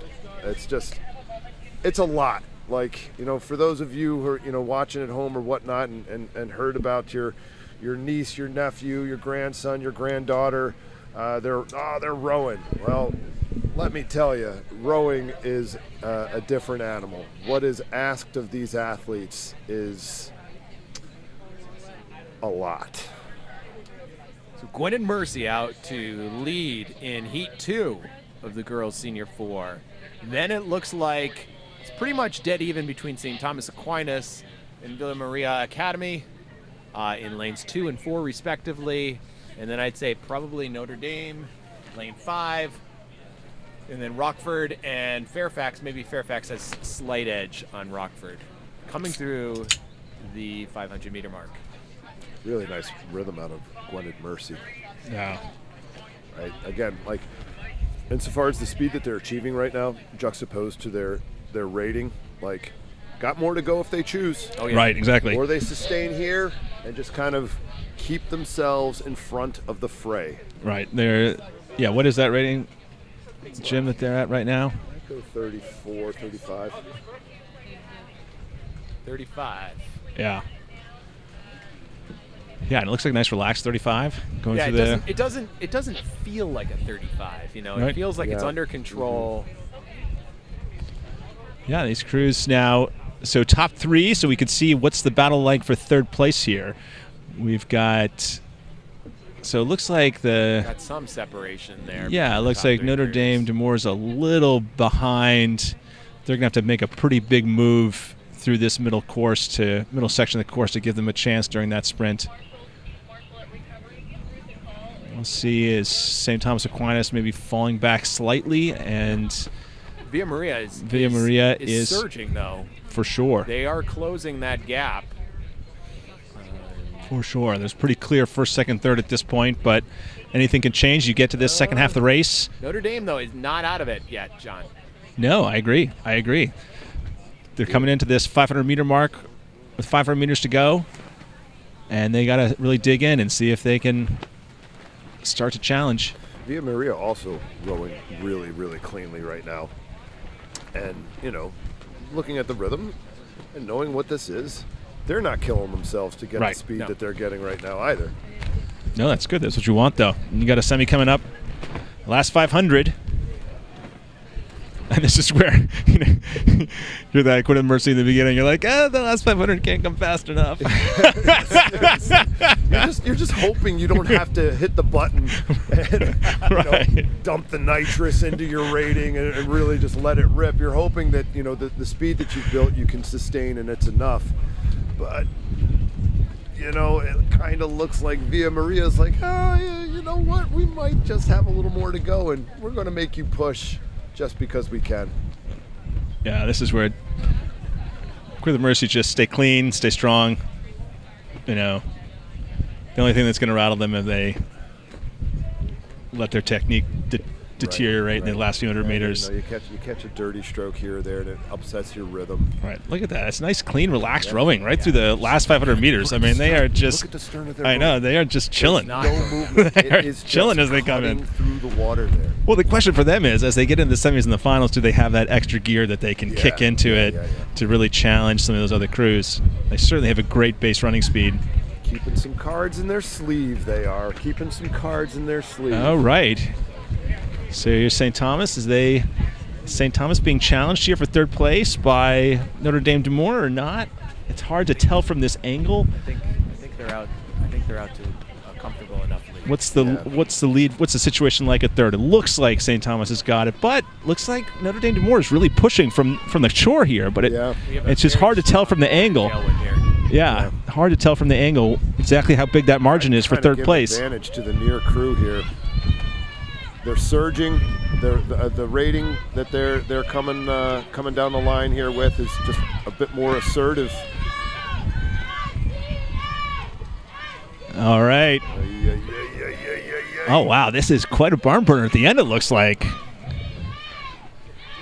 Gotta be long. Gotta be long. Some missed strokes there. Not as clean, but I think St. Thomas has it. Gonna hold on. Yeah. There we Just go. enough. Just enough. They held on there. Woo. From Notre Dame. Very valiant effort. Now 5:34. That's what 4 seconds slower than the last heat, but with Mercy wasn't No. pushing themselves. Sure, it wasn't that hard. 18 seconds or whatever. I know, it was, exactly. but like at the same time, it was like, all right, we're going to just kind of build up to base speed here and sustain. Right. Yeah, They yeah. definitely have some more gearing to go. That should be a good one. Oh yeah. Blair went 5:30. Right. Exactly. With an 18-second margin. All right, heat 3. Here we go. So who we got here, Jim? So we've got in the lead St. Joseph Academy. They won Midwest by 13.5 seconds. Wow, there's some fast They are going to be women's very crews here. fast. They're in the purple blades. They're out in front. Then for second place, we're pretty much dead even here. Egg Harbor, they got second in the Garden State. Holy Spirit in the blue boat there, Yep. they got third in the Garden State. You got Baldwinsville in lane 4 there, lane 5. And then Bishop O'Connell in lane 6 on the left of your screen, Holy Names on the right of your screen, lane 1. St. Joseph is dusting up with a Jersey affair right now. Right. Tell you what, didn't mean to ruin your Jersey party, but turns out we row pretty well in Cleveland. Yeah. Again, look at this battle for second place. Woo! Yep, And again, yep, if it's top 3 forward, I mean, now this is where looks like Baldwinsville got to really dig in. And Yeah, it's their go rowing time is now. looking a little bit messy, a little sloppy. There we go. That's got to get back their rhythm and not get moved away by these other crews. Egg Harbor, though, look at that. Harbor. They've stepped up their stroke rating. And again, I don't think the girls from St. Joseph's are exhaling just yet. Right. They're definitely still, those other two crews are in contact or just out of contact, so you really can't lengthen out, bring the rating down a little bit. It's just that's not an option. The issue is still kind of in doubt, and both of those crews could make a bit of a lift here through the second 500 and push back in and see how St. Joe's responds to that. Well, the two crews in second place right now are battling out for second place. They're both rating 38s. Wow. What? Wow. It's a strong tail, but still, Yeah. in a Cox 4. But and St. Joseph, I will say, even though they are out to a lead, it is not a comfortable lead. No. They're No, it starting to isn't. get a little bit frazzled there. They need Yeah. to keep relaxed Spirit. and bring them back, look now. the same rhythm that they had up till this point. Yeah, here we go, last 500. Yep. And this is going to be a real race in these last 500 meters, although these top 3 crews are all in the semis. So how hard do you want to push yourself? What's the strategy here? I mean, I don't know. I mean, Baldwinsville, obviously, they caught that bit of a digger a few hundred meters ago. So maybe they're enough out of the picture, but who's to say enough, right? Right. Like, wait, when you hear the horn, that's when it's enough. Looks like St. Joseph's put on the move here in the last 500 and have tried to reassert themselves. Oh, wow, just what you said. Baldwinsville making them, just as you were speaking, Chris, they were hearing you and they were moving. Right, yeah. And they are. Here they come, man. Yeah. Again, stacking up some clean strokes. Anything can happen when you're clean. I know. Holy You're Spirit's not got in to the clean red up those zone yet. catches some. But, yeah, St. Joseph's really put a big press at that 500 meters, and they want to try and make a statement here as they come to the finish. Just open water. They've been able to just break open water here ever so slightly. You could probably put a piece of paper between Egg Harbor's bow ball and St. Joseph's stern. All right, here we go. Right to the end, last few hundred meters. Egg Harbor, though, and Holy Spirit, there's still some bragging rights there. Oh, I know. Egg Harbor nipped Holy Spirit at Garden State. Well, Holy Spirit's pushing hard, but Yeah. they just their catches the last 500 meters have just not been that clean, and conditions aren't great for it, but they're pushing hard. I mean, this is right neck and neck. yeah, this is But a tight race here. I don't know if they have it. Be interesting to see the time because SJA has really had to have their foot on the gas. Right. Oh, yeah. Egg Harbor is challenging them. So 5:30 is the contact. standard here. 5:30 is the standard here, and they're a little bit over that. So St. Joseph's looked like about a 5:35. Okay. So that's about 5 seconds in the heat behind that incredibly fast player crew we saw in the first heat that won the first heat by 18 seconds. And I mean, hey, man, like, sometimes that happens, right? There's a crew who's just, like, out That there. much faster, yeah. Out there, right? And, Right. and I mean, it is what it is. What are you going to do? Like, you've gotten, as an athlete, you have no control over that. All you can control is your rowing, your racing. So it might be a scenario where, look, man, you're going to figure out second through on down the line, but you still got to race the races. Well, it's like that Mount St. Joseph women's 8 Yeah. that just looked so fast. Yeah. And, how are they going to do during the rest of it? Yeah. All right, final heat. Of the girls varsity 4. Perrysburg, lane 1. Yeah, Norfolk City Honors, Academy. lane Oof. 2. Unionville, lane 3. Robinson, lane 4. Walter Johnson, and then Norfolk Academy. So nobody told Norfolk they weren't seeded. I know, exactly. They really got You're out. not going to seed me, huh? All right. I see you. Well, I see you. So Norfolk, they got into this race because they were second at the Virginia States. They were 6 seconds behind Robinson. Mm-hmm. Robinson is in this heat in lane 4. Oh, wow. So they are looking to fight back. Yeah. Oh, yeah. Well, that does not look like it was a 6 second margin, at least. No. I don't know. And I mean, again, like, you've got some weeks after these qualifying regattas where crews can kind of just go back and refocus. Like this is, I was chatting with the coaches from Ignatius Cleveland, and they were talking about how like the past 2 weeks of training have been great because the team's gotten a little bit smaller. Not everybody travels to this regatta, and you can kind of really refocus your attention on polishing some of the details to get the crews ready to race at this high level. Now, and Chris, you can make some substitutions. That's what I was going to as ask. well, Like, right? You can. And also, does that work? what's a strategy around that where you only have a couple weeks to prepare? How much do you want to fiddle with the lineups, Yeah. in order? What other boats of yours have also qualified, and Right. who do you need for those boats? Yeah, there can be a little bit of a juggling act there, and too, like, illness plays into it. I know our crew saw an upper respiratory infection go through nearly the whole team just ahead of our qualifier in the weeks after. I mean, I was a mess last week. I was hacking all over the place when we were calling the Michigan State race. but like health is an issue as well, right? Oh, yeah. Well, here we have Norfolk Academy still holding on as we are approaching the latter part of the race. They're coming up on Unionville is trying to push into them. They've gone through the halfway mark. They're coming up on the 500-meter mark, and we have quite a. Oh yeah, just what you're saying, Jim. A couple seats back. Here. I mean, this is neck and neck. And then again for the top three, I mean, this is the neck and neck for that third place race. This is going to be a really tight race as we come into the last 500 meters now of this final City Honors surging right final now. heat. So who's going to pull it off? Is Norfolk Academy going to fall away? Did they push a little too hard in that first 1,000 meters? Do they have more in the tanks? Robinson's got some gearing though. They got. I mean, again, they're not as high yet. They could push up a little higher. Because it looks like stay clean, ladies. Stay clean. It wasn't too much from Norfolk too early. Yeah, they still are there. Right now, Unionville is out 2 feet maybe ahead. Right. I mean, this is quite a race. And again, only top three make it. So anything can happen in these last few hundred meters. These girls got to lay it down to see who wants it more. I mean, Unionville's surging. Look at their hull right now. Look at the way their hull's moving. Unionville's looking great. There's got to be a response from Norfolk. Well, it's a little bit heavier. You can just see the Norfolk boat being a little bit heavier. Yeah. You know, can they pick it up? Do they have much left in the tanks? Mm-hmm. Yeah, certainly Unionville keeps moving. Robinson, undeterred. They've caught some sticky strokes, but like they're like, we got it. We're all right. We're all right. Stay composed. Stay composed. All right, last few hundred meters here to see who makes it into this semifinal for this girls varsity 4, and it is a barn burner. It looks like Unionville is going to pull away to get first, but who gets second, who gets third? Robinson and Norfolk Academy are neck and neck now as they're battling it out. City Norfolk pushing.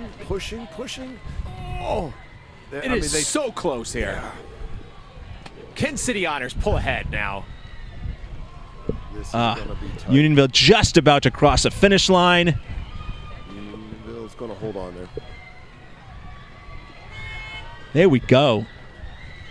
A good race from behind for Unionville. There we go. And Norfolk Academy holding on for a second place. Coming back and getting revenge against Robinson. You talk about, like, you know, this is a long weekend, believe it or not, right? It's a long weekend. There's a lot of racing.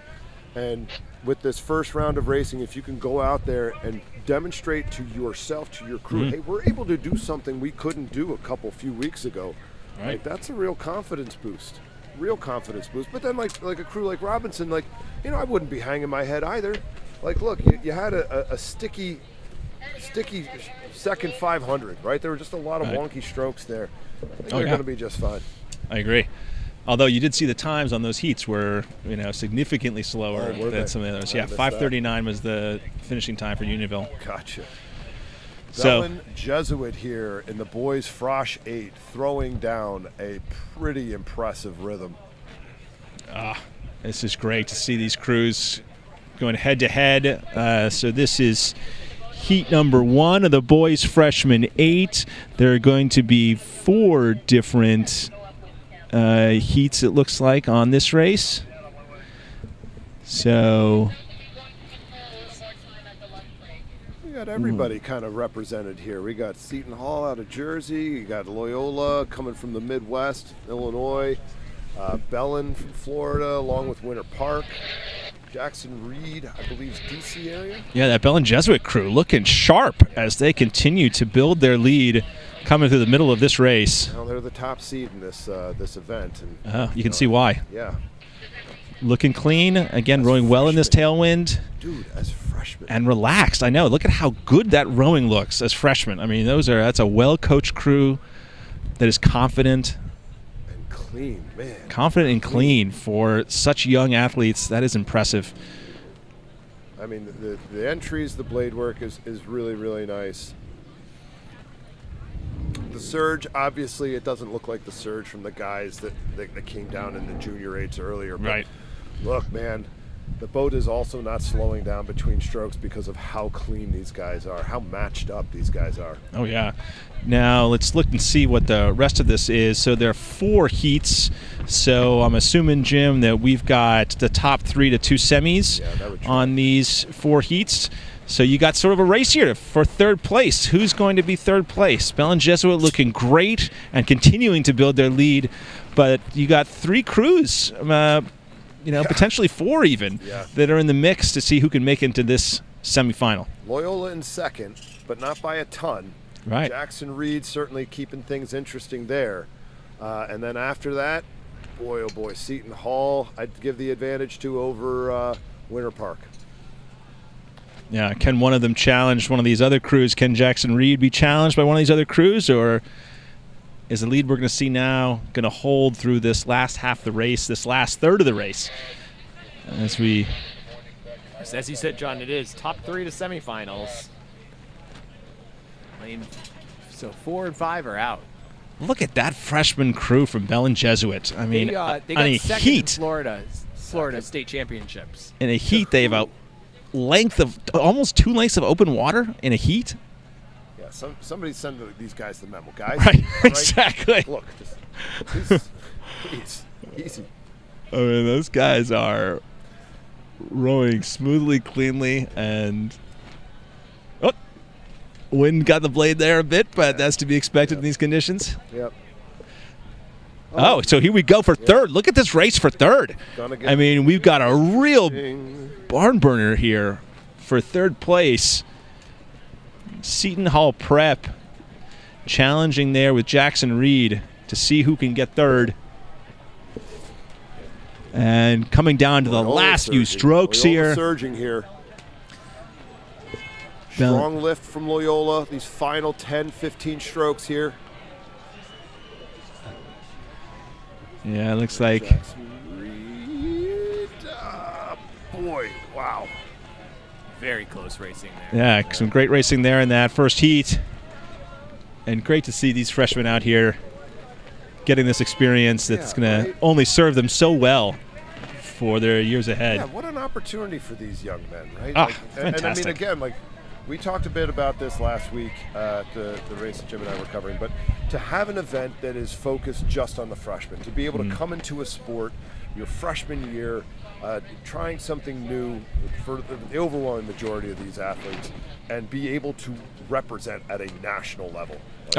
Incredibly impressive. Huge. It's just great. Let's also keep going, Jim. We've got in this heat here, we have St. Ignatius San Francisco in lane 1, St. Ignatius Cleveland in lane 3. So we've got to keep those straight here. Gonzaga in 2. The battle of the Jesuits in those first 3 lanes. Right. New Trier, Montclair. So we've got lots of names that we know are associated with a lot of speed here. So Iggy beat Trier convincingly in this event at the qualifier, and once again it looks like Trier is on a mission here to put something down, to let Iggy know, like, hey, we're still here. Right. Oh yeah, that's really impressive. I mean, New Trier looks like it's neck and neck. I can't even tell who's ahead at this 500 down. I'd give it to Trier by maybe a foot or 2. Yeah. Well, and Chris, you got to also remember, New Trier has such depth.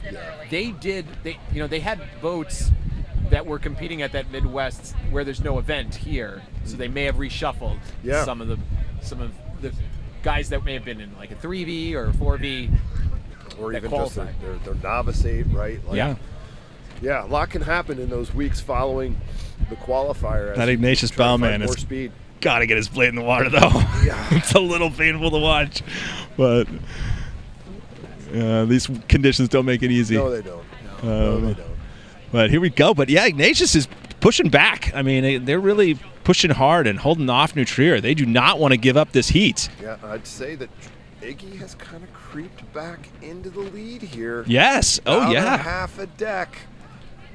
half a deck, and you just gotta keep stacking up the good strokes. Stay loose, stay focused on the calls from your coxswain, and just keep pushing, man. Not a little bit more. couple of seats now. Oh, yeah. No, Ignatius really making a move in this second 500 to assert themselves. You got the stroke rating there? Yeah, we're anywhere from 38 to 40 between Wow. the crews here. Wow. Wow. It also speaks to the speed of this tailwind, that they are just jacking it up. I'm sure the coaches are saying, hey, you got to base a lot higher than we've done in practice. This is not like a lot of the places some of these guys practice on. But guys, who is coming in third in this event? Oh, here? I know. That's the question here, because It's Montclair at the moment, but the moment. Well, is it though? I mean, Ignatius, California looks like San Francisco. Looks like they're right there too. Yeah, really. Yeah, a couple of seats really sort of separating Ignatius, San Francisco to Gonzaga to Montclair. Oh yeah, and that's. Can you make it to the semis? Might Now, be Gonzaga right now. Slightly. Looks like Ignatius Cleveland is trying to make a move, but they got to clean up their rowing a bit if they're really going A little bit longer, fellas. Just I get know. A little bit longer. Relax. Exactly. Coxon could just say, breathe, boys, breathe. Let yourself swing forward. Let the boat travel underneath you, and feel yourself grab that water in the bow. Right. Here it comes. Look at that. Look at that. Yeah. Out to almost a full length here for Ignatius. I know. Good for them. Good for them. It's been a real battle, and they've responded. Mm-hmm. And then for this third place race, who is it? And that wind is really whipping as we come in these last few hundred meters. Who is going to sprint to the line for the third place finish here and get that spot in the semifinal? I think it might be Gonzaga. We'll see. And it looks like it's going to be pretty clearly 1-2, St. Ignatius, Cleveland, and New Trier. And yeah, as it looks like it will be Gonzaga. Unless Montclair can surprise them at the end. Or somebody gets a little sloppy.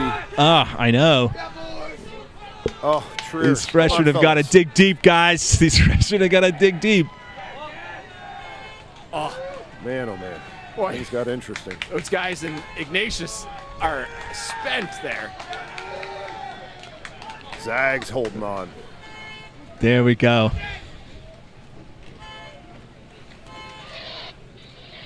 Stellar rowing from the freshmen. Yeah, that was great. That's also one thing that comes with more experience is the ability to lay it down the last few hundred meters. I mean, it's just one of those things you learn, but those crews all raced hard. Great experience for every one of those boats, especially in conditions like this. Yeah. You know, for St. Ignatius to respond to that really aggressive push from New Trier. Yeah, again, when you're thinking the race is going to go one way because you got results earlier, and then it doesn't turn out to be that way, and you've just got to hunker down. Well, we got 5 boats across, Five crews pretty here. equal here in this first 500 meters. Yeah, I'd say there's maybe a bow deck to LaSalle, and then looking at St. Andrew in lane 4, and then maybe Cheminade, I think. Probably. Chaminade saying, hey, I'm the seated crew here, fellas. Yo, let's leave a little room for me here now. Yeah. You can see Cheminade's getting a slight adjustment there in the steering. These are typically freshman coxswains in the freshman 8, so not as much experience dealing with conditions like this. Oh, this is Small adjustments like that matter. good, solid St. race. Andrews making a push I here. know, good for them. So to say, St. Andrews, they haven't been as clean or as sharp, maybe, but they certainly are attacking that piece. Yeah, that's the operative word here, John. And That is particularly- attacking. And particularly for freshmen, I mean, that ability to just dig in and just, honk on it can make a big Yeah. difference, especially in an 8. Yeah, 8's going to be one of the more forgiving holes Right. that we're going to see out here today, whereby you can be a little bit rough and still Move a boat. effectively move the boat. Oh, yeah. Oh, I've seen it many times. So St. Andrews, coming from Middletown, Delaware, they were an at-large bid here. Yeah, look at this. Oh, really? Fantastic. Chaminade, staying calm, staying composed. Yeah. They're I rowing know. cleanly here. Yes, the rating is pretty high, but nonetheless, they are surging, and not letting St. Andrews get away. These guys are really demonstrating some maturity beyond their years right now insofar as having a race that, come on, let's be honest, probably didn't go to plan right out of Right. the ditch. They thought that we were going to have the speed to really be there, and you just got to hang on and wait for that speed to come. Keep composed, keep putting good strokes together, And here we go. Look at this. Yeah, exactly, Chris. I mean, that maturity is tough to find, and so it's nice to see our freshman crew not getting rattled when they get down. I mean, I was telling Jim, one of the crews I was proudest of was one of these junior crews I coached over in England, and they were down a boat length in a 1,500-meter final, and they rode through them, and I told them that was going to happen, and they just had such composure. And this Chaminade crew, can they pull it back? I mean, St. Andrews is fighting hard here. Yeah, they are. I mean, right? this is wobble there from the 3 seat there. There's no quit. There's no quit in St. Andrews, right? Like, I mean, to your point, like it's not pretty, right? But the boat's moving. Like, if you're in first, you're doing something right. Yep. They are not backing away. They are not shying away from what can only be described as utter discomfort right now. Oh, no for sure. one feels good here. Oh, and there's the lift from Chaminade, though. There's the lift. Uh-huh. Well, it's also, I mean, the more senior guys have more fitness too, so they have that. There's less of the fatigue that kicks in. In the last race, you saw some of the fatigue with these freshmen, and I think you're seeing it now with St. Andrews. Some of the technique stuff, yeah. Yeah, the technique stuff is starting to wear. They had to put in a lot of effort in that first half of the race, and Chaminade is, again, they've been patient, and they're moving through at a pretty good rate, but St. Andrews is not giving up. No. And I mean, kudos to these kids from St. Andrews for being brave and throwing something down in the early going to have themselves in this position. I mean, look, man, you're going to have to pay a price. You're going to have to pay a price if you want to be moving on to Saturday, and to see these guys willing to do that for one another, so impressive. Oh yeah, no, this is great to see. They're not going away, man. They are not. They are not. That coxswain is driving them on. Here. Why not? And St. Andrew has now lifted it up. Chaminade's now responding even more, lifting the rate higher. Yeah, let's go to 50, kids. I know. It's like some of those Cal crews back in the day, right? Yeah. St. Andrews still holding on. Look at that. I know. That was a great racing from those top two crews. I mean, really just St. Andrews really mature, digging in challenging conditions. Good stuff. Good stuff. Well done. Well done. LaSalle's saying, yo, Czar, I'm still here. You didn't talk about us, but FYI, we're moving on. I know. We're going to the semis. We're going to the semis. Just like to mention that. Well, when it comes to crews and stroke range, Chris, the crew that I think had the best acceleration of any crew I've ever been in was the crew that Jim Cox freshman year in college. Yeah. That crew off the start was like mid 50s in flat water, and they had to like calm them down and be like, stop this. But of course, the stern pair of that freshman 8 had been the stern pair of the junior national team 8 the summer before. Back in the days when you still rode freshman 8s. Right, exactly. Back when freshman 8 was still a thing. I know it's a different world. Everything's different now. But coming back to your point, in those days, it allowed for walk-ons to get into the mix, to get exposed to the rowing world. When you take away the freshman crew, you really take that away, which in the collegiate level is a downside. Where you see this right here, these freshmen getting this experience, being able to race at this level. If they're mixed up or if other people are mixed up, they just don't have that. As a class, you're building a class, right? Yes. You are trying to build a class upon a class upon a class so that you get a program that is at a level of sustainability, is at a level of speed that you can continue to produce year in, year out. And that is absolutely the result of having events like this, of having an event like a boys freshman 8, 100%. where all these guys can lock in and invest, and it's theirs. Well, I mean, I saw that. So when I was coaching over at Eton in England, they were on this turnaround, and they had this J16 crew. And again, I was coaching one of those 8s. Their top 8, the J16 crew, was stacked, and the varsity crew was lousy. And there was pressure for them to try and pillage this junior J16 crew. They didn't do it. That J16 crew, when they were seniors, won the PE Cup. They won the treble when they were seniors, and were the best high school crew in the world. Final heat here of the boys freshman 8. Last event before lunch. St. Augustine out to an early lead. Lane 1 right of your screen. St. Peter's Prep lane 3 is in second place, and then it's a close battle for third place between Walt Whitman and 4 Haverford School lane 5. Not too far behind Langley in lane 2 and Christian Brothers in lane 6. I like St. Peter's right now, not just because they're in lane 3 and they're the seeded crew, but because they're rowing with a bit more calm than what's going on around them, right? They're rowing their race. They're confident in what their plan is. They're executing their plan. They're not allowing the conditions to just, like, let them get away from it, you know? Right. Oh, yeah, first 500. Now you see, that's why, did we know much about this St. Augustine crew, Jim? Do we? They were an at-large bid. Great. Yep, out of Jersey. So they've seen certainly a number of these crews throughout the season. St. Peter's in lane 3 there, they won the Garden State by 8.5 seconds. But I think, you know, I hear what you're saying, Chris, but Walt Whitman also seems very comfortable. Yeah, a composed-looking crew, right? Composed-looking crew who certainly have maybe a little bit more gearing to go. Right. Oh, for sure. Definitely. Yeah, and you can see lanes 3 and 4 pushing in on their lead on lane 1 on St. Augustine's lead there. As we come through the middle part of this race, or as we said all day, that quality, that cleanliness just pays huge dividends through this middle of the race. Yeah, it might be a situation where St. Augustine, you know, hopefully has done enough to get themselves in a position to move on to tomorrow here, as it looks like top 3 crews maybe full-length lead on 4th. Yeah, but Langley is trying to step it up here. They have lifted their rate a bit. I don't know if they will have enough speed, though, to break in. Coming through here. I know. Is what it is. I mean, you got to have safety launches available to have a safe race. And everybody's got to deal with it. Some people just deal with it better. Right. Well, this is a tight race, a really tight race. And again, this St. Peter's crew, just like we saw with Chaminade in the last heat, stepping up, showing their medal. Don't count Walt Whitman out there. For sure. And St. Augustine's holding in there. Langley's pushing. I mean, you're going to have a real race the second half of this race. Coming down last 500 meters here. What are these crews going to do? Are these freshmen, do they have enough in the tanks to step up?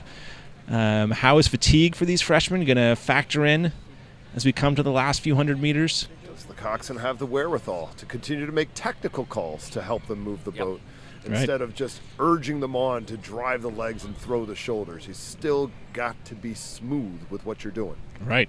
Yeah, I mean, you could see a little bit of that, the coxswain bouncing around in the St. Peter's prep boat there. Oh yeah, and some of that is check, but also some of that is just going to be just excitement from the coxswain. Oh yeah, right. Can he keep the guys under control here? All right, last 250. Here we go. Looks like the 1-2-3 is likely to hold unless Langley can put an unexpected push. But St. Augustine's moving; these other crews are moving, and I don't know if Walt Whitman's going to be able to catch them in this heat. They might see him again later on. Do have a bit of a steering adjustment there from St. Peter's. Walt Whitman is trying to take advantage of that. They have a little bit of a straighter course there. They are about a canvas behind. Who's going to surge? It has come right down to the final few strokes here to see who can take this heat. Oh, they're going to hang on. Peters and who's going to do it? A little bit cleaner from Peters. And St. Peter holds on. Yep. And so does St. Augustine. There we go. So goes St. Augustine, right? Brave out of the ditch there from those boys. Great job for all those crews. And here are these crews finishing up too. Again, great experience for every crew to make it to this regatta, to put in these hours and compete in these challenging conditions. And with that, it looks like we are at lunch break. Next event is going to be the girls' freshman 8. I'm one of Greg Catrello's teammates from high school, Franco. So I just texted him, I go, hey, I think they just mentioned it. He goes, yeah, like you're required to meet some of my Harvard teammates. So I was just boxing at Nationals. Fantastic. Yeah. Oh yeah, we just saw Greg a couple weeks ago. Nice. Back to this big Harvard reunion. Oh, very cool. And I hadn't seen him in a long time. I'm Michelle, I'm his wife. Oh, great. I was a coxswain at Cal, that's how we met. Oh, wonderful. Yeah.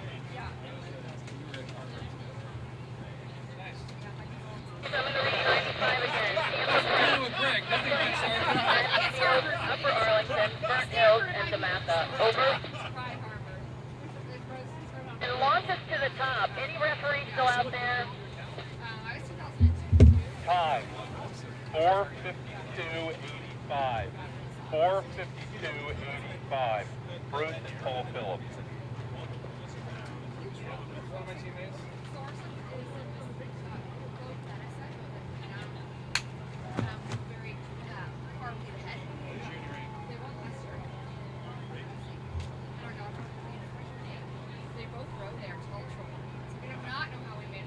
Do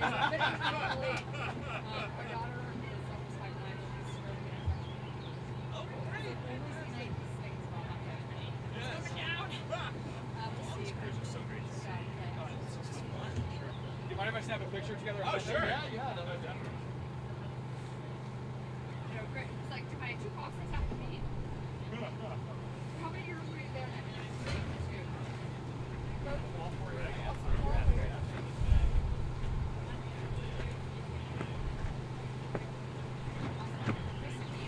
Likewise. No. Thanks for saying hi. I live in John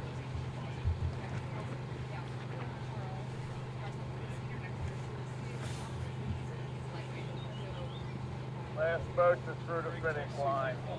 Turning around now. I had that Charles a couple years ago. We wanted to train it again. Well,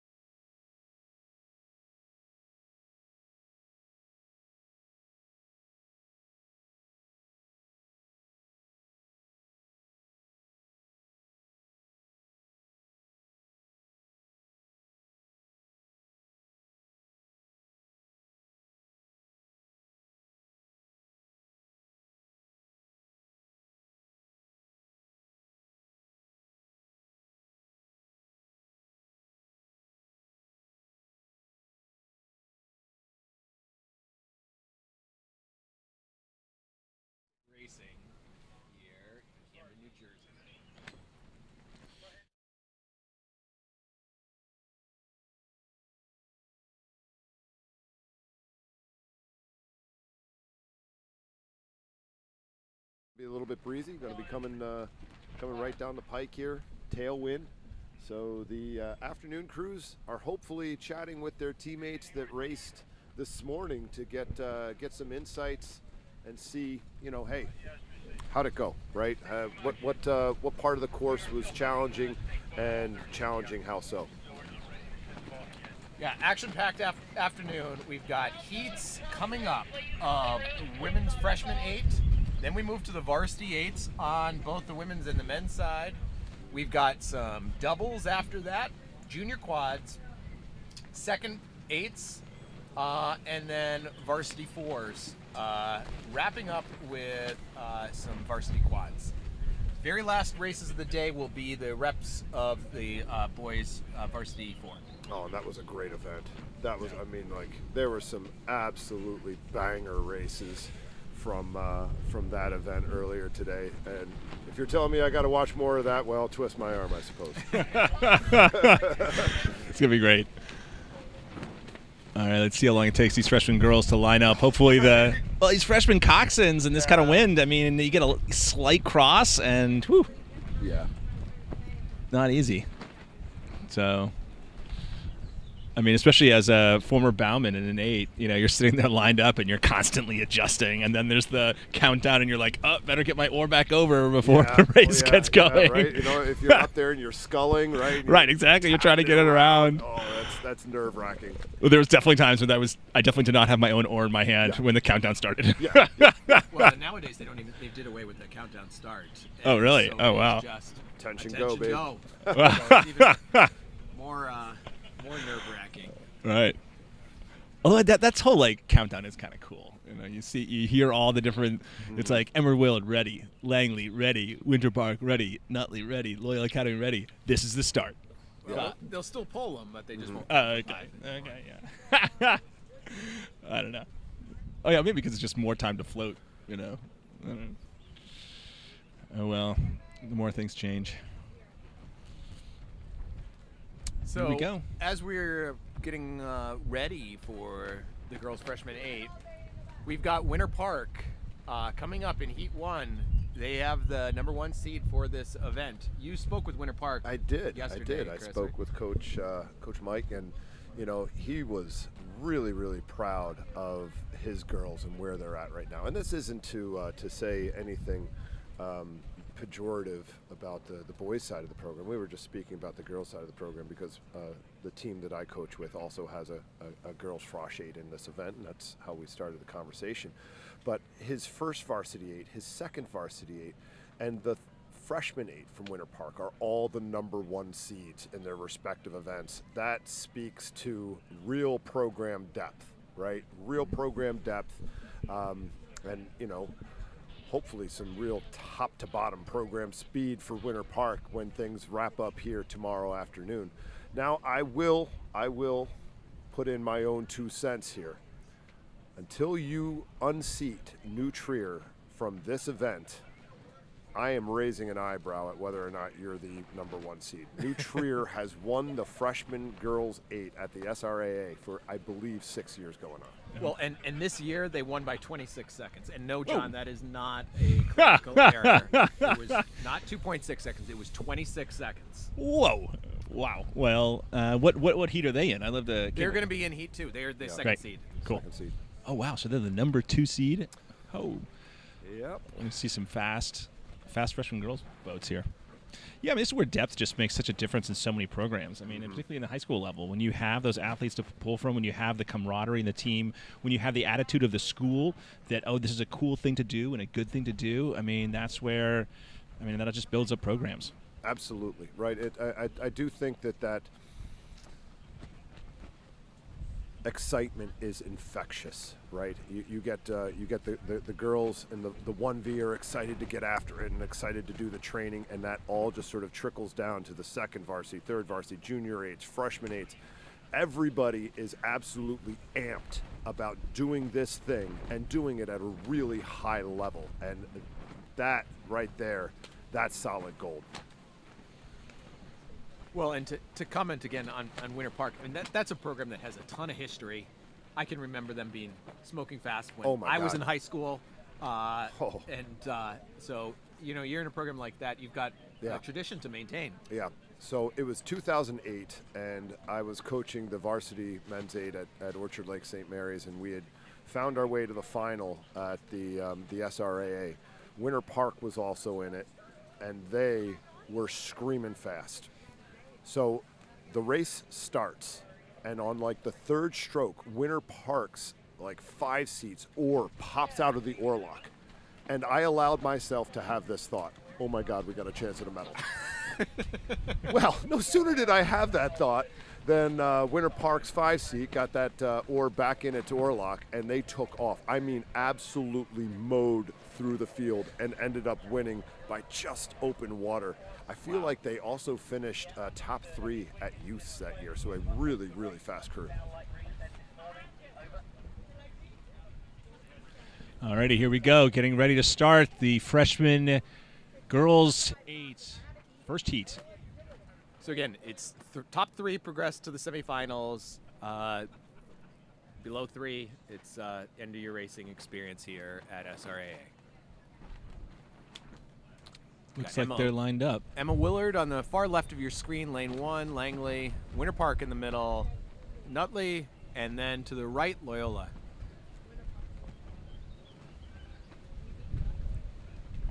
And you can see them trying to get the boat locked on, to keep the boat locked on while they're maintaining their point, which is very challenging in a big tailwind like this.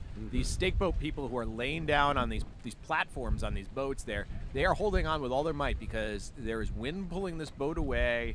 If there's any adjustment being made, that can pull the boat away as well. They're saying, let's get this show on the road here.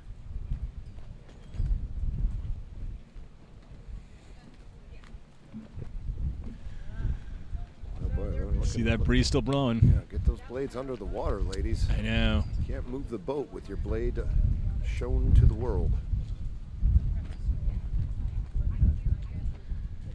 Yeah, they're already 5 minutes behind. Hopefully they'll start these soon. Wind has a habit of doing that, slowing down regattas. Yeah, we can see that we're going to have to make some adjustments here. Lanes 2, 3, 4. There we go, and they're off. What do I know? I know exactly. Poor Langley was Langley not can make that adjustment. Langley was not there. quite Yep. adjusted. Out of the ditch, though. Very, Look at very Winter fast Park start. WP. That is precision, man. That is a great start from them. And poor Langley having to readjust like that is, but hey, these things happen. But yeah, Winter Park, what a clean start. What great blade work. Yeah, really sharp. Shifting down here. Assertive, technical. I know, and these are just freshmen too. So, I know it, right? Pretty Apparently, this is how you also get the 1 and 2 seed, or the 1 seed in both the 1V and the 2V. Right? Yeah, exactly. Have freshman 8s that look like this. So Loyola over on the right, that's crew came in 4th at Midwest's here. Oh. They were an at-large bid, and they are hanging in there. Yes, they are. Hey, look, man, the Midwest is a very, very, very fast region. And if you don't believe me, just go ahead and take a look at the results from the SRAA over the past decade, right? Look at the Frosh 8s. Where are they coming from, both on the men's side, the women's side? Look at the varsity 8s. Where are they coming from? It is the Midwest region, a very, very competitive region. Which is where we have the poor Langley coxswain doing a slalom down the course. Yeah, this is a challenging conditions, especially for a freshman coxswain to deal with. Looks like they're going. Oh, now they're drifting over a little bit more. Yeah, and to just give you a little bit more context behind what this coxswain is doing, they are sitting in a hole.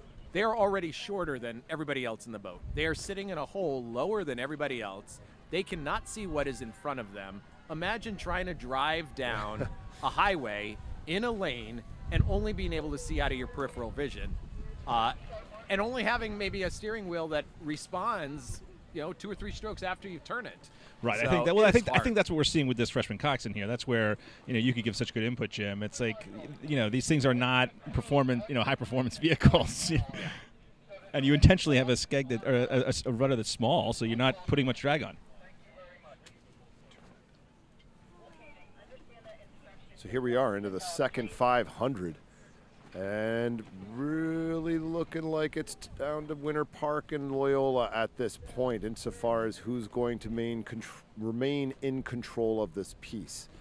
You know, credit to Langley, who obviously didn't have the sort of start that maybe that they wanted to, but you know, demonstrating some composure here. Yeah. Still in a position to be racing tomorrow, and that's all that matters today, really. Yeah, and that's where it's curious to see how Nutley will press them as we get going down the course. Will that be a real dogfight for third? You know, how will Loyola do as we adjust the view here? Nutley certainly is not wanting that message to come across, Chris, that that Langley's going to be here tomorrow. They're saying, no, that is our spot in the semis. Yeah, you can see it looks like they made a push right there. Nutley in lane 4, and it looks, at least from this angle, that they might even have a slight lead on Langley at this point. I think you're right. I think maybe about 2 seats of lead here. Yeah, well, we'll see as they come down through this heart of the course. Again, where we've been talking about all day, how they set that good rhythm, particularly in these heats. Look at the find your body pace. movement, synchronicity coming out of that Winter Park crew. That's a lot of strokes right there is what that is. That is a lot of strokes. Yeah, particularly that great angle that we've got right there on that crew. You can just see how beautifully they row. And they're just freshman girls, which is amazing that they're rowing that smoothly. And as we're getting now towards the last 500 meters here in the race, Winter Park comfortably in the lead and actually stretching it out, it looks like, as they go down the course. And there is this dogfight for third. Who is going to get into the semis? Is Langley going to hold on? Is Nutley going to challenge them? Who's got it in the tanks as they come down these last few hundred meters? Got to take a look and see who's surging. Got to see who's surging. Got to see who's clean. Oh my God, here's our girls. I tell you what, Langley's looking clean. Getting some good entries in here. Doing a nice job grabbing the water. Cleanliness and composure will win the day. Yeah.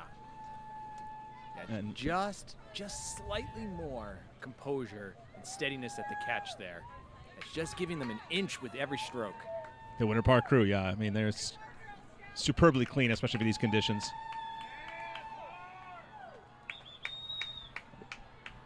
And Langley continues to move out. They very much responded in these last few hundred meters to extend their lead for third place, to be comfortably in that position. All crews look like they're lifting here. The sense of urgency is certainly upon them. And we'll certainly have to pay attention to the time now that Winter Park gets as they cross the finish line and see how that compares to the crew from New Trier who will be racing next. And Loyola women crossing the line here, saying, where is that finish line? Yep. But a very proud effort there from the girls from Loyola Academy. An at-large bid, like we said. You know, they didn't automatically qualify. They had to petition to get in, and they are certainly letting their presence be known that they belong.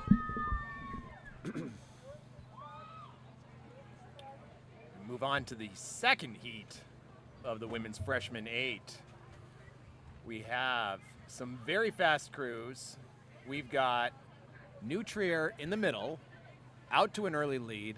Orchard Lake St. Mary's on your far right, looks like is in second place. Third place looks like maybe Jackson Reed in lane 2. And very close, Washington Liberty, lane 4, Gwynedd Mercy, lane 5. Yeah, really tight pack here. Not a ton of separation. I mean, obviously Trier's got a bit of a lead here, making some steering adjustments, as it will happen all the way down the course today. That is not going anywhere. Yeah, and unfortunately, that is where, you know, a coxswain can make or break things, and small adjustments like that do give up inches. Hopefully, for the New Trier crew, for them it won't make a difference. Orchard Lake St. Mary's is trying to pull in. Making a push, keeping things interesting, an aggressive, assertive rhythm from the ladies from St. Mary's. And who's looking in third place? What do we have here? Washington Liberty, but is they being pressed by Jackson Reed? Certainly. It's hard to tell I mean, from this angle. Washington Liberty and St. Mary's seem to have a real race on their hands right now. And here we go. We're coming into the second 500. We've seen it all morning. This is the moment when decisions get made. Yeah, and you can see New Trier just settle in, really lengthen their stroke, get that good pressure on. And the blade works maybe not quite as clean as we saw from Winter Park, but they certainly are a strong crew, and I can't wait to see what the times are, how they compare. Such similar conditions, racing one after another, will give us at least some indication of how they're going to stack up. Yeah, John, big surge from that Trier 8 right now. Big surge. Locking on, really driving the hips to bow. Powerful movements here. Yeah, and I mean, impressively long strokes from freshman girls. Yeah, I'll say that. yeah. But Washington Liberty now pushing hard against Orchard Lake there. There is quite a bit of overlap there. Orchard Lake still has a bit of a lead here, but I think they are closing that gap. You know, again, you kind of just take a look at the oars and their length in the water juxtaposed to the speed of the boat here. And honestly, you got to like that rhythm if you're Washington Liberty. All right. Coming through, approaching the last half of the race here. Some crews maybe starting to take some moves as they go into the last 500 meters. How are they going to push it right to the finish line? We've got some good composure in that New Trier crew. Yeah. They were dominant at Midwest. It's going to be very interesting when they face a strong challenge from Winter Park. And now we cross the 500 meters mark. 500 meters to go for these freshman girls to see who makes it into the semifinals for this event. And New Trier keeps extending their lead with some beautiful rowing. Looks very similar to Winter Park's lead in the last race. Yeah, I'd agree, John. I mean, they are just two phenomenal crews. Can't wait to see that race. Yeah. Wait, guys, if you were looking at this crew, would you say that these are freshmen? No, No, not a not chance. The way No, they not are a chance. rowing? I know. These No, there's just too much precision. And again, like the surge on the boat, Right, man. Like that's what I the was boat thinking. is just jumping. Right. That's impressive. Issue still in doubt between second and third. It seems as though St. Mary's responded to what Washington Liberty was trying to ask of them in that second 500. Few hundred meters to go here. We will see if that issue remains as it is. For sure. It looks like they're just extending their lead there, where they, as you said, push back and reestablish themselves. So here we come down.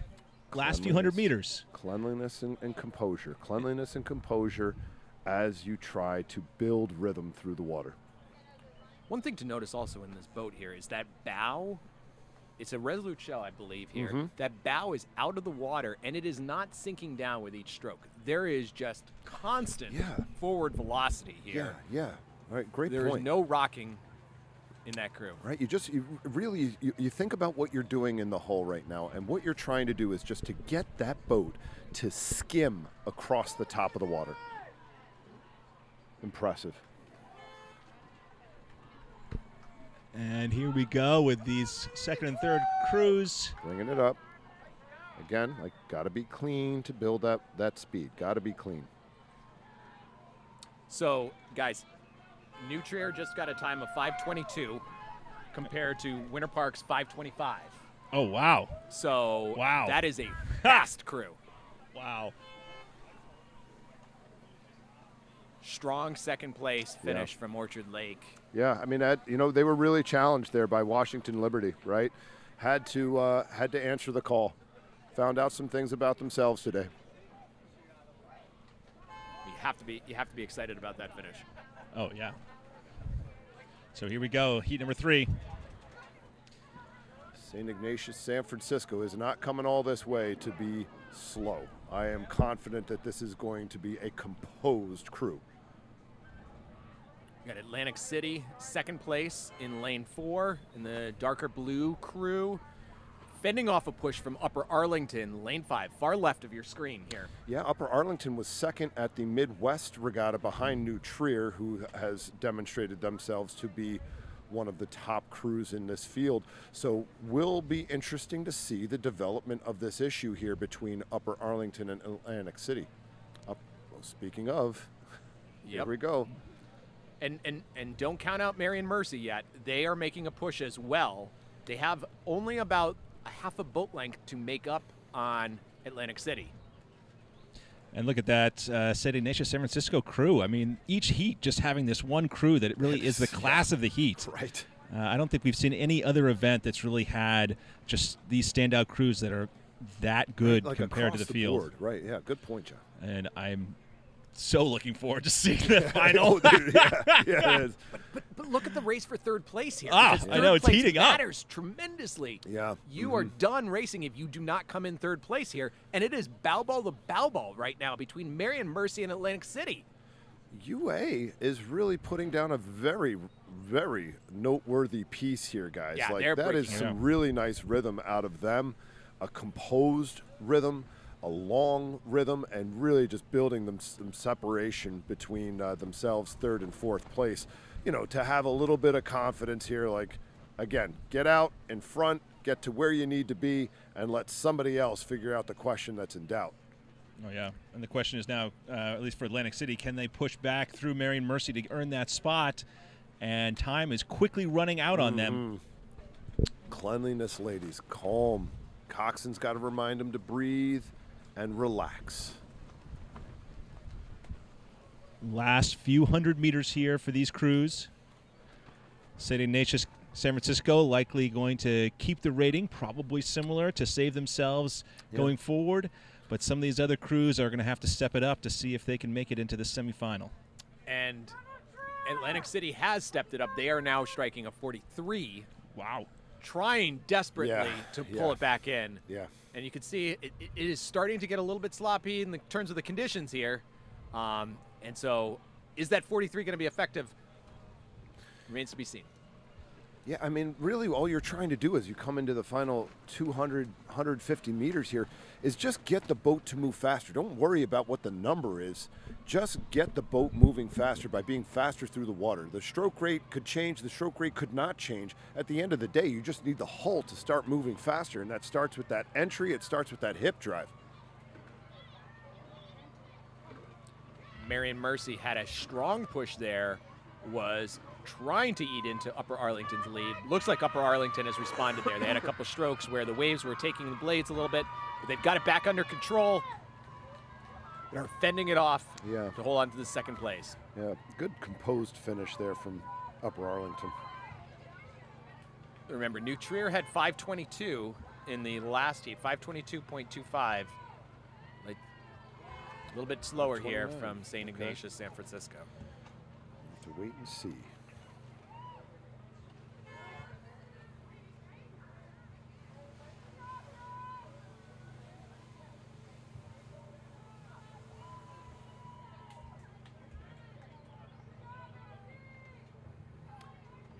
Final heat of the girls' freshman 8. Going from right to left on your screen. Holy names: Radnor, Mount St. Joseph, Mainland, and Plant. Early lead from Mount St. Joseph. Well, we saw that varsity crew doing so well, and here they're freshmen. Certainly digging it out in these tough conditions. But again, recovering from a couple of wonky strokes there for Mount and looking clean. Again, you can just see that the blades are above the water on the recovery. They're able to prepare the blades with consistency and confidence as they come to take that next stroke, lock on, and drive that boat. Yeah, Mainland's looking fairly clean, but I think Mount St. Joseph just has that much more power in the boat. Yeah, a little more juice, right? You can see it with the run of the boat. Strokes are just a bit longer in the water as well. Here we come up, going through the halfway point here. Are any of the crews going to make a move? Is it going to stay 1, 2, 3? Who's going to slide into second place? Is it going to be Mainland? Is it going to be Is that It does feel like Holy Mainland name? has another gear there, but they need to make the decision to tap into it. Yeah. I mean, do you want to use it, right? Like here you Good are question. pretty much in contact with Mount, right? And, you know, honestly, like they're about a length over whomever's in third. That is the question of who is yeah. in third, though, because Holy Names and Plant Yeah. are pretty close. I do Yeah. think Holy Names maybe has about half a boat length. It's hard to tell from this angle. And I think the exuberance of youth is certainly going to see the use of the sprint as we come into the final few hundred meters here. Yeah, Mount St. Joseph struggling a little bit with blade work in the rough water, particularly on the port side there. It's hard to see on this screen and to get a sense, if you are not here, of just how windy it is here. It is rough. It is windy. The wind is pushing these boats along, but they need to be clean. They need to execute clean finishes, clean catches. You got some chop, and you can kind of see on the screen there every now and then a little white cap popping up, and that's a sure sign of just some rough water. Mainland in contact now, about a canvas of overlap. Bow ball of Mount St. Joseph, the coxswain of Mount St. Joseph on the Mainland bow ball. See if anything happens here as we come into the final stretch.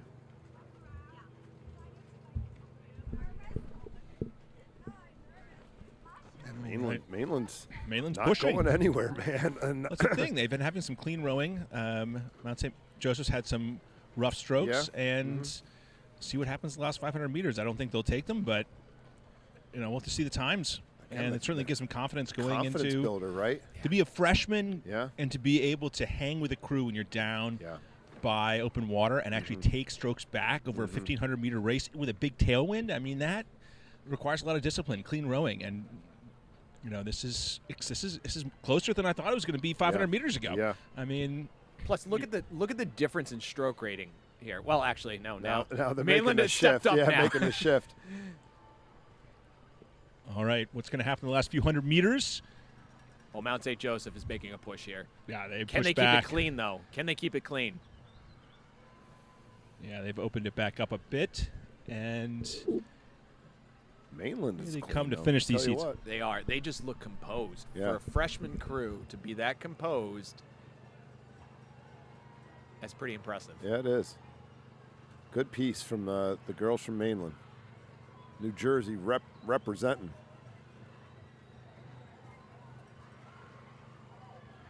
Boy. Oh, boy, Mainland coming on. I will say, the view that we have, the in-person view, the confidence of that Mainland crew. They knew they were second. They were okay with it. They just felt really confident. I bet we are going to see a very strong semi out of them. Yeah, and the girls from Mount are probably feeling like, what, that wasn't our best race. We had a bunch of wonky strokes. There was a bunch of stuff that, wasn't indicative of the body of their work, right? Like we saw them out of the ditch. They were very clean, very long in the water, good surge with the boat. And then they got into some trickier parts of the course there, and things got a little bit wonky on them. So, again, you do everything you need to do to get to tomorrow, and that's what Mount's done. They got some things that they can tighten up, polish up a little bit, and I've no doubt that we'll see a more polished effort from them tomorrow.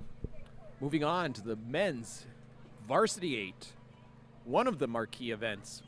This will probably be the fastest event of the whole regatta here. We have 4 heats, top 3 to the semifinals. So you need to be first, second, or third to continue on in the regatta here. We have leading Saratoga in the middle, lane 3, and then bow to bow ball, St. Andrew lane 2, Gonzaga lane 4, Yorktown not far behind in lane 5, and West Springfield in lane 1. Wow, Saratoga kind of making it look easy right now. I mean, I know that the race is still very much in doubt, right? The result is still very much in doubt. But nonetheless, that is a long, composed rhythm out of Saratoga. Also, St. Andrews making a big push here through the middle of the race to see if they can Aggressive. challenge Yeah. Saratoga's lead. good on them, and we'll see how Saratoga responds as they come down right to the last few hundred meters. Can St. Andrews sprint catch them? Oh, it's going to be close. It's going to be close. That St. Andrews crew has momentum right now. Momentum is so important here. I think they're going to just run out of race course here, but they're going to be nice and comfortably into the finals. Yeah. It's the semifinals. I'll tell you what, though, Saratoga didn't look like they were really willing to do anything to change their rhythm. You know, I think they just kind of sustained there. They had good speed. They saw what St. Andrews was doing. They were really kind of able to absorb it and just stay within themselves for the closing moments of that race. Well, I mean, again, I think their coach, this is a heat. You know, they got to keep some stuff that's there. They don't necessarily need to win that heat to get into the semis. And, you know, again, you know the competition at the boys varsity 8 is going to be stiff. Oh, yeah. Fast traffic, for sure. We've got a total of 20 crews competing in this boys varsity 8 here, 5 in each heat. 3 move on to the semifinals tomorrow. And the wind is really picking up right now around the tent. I don't know how that's going to affect things on the course. Again, the 8s are a little more resistant to the wind, or at least can handle better in it, but still, there are some breezy conditions out there. Heat 2. Lane 1, Wakefield, far right of your screen. St. Peter's Prep, Lane 2. New Trier in Lane 3. LaSalle College High School, Lane 4. Egg Harbor, Lane 5. New Trier got second at the Midwests a few weeks ago. Yeah, behind a screaming fast varsity 8 from Central Catholic, a really, really talented crew. St. Peter's Prep had second at the Garden State. Yeah. And LaSalle College hanging with them. Those 3 boats straight across, fighting for who's going to be first. Yeah, it's a tight pack right now. Very. So, looks like New Trier's establishing itself on this course. Yeah, they're making a move now. Can they continue to extend that through the middle part of this race? You know, Trier, like the rest of us from the Midwest, dealt with a very fickle spring insofar as weather and consistency, being able to get out onto the water. I feel like these last 2 weeks served a crew like New Trier really well, where they could just kind of refocus, rehone, get some things sharpened up as you come up against this next level, this next echelon of speed out here at the SRAA. So now into the last 500 meters, less than that for these crews. Big push here from LaSalle. LaSalle was probably about 2 seats down on St. Peter's Prep. They have pulled their bow balls even and are eating into that lead of New Trier. There is still race course to go here, folks. Who is going to get this one? All 3 of these look to be comfortably progressing to the semifinals, but the seeding is important.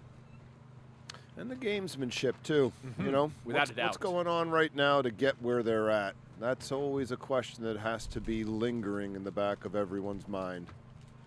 Are you seeing everything, or are you just seeing something? Yeah, and sometimes you get surprised. Sometimes you think you're going to go out there and easily take this course down, and next thing you know, you're pushed and challenged. That can shake the confidence of a crew. So here we are, few hundred meters here. Who's going to sprint to the finish line? Are they going to save some back in this heats? You can see in this angle that we're looking at here, the amount of gap between where the strokes blade is entering the water and the set of puddles from before, and New Trier is just getting a little bit more space with each stroke. Yeah, nice run. But that St. Peter's Prep boat, that is pushing. They are just going to run out of race course. It is close. Yeah. St. Peter's was able to resist LaSalle there. Kudos, because LaSalle really pushed hard in the second half of that middle 500. Made things pretty interesting. So the Saratoga crew in the last heat had a time of 4:22.5. New Trier's official time, 4:22.3. This is going to be a very competitive event. Oh, man. mean, it already is in Yeah. the heats, but I mean, tomorrow we're going to have some very exciting races. Montclair, here we go. So we've got Montclair in the middle. Montclair won the Garden State Championships. We've got Loyola came in 4th in the Midwest. They are an at-large bid here. They did not automatically qualify. We've got Jackson Reed in lane 5 in the darker colored shell. Bow ball to bow ball with looks like Winter Park on your far left of your screen. Excuse me. Right. I'm backwards Yes. here. We've got Loyola Academy's in lane 4. Chaminade is in the yellow boat on the far left of your screen. Yeah. Winter Park is on the far right. Yeah, Jim, and it looks like though the issue for who's going to win might almost seem to be cinched, the issue for who's qualifying tomorrow is absolutely in doubt. Coming into the final 5 here, it looks like Loyola's pushed up and Jackson Reed is going with them. Does Chaminade have an answer? Oh, I mean, this is just down to a couple seats here, and the last, 400 meters now, 300 meters, 30 strokes left in this race. Can they get a little more power behind it and elevate that stroke rating? Need to be just sitting up, punching the legs Yeah. here in this screaming tailwind. Chaminade just doesn't seem to have that extra gear right A now. little bit short. Yeah. Not to be critical. I know these guys are getting after it, man, but you gotta stay long. Length kills in this game. The longer you are, the faster you are. Now look at that answer from Loyola. They Yeah, are pushing out right. quarter of a boat length now. Look. That is a nice sprint. For Just these look at the guys. way they're finishing their strokes. Look at the way they're finishing So their strokes, right? Tall, hanging onto that water, keeping the blade in there, getting the shoulders through the hips. Really, really powerful on the drive here. And composure from Montclair, just above it all, comfortably aloof of the fray. Yeah, we'll see how this Montclair time compares with the times we saw.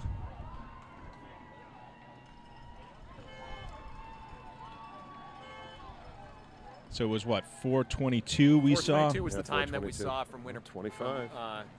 from the prior one. So Montclair slightly behind that, at least based on times. Now, again, Yeah. that only says so much. Right. I mean, I think we would all agree that they were in a maybe a bit more comfortable position, certainly than New Trier, right? Yeah.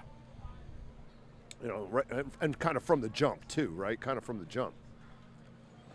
Canisius, man, I know. these guys have been seeing some building speed over the past couple of years, man. They had a straight 4 that was just nasty at youths last year, as well as a pair that was in the finals at youths. These guys have got some speed. And they're just so comfortable. It looks like, you know, they're just long and saying, this is our race here. I wouldn't be as comfortable No. if I were them, because that Ignatius Cleveland crew pushing hard, as is Seton Hall Prep, far left of your screen. Yeah.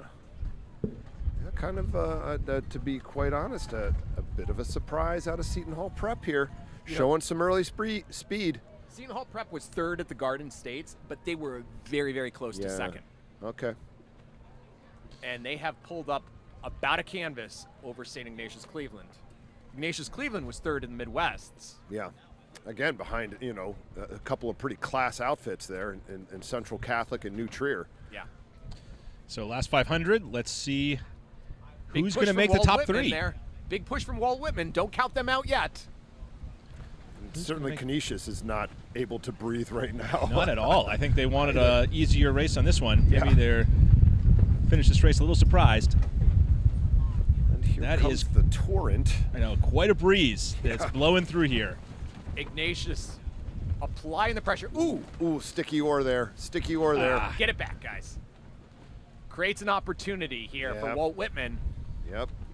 Hopefully that coxswain saw it and can communicate to his crew. Now is the time we got to go. Good length, good surge. Continuing here from And- Canisius. Look at that Walt Whitman crew. They are dead even right now. Making them. They have not given up, and they're push, hung in. making And a can they do it push. in the last couple hundred meters? Seton Hall Prep still holding on, saying, where is that finish line? Composed and clean. Composed and clean. Who is going to be composed and clean here? And who's going to close it out in these last few strokes? Oh, boy. Who's got second? Who's got third? Here comes Whitman. Don't look now. Here comes Whitman. I think Whitman's got it. It's so tight here. So tight. Really nice. Oh, big push from Ignatius. Is it going to be who's enough? going to do it? Oh, yeah. Oh. It looked like Walt Whitman. It looked like Whitman. Like Walt Whitman. Whitman by maybe 8 inches. Wow. Super, super close here. Yeah. Wow. Very impressive racing from these men. Yeah. Absolutely. Well, there we go. We've got our boys. Ignatius had a time of 4:22. Seton Hall Prep 4:25. So again, 4:22 seems to be the standard here in the men's varsity 8. Yeah, except for the third heat was slightly slower. Slightly slower. Yeah. Right. All right. Well, we've got Move on to the women now. the top seeded Winter Park ladies here. Get to see what all the talk is about. So same setup that we had in the men's. Top 3 to the semifinals. Remainder get eliminated. We have 21 entries in this event here. So they are off. Far right of your screen, Yorktown, Loyola in lane 2, Winter Park in the middle. They are the favored crew. St. Andrew, lane 4, St. Anthony's, lane 5. And despite the conditions, looks like a relatively clean start for most of the crews here. Some minor steering adjustments, but they seem to be off to a clean start and settling in. And St. Andrews trying to press on Winter Park. Really high. Really, really high out of St. Andrews. Yeah, they're going to. I mean, again, you're not going to get an invitation to the race, right? No one's sending you a Hallmark card saying, yo, show up.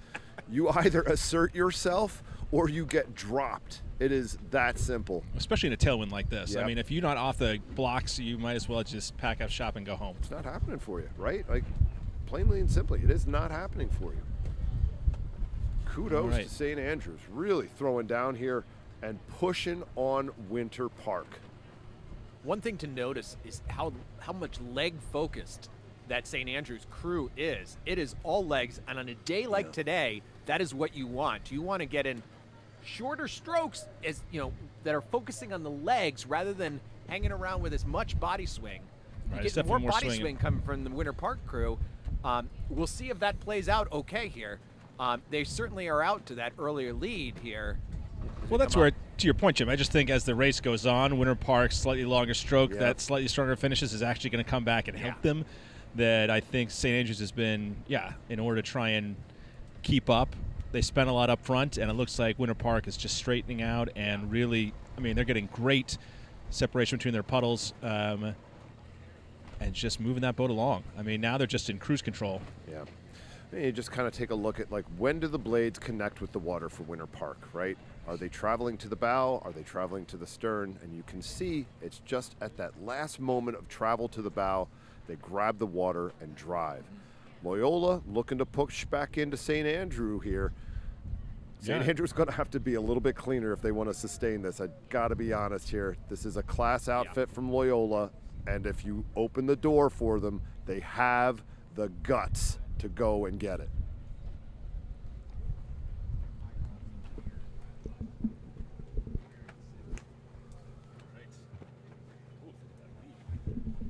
Winter Park just extending their lead, it looks like, through this middle part of the race. We got Yorktown there trying to hold on. Top 3 progressed to the semifinals.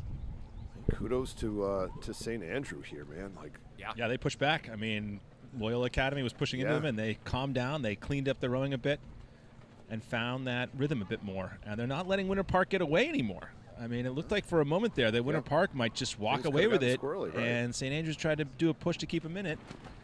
But now they're coming to the last 500, and maybe St. Andrews spent a little bit too much out of the tanks to try and keep Winter up. Park is making a shift here. Yeah, they're making a shift here. You can see that. Shift into that 500 meters to go mark. Right. To just shut the door on them as best they can. But look to the right of your screen there. Yeah. Yorktown just off the Yorktown screen. and They are Loyola. still in contact Yep. there. They know they've got 500 meters. It's the end of the regatta for them. They have to go now. Look at how good that Winter Park crew looks. Yeah, I tell you what, I'll take a crew like St. Andrews any day of the week. You got all 8 of them doing exactly the same thing, exactly the same way. No prima donnas in there thinking that they're God's gift to rowing and I'm just going to be stubborn and obstinate about it and not capitulate to what is happening within the crew. Very, very uniform out of St. Andrews. Speed is being a cog in the machine, not the special snowflake. Sounds like you might have some experience with rowers who may feel have differently. May have had to do some convincing to some people who were otherwise unconvinced. Coming into the last couple 100 meters here. Comfortable lead here from Winter Park. Composed, long, the quintessence of command. Definitely living up to their reputation here. Could get interesting here for Loyola, or do we think that they're comfortable over Yorktown? I don't know. I Looks like think about they're length. relatively comfortable.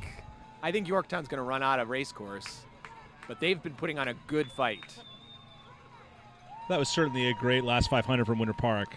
Yeah. I mean, St. Andrews made that push before the 500 to go Yeah, mark. I mean, they had responded contact. They and nearly just had contact, right? Winter Park responded and just laid the hammer down. But great row from the St. Andrews girls. Yeah. Gutsy. Really aggressive. Really gutsy. Time of 4:55 from Winter Park. Very fast time here. These women's varsity 8s.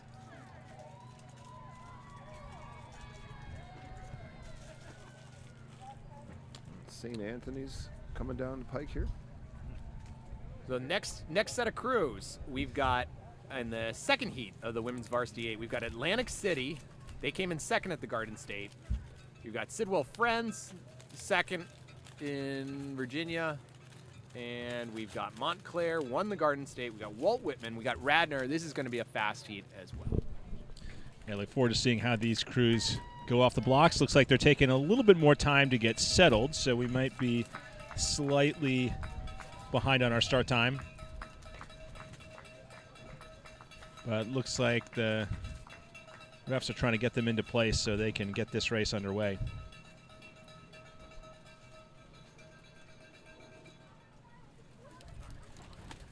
Well, this weather, sunny, then it's cloudy. The one thing that's consistent is the breeze. And there was a time a little while ago I thought this time was going to blow away, but here we are.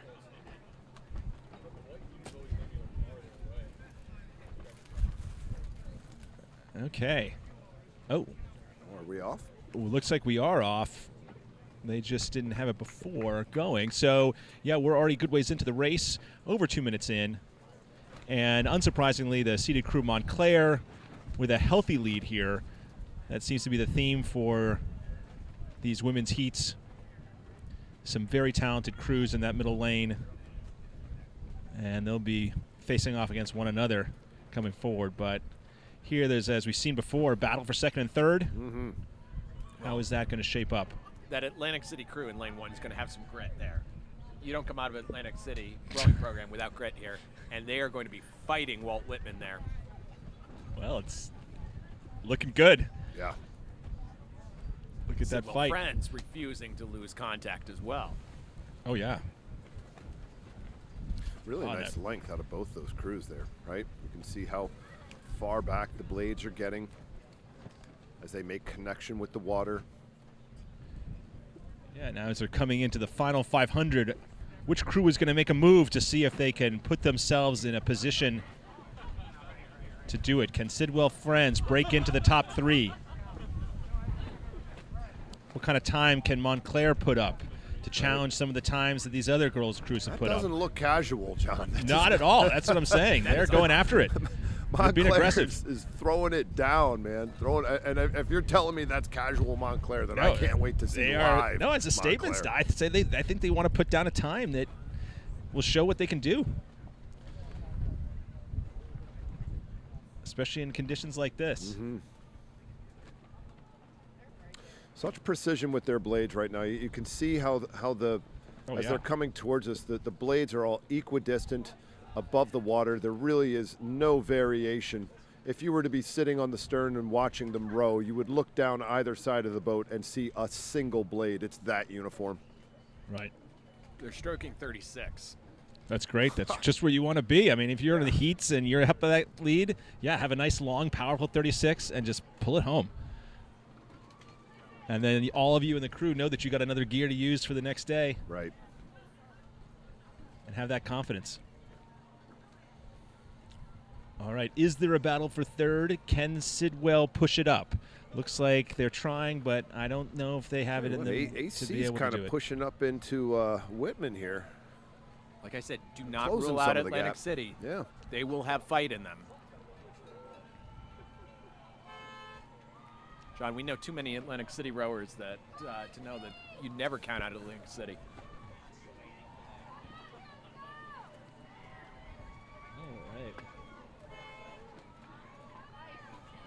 Good surge Well, there. well from AC. rowed. Good surge. From Montclair, Whitman. The time that we were looking at, Winter Park, was 4:55.9.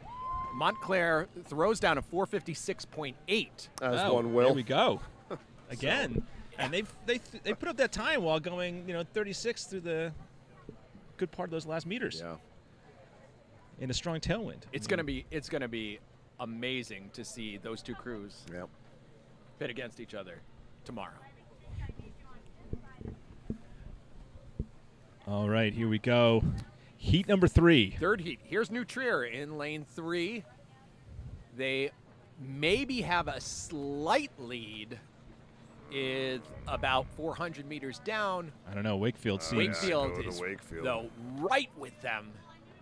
This is St. Ignatius, San Francisco, also there, as is Jackson Reed. This is Reed a making great it race. interesting. Yeah. No, this is nice to see. So many of the heats recently have been, there's been one clear favorite. This looks like it's several crews in the mix. We'll see as they stretch it out through the middle whether someone can find that rhythm and try and get some separation. But these crews are really battling one another down the center of this course.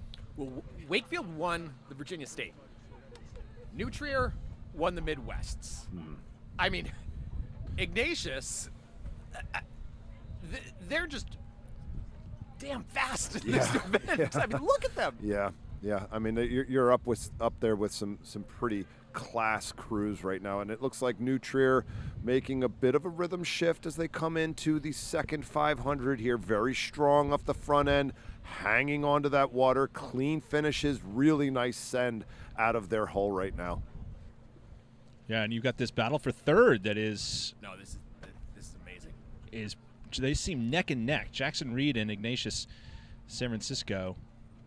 You can see the coxswain and the Jackson Reed crew at the bottom of your screen, just eyes glued to the left there, saying, "Come on." I know, and Come on, Ignatius ladies, San we Francisco need to go made a now. move there. Looks like they're now pulling away from Jackson Reed, while New Trier continues to maintain a few seats lead, maybe half a length lead on Wakefield. Can Wakefield respond as you come into this final part of the course, coming into the third 500? Who's got it? So Jackson Reed was an at-large bid in this event here. So can they tap in to St. Ignatius, San Francisco? I tell you, it's about a seat down, and you got 500 to go. That is not insurmountable. And Jackson Reed's no stranger to this event. They've been qualifying in the women's varsity 8 for a minute. This is a good outfit here that's deep. We've seen a number of their entries in other events, right? This is really a quality outfit, and I would anticipate a real throwdown from these ladies in the final few hundred meters of this piece. Yeah, so coming down to the end, can Jackson Reed push and challenge St. Ignatius San Francisco to get into that semifinal? It looks like New Trier is going to come away with this. Just quietly went about their business here and got themselves out to nearly a full-length lead. Oh, yeah. And they're moving now as well. Now, can Wakefield move? Is Ignatius San Francisco going to try and move on Wakefield? Wakefield's going for it. Throwing everything they got at it here. Taking the rating up with a few hundred meters to go. I'd say they're probably in at 40, if not just over. Jackson Still Reed looking brought clean. a canvas behind, fighting to try to get progression into the semifinals. First 3 progress. Oh, look at that racing. With St. Ignatius stepping it up here, they've definitely increased their stroke rating. Maintaining about a quarter of a boat length lead over Jackson Reed. And New Trier continues to look strong as they come through the last few 100 meters of the race. Keep those blades tight to the water here. You don't want that bottom edge drifting away. Quick lock, a big send. This fight for 3rd place, though. Oy, oy, oy, oy, oy. Jackson Reed has really pushed. Inches behind. Has if really not even. pushed. Oh. And oh, Wow. Just by a hair. Wow, who won that I'd for say- 3rd? Who got that? I'm not at liberty to say. Ignatius Oh. San Francisco. Let's. Held on. Wow. So Wow. New Trier crossed with a time of What was the margin? 4:57. Man. Oh, another close race. Yeah. And again, like we saw Jackson Reed, like, you know, I mean, it kind of 2 seats, 4 seats, something like that. So That's a big push. it looks like the official time is 4:57 for New Trier. Wakefield 2nd place. St. Ignatius San Francisco with a time of 5:05.5. Jackson Reed was 5:05.8. So just a little bit shy from Jackson Reed, but there was a huge push there. So how does that 4:57 compare to the previous 2 seconds. 2 seconds? 2 seconds difference. Okay. So it is going to be a very, very, very fast final. All right, the final heat now. Final heat, we've got 6 entries in this event here.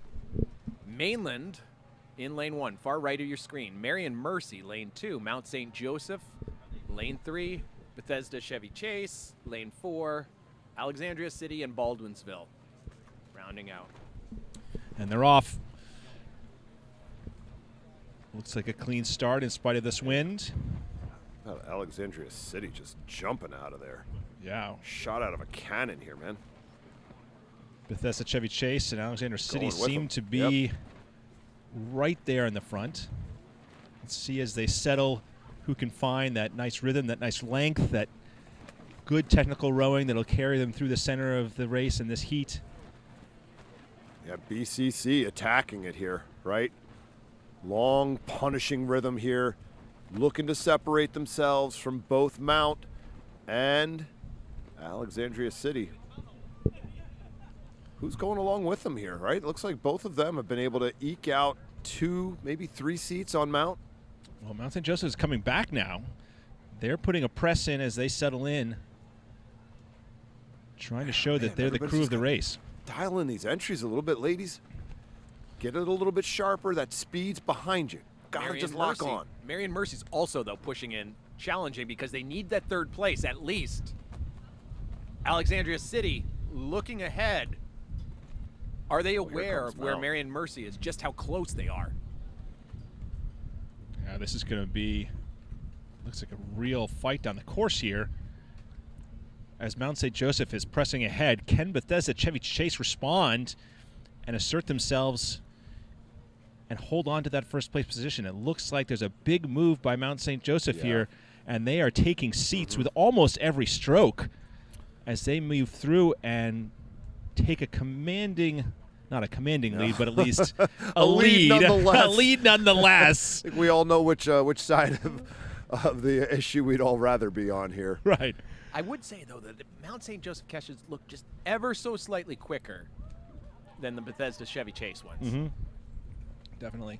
There's a little bit of Little some of the hesitation there. Yeah, little rowing in the blades there on the Bethesda Chevy Chase, and you know, you add that up over a period of time, and now those geese get in the way of Mount St. Joseph. No, but hey, they're not to be deterred. They're out to 3 seats right now over BCC.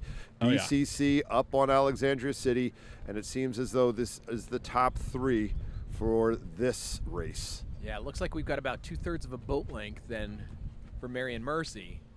And are they going to have enough race course left to try to eat into that 3rd place spot? There is a course correction coming on from Alexandria City there. It's going to make an impact. It's going to have an opportunity here for Marion Mercy. For sure. Oh boy, got to get off that buoy line there. I know. And Alexandria City pushed hard at the beginning. Is that going to cost them as they come through this key middle part of the race? All right, all the crews are now coming up on the last 500. Oftentimes crews are making a move into that last 500. Mount St. Joseph continues to extend their lead. BCC dials in on these entries here, this last 500. Look out, right? Here they are. They're getting sharper already. Yep. Free speed there. Just get the blades prepped a little bit sooner. Lock on and suspend. Oh, yeah. Alexandria City. Again, I mean, at this stage of the game, I feel like that, the top three are moving on. But nonetheless, like, if this is a crew that's been ahead of you all year and all of a sudden you're right there with them, you're feeling good about this piece. All right, we'll have to keep an eye on the times here, see how the times for Mount St. Joseph compares to the times in these other heats. They're coming up on the finish line here. Are they going to try and bring it up? Are they just going to keep the rating more or less as it is? How much do they want to spend themselves? They do appear to be comfortable here. Yeah, As definitely. out here, though, that fight for third place is Marion Mercy. They are surging right now.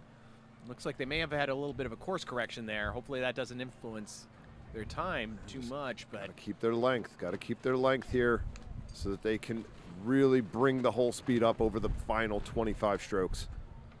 Alexandria City stepping up here. Oh, yeah. Trying to fend off that Marion Mercy charge. Looks like they're going to be successful as we come in close to the finish line here. Confident, composed piece from Mount there. Nice work.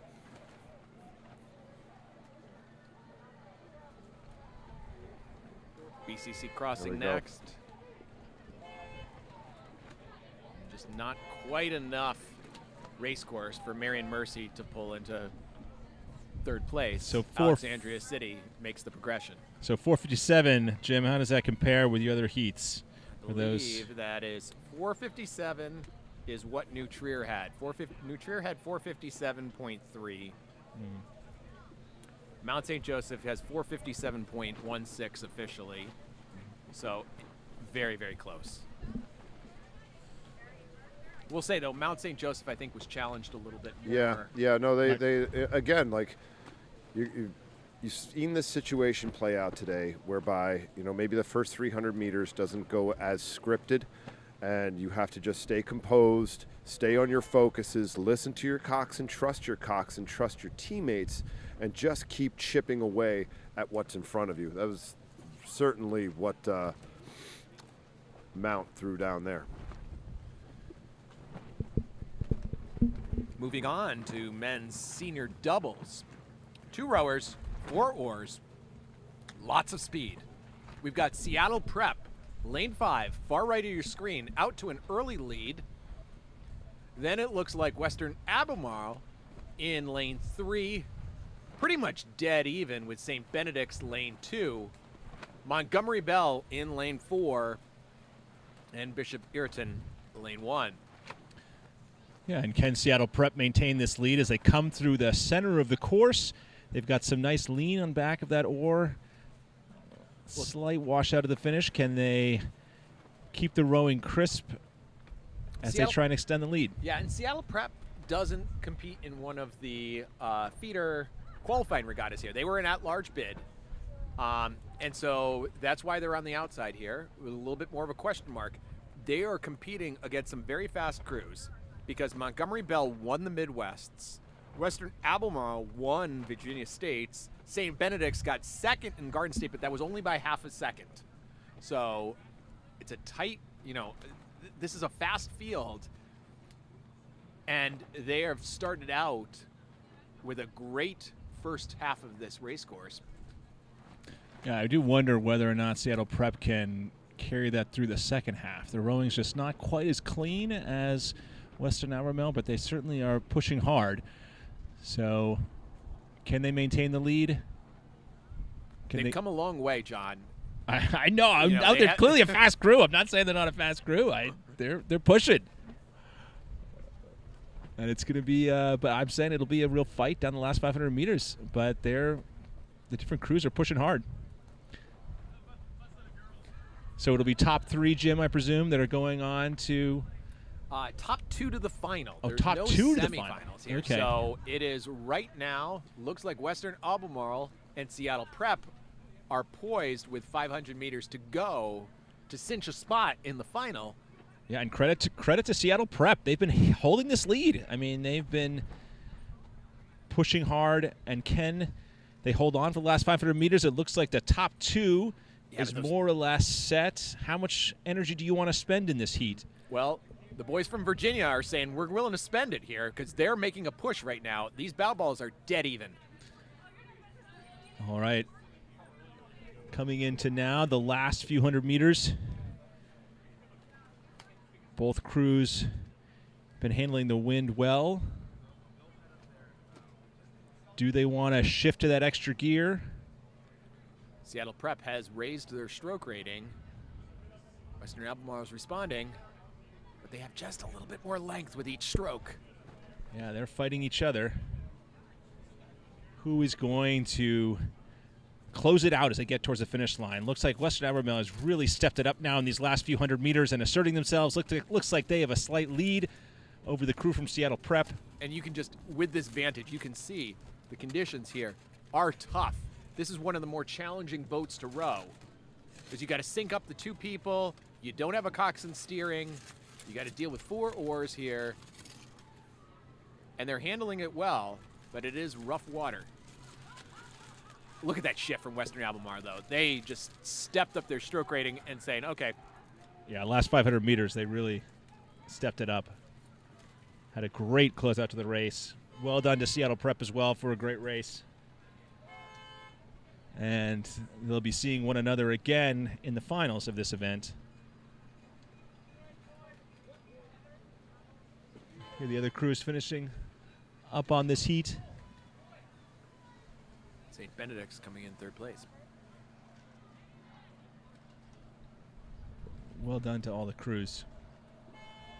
We got a total of 15 entries in the boys' senior double, 5 for each heat. Top 2 go straight to the final. Second heat here. Looking at Ridgewood in lane 3. They won the Garden State. They are currently in the lead. Waterford, lane 4, 2nd place, off to the left of your screen. And then it looks like Taylor Alderdice in lane 1 is right now in 3rd place. But you said top 2. But it's only top 2 to progress. Only top 2, and these top 2 crews are looking pretty strong, both of them. Certainly this middle crew, you said it's Ridgewood, Jim? Yeah. Ridgewood, very smooth rowing, very confident. They don't seem rushed at all. And that's just the way you want to be for a heat, especially when you're in the lead. Coming through the center of the race now. And that smooth rowing, that confident rowing, pushing out with each stroke of the legs. They're just going to be extending their lead, it looks like, against some good competition.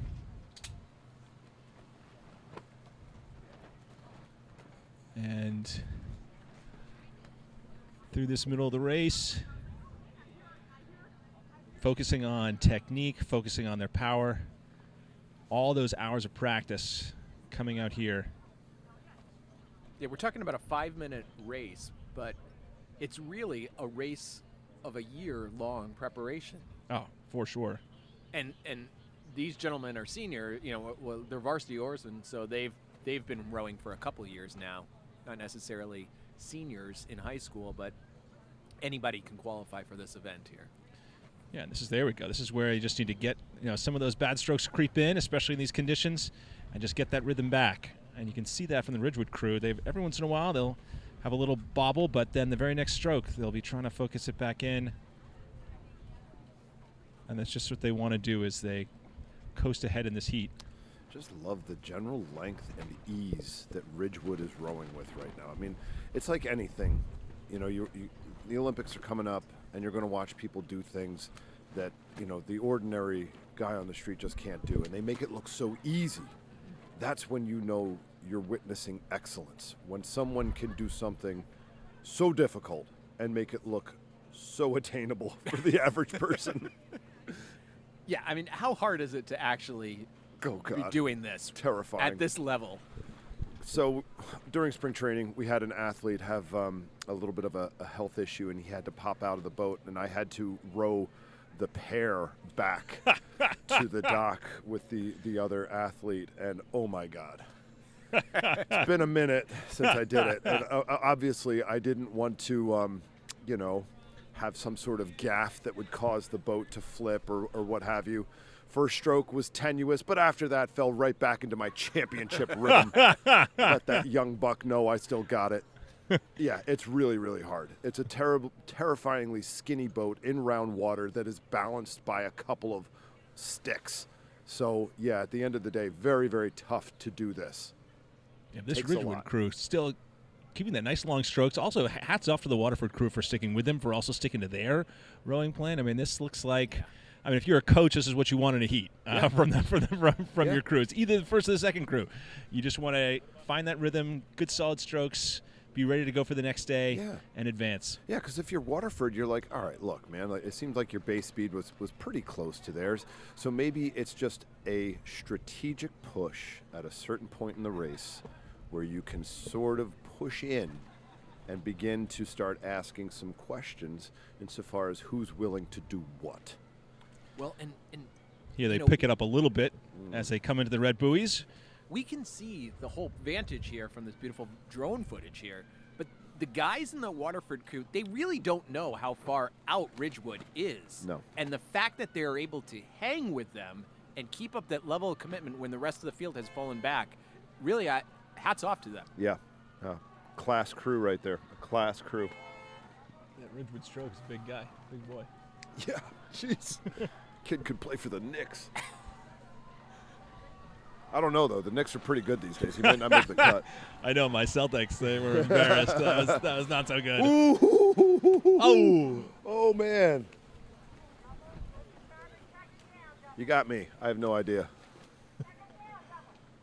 All right. A tenth. There we go. How did those times compare, Jim, to the times before for those doubles? I'm loading that up. Okay. So Western Albemarle had 506. Oh, yeah. Well, that makes sense. They seem to be pushing a lot harder than the Ridgewood guys were. All right, we'll see this third heat. See if this heat is a little more competitive. The last two heats, you've had two crews that were pretty clearly the class of their events, and now it looks like we've got three crews that are across. What's that going to mean as we come down the course? Is one going to separate themselves? Are the other two going to come back? Are they going to find their rhythms? Is it going to be a dogfight right to the end? We'll see. Certainly the crew from Conestoga seems to be finding their rhythm. That St. Joseph High School crew had third at the Garden States. Shaker Heights was second at Midwest. And it looks like the St. Joseph's is just a bit cleaner than the Shaker crew. Just a bit more loose, right? Allowing themselves to be a little bit more long in the water than Shaker. And on a day like today where you're getting gusts, where you're getting waves, that little bit of relaxation there just gives you a little bit more resilience to handle the conditions. Look now. From our lips to God's ears. There they go. Shaker making a very assertive push here. If they can just relax and be clean, it would be effective for them. Yeah, you can see the stroke looking over to his left there, saying, where are we on this other crew? Knowing that right now we have to go because it's game over if we don't get first or second. Oh, yeah, this will be quite a battle as we come down the second half of the race here. Yep. Let's see if the St. Joseph people can dig deep and not let Shaker Heights establish themselves here. All the while, Conestoga is not breathing easy. No. Right? you've got this absolute fist fight going on behind you here, and you know that those guys are throwing everything at it. So you have got to keep pushing if you're Conestoga here. You can't just sort of like lengthen out to a more languid rhythm. No, sir. It still has to be foot on the gas, flat out for them. Shaker making a definite change here in rhythm. Are they going to be able to jump up the speed, though? It seems like they may be eating in just slightly. It's a heck of a race between those two crews. I mean, they are going stroke for stroke as they come through this. Right? Like, if you're St. Joseph here, are you just trying to, like, hey, man, just stay calm, don't worry. When it comes time, we'll make our move. We know what we got to do here. I understand those guys are throwing the kitchen sink at us right now, but just stay calm. Stay within our plan. Stay within our rhythm. Well, you only got 500 meters left, so if you got something, if you got some plan up your sleeve, it's about time to pull it out. Nothing wrong with being coy. There's nothing wrong with being coy. All right, can Shaker Heights do it? Can they put down a little extra as they come in these last 500? And can St. Joseph respond? I will say, it does seem like Shaker Heights has gotten a little bit more rhythm going here. I think that St. Joseph is getting a little bit more rattled. Yeah. Oh, yeah, but both these crews are really trying to step it up. Now it's just digging in who wants it more, who's going to fight for it down for these last few hundred meters of this race to make it into the semifinals. All those strokes, all those practicing during the year coming down to these strokes neck and neck, just exchanging bow balls with every stroke as they come into the final stretch here. Oh, there they go. There goes Shaker. And again, man, like, you know, speed and aesthetics don't necessarily go hand in hand. I know. St. Joe's beginning to say, it's our time. Yep. I mean, look at how direct that bowman is. Wow. You see that peak he had over his shoulder there? You see, where's that finish line? It Right. cannot come fast enough. Yeah. Yeah, but look at that St. Joseph crew really just establishing themselves in those last 15 strokes even. Yeah. And Really just nice. opening it up. It's almost as though they had been waiting to figure out their time when they were going to step it up, and they just laid it down.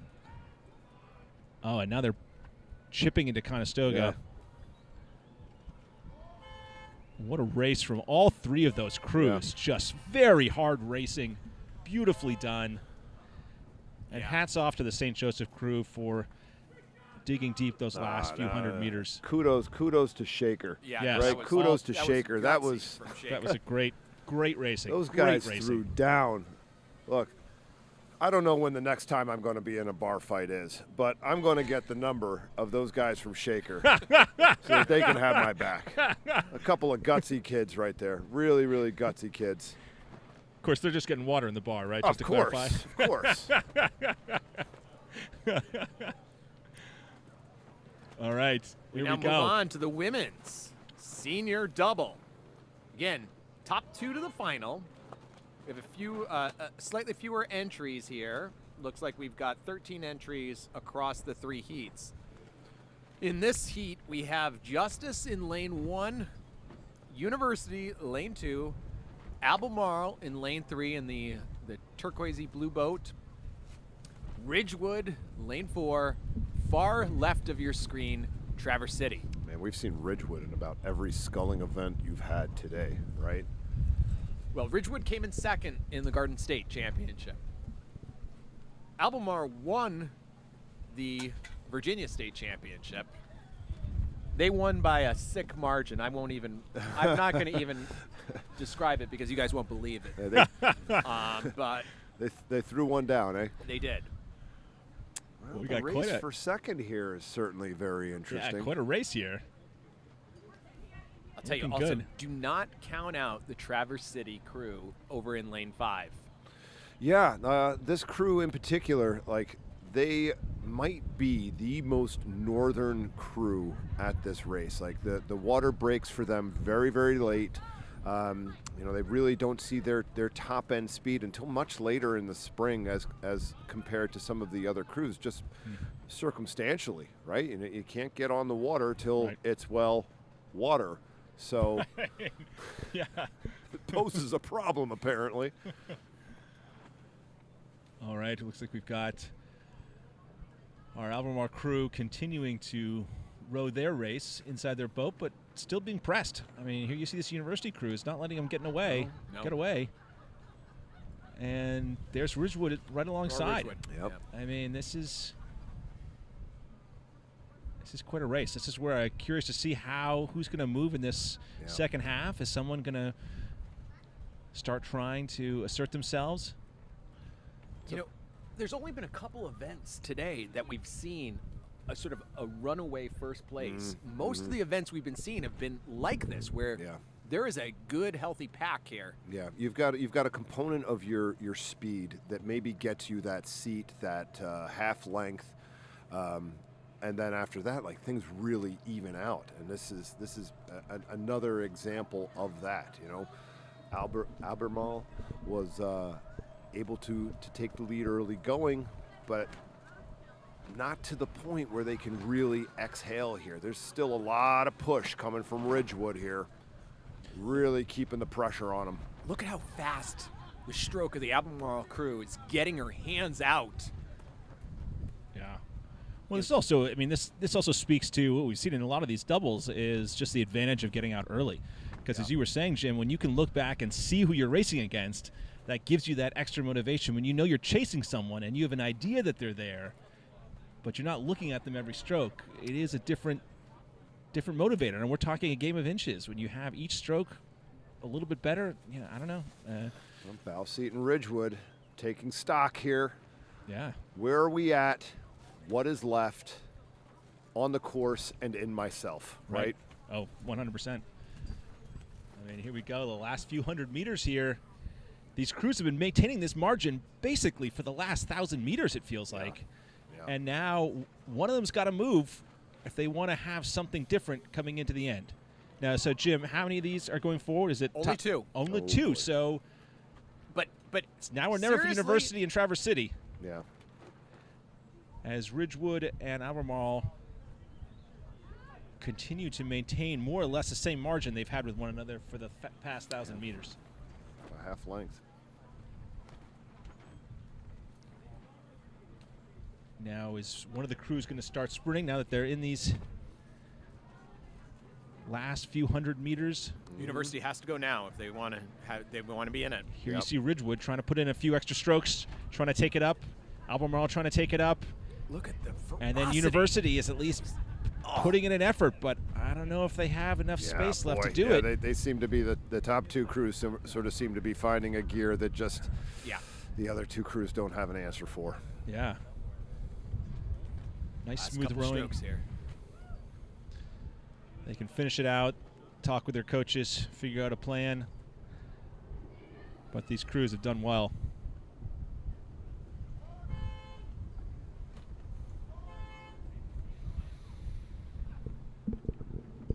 Oh, great race between those two. Yeah. Man. Some good celebration there from Ridgewood. Yeah.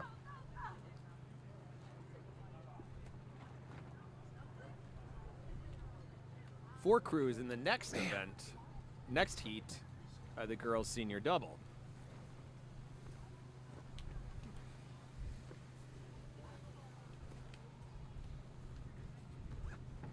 We're going to see North Allegheny, Seattle Prep again, Shenandoah, and Lower Marion. Gosh, another close race. Yep. 3 boats across. Are we going to see a little more differentiation as this race goes on? Are they going to be able to hold it together? Little course correction there. Seattle Prep for getting Seattle back Prep. in the middle. That's going to cost them. And it cost them a little bit of length there. And North Allegheny taking advantage of it. North Allegheny got third at the Midwests. As we've been saying, Midwest is a fast division, but look at that push now from Seattle Prep. They got back into their stride through that 500-meter mark. They are making a push right now out of canvas over North Allegheny and Shenandoah. Yeah, going to be real interesting here to see what Shenandoah and North Allegheny have in store for one another. Lower Marion, not completely out of it yet, but at the same time, there is a sense of urgency with where they're at if they want to get back into this conversation. Yeah, but impressive to see Seattle Prep. It's just like the Seattle Prep boys sort of pushing hard through the center of the race. They ran a little bit out of gas towards the end, but they certainly were strong rowers through this middle in these their girls are doing the same thing, just Yeah. pushing hard, getting a lead, establishing it. Right. And They're being very upright. It's hard to see. You can't see it right oh, now. I can see but- that for sure. You see but that you stroke in that see Seattle the prep? stroke. You know, not a lot of body swing here. Very little. Very leg focused. Right. On a day like today, that That's can good. be a really good, effective technique. Without a doubt. Without a doubt. Getting those legs down, getting some good push, and setting that good rhythm. I mean, that stroke in the Seattle prep boat continues to just lay down a good rhythm that the other crews are having a hard time responding to. Yeah, no, they've broken open here. Got maybe quarter, half a length open on the field. Strong position to be in, but at the same time, you see that their rhythm is unrelenting. Right. North Allegheny starting to run out of race course here. If they want to continue on in this event, in the final tomorrow, they need to make a move. All starts on the front end here, Jim, right? You're going to build your speed through the water. They've got to make some choices insofar as how they're going to go about that. Right. We'll say that the bow seats catches in that North Allegheny crew, very direct. I see her take a peek over off the shoulders. How much do we have to make up here? We have 500 to go. That's what those orange buoys mean.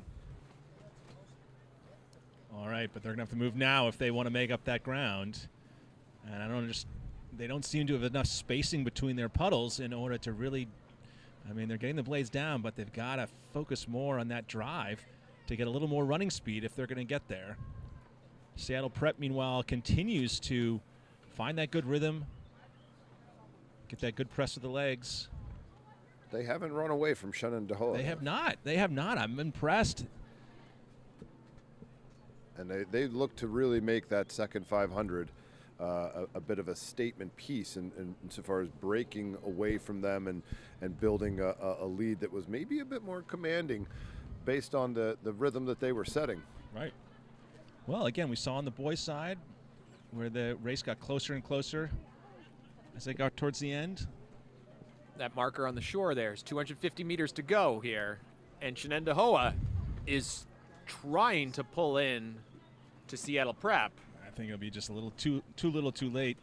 Yes. Seattle Prep has really responded. You can see them moving out in the last 100 meters.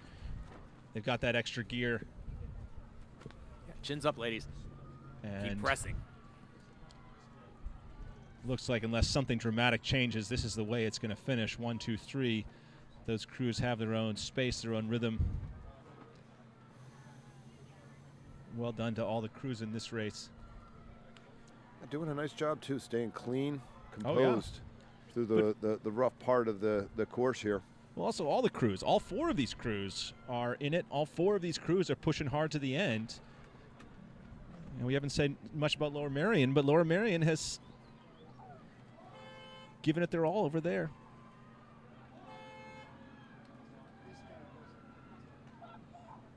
So Albemarle had Ooh, crossed with a careful. time of 6 minutes. Seattle Prep crosses with a time of 6:03. As we look across the heats, the girls' senior double.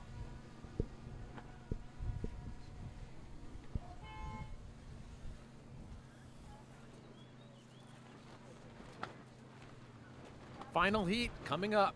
4 crews. We've got girls prep on the far right of your screen.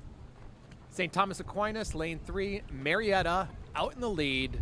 Lane 4. They came in second at the Midwests. And Friend Select in lane 5 on the left. Well, it looks like Marietta really is in pushing command. it out, in command. Definitely the place they want to be. I mean, just again, that is a confident, controlled rhythm that is long, powerful, connected. They're not killing themselves to do it. Able to sustain a speed that is in a comfortable position. I mean, they got open water on Friend Select, and the rest of the field is a good bit behind them here. Kudos to Marietta insofar as being able to build this lead and make it look comfortable. Yeah, and the wind has picked up here. Conditions have gotten worse.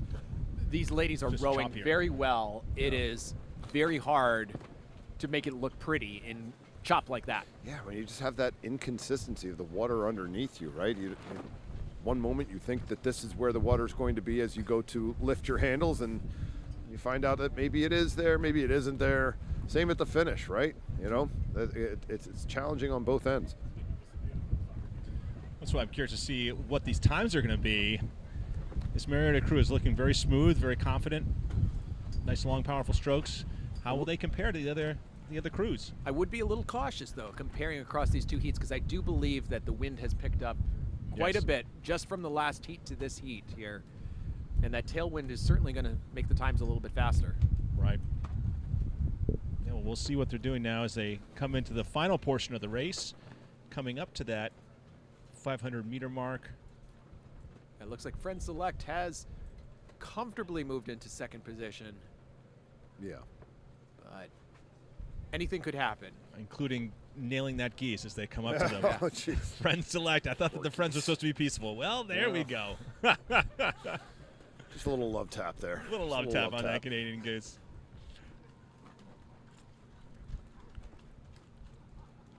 All right, here's the last 500 for this Marietta crew. What kind of time can they put in? Just keep pressing. Yeah. Good, solid technique. Yep. Right through the finish. They keep expanding their lead. Will help build their confidence as they look to the finals tomorrow.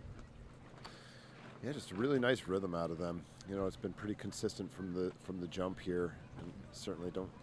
You know, you're a senior oarswoman here. I don't feel as though you need to prove or demonstrate anything at this point, other than just sustain what you have already built and save a little for whatever's coming your way tomorrow. Yeah, those Friend Select rowers moving smoothly together. You just see the streaks of wind I know. Those conditions coursing down this race course here. Conditions are tough. But I think that Marietta crew just has more power. They are generating a little more speed on that drive sequence, and especially as you're cruising away like this, makes all the difference. Well, in a tailwind like this, too, you have to be so technically focused because the boat is moving faster through the water. Right. And so applying the pressure at the catch becomes so much harder. Mm-hmm. Oh, yeah. It doesn't feel heavy like it feels in a headwind. Right. But you want to keep adding speed, gotta adding keep speed, adding speed. adding Exactly. speed, adding speed, and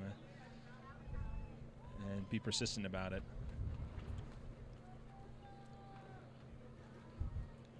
Well, here we go, coming up now to the final few strokes for Marietta, and we'll be able to see what their timing is like. yeah, remember, Albemarle had 6 minutes. Ridgewood was behind them in their heat at 6:02. Seattle Prep had 6:03. So where is Marietta going to finish? Comfortable. Like 6:04. Yeah. Comfortable. But the least pressed, I would say, of any of the crews winning that. Jeez. So, but as Jim said, maybe the wind was a little stronger in that heat. Yeah. 6:04. Hard to compare it. Certainly through the heart of that piece it was. Right. It was definitely sure. pushing them through that second 500. Right. And there you have it for the women's senior double. Next set of events is the men's junior quad. So 4 oarsmen, 8 blades, no coxswain. We have top 2 go to the final, and the remainder are eliminated. So to qualify for this event, no oarsman in the boat can be a senior. They have to all be juniors or sophomores or freshmen. Yeah, this is where you need great blade work in this quad, particularly in this kind of conditions.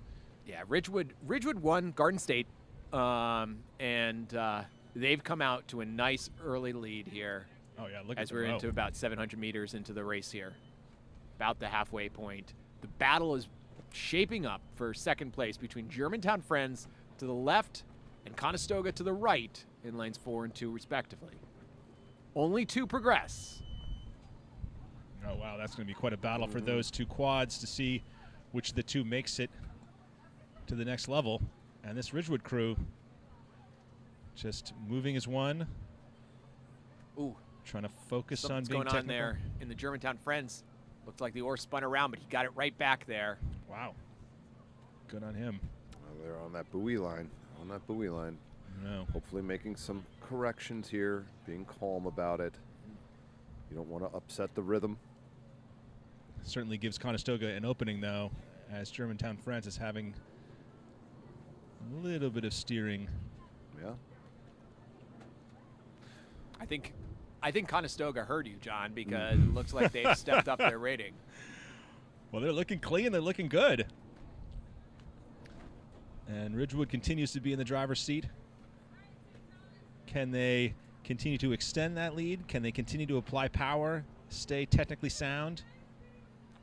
One thing I've been really impressed by with a lot of the sculling crews that we're seeing today is they're not hesitating at the finish. You know, nowadays, a lot of crews, particularly on sculling, they kind of do that gather at the finish, take a nice hard stroke and say, oh, yeah, that felt good. Let me go take another one.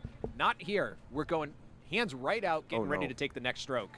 What happened there? Oh, no, that is too bad. Germantown friends.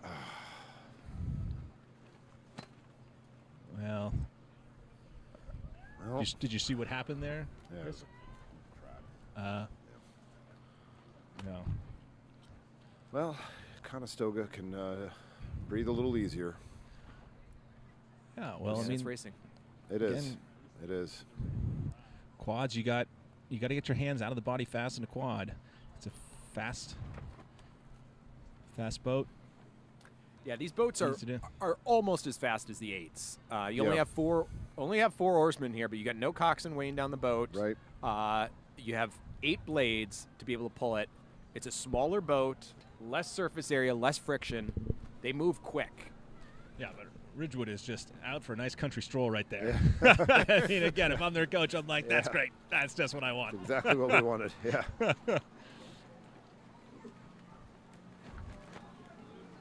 Looking sharp. Clean, man. Just clean. All right, I'll be interested to see what these other crews go. And again, I feel a little bad for that Germantown Friends crew. That's a tough one. But that's racing.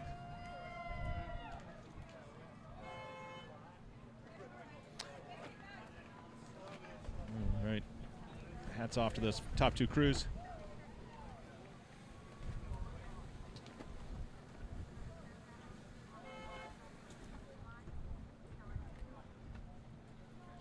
All right.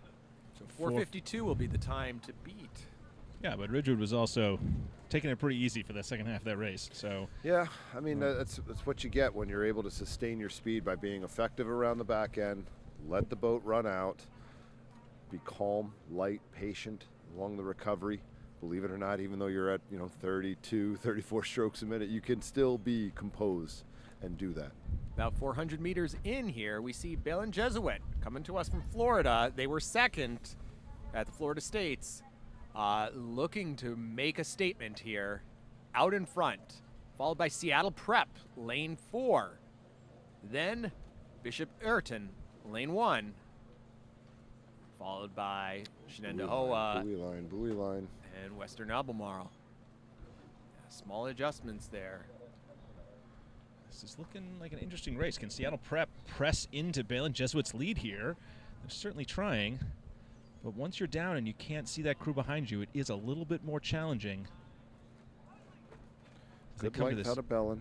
Good rhythm out of Balin.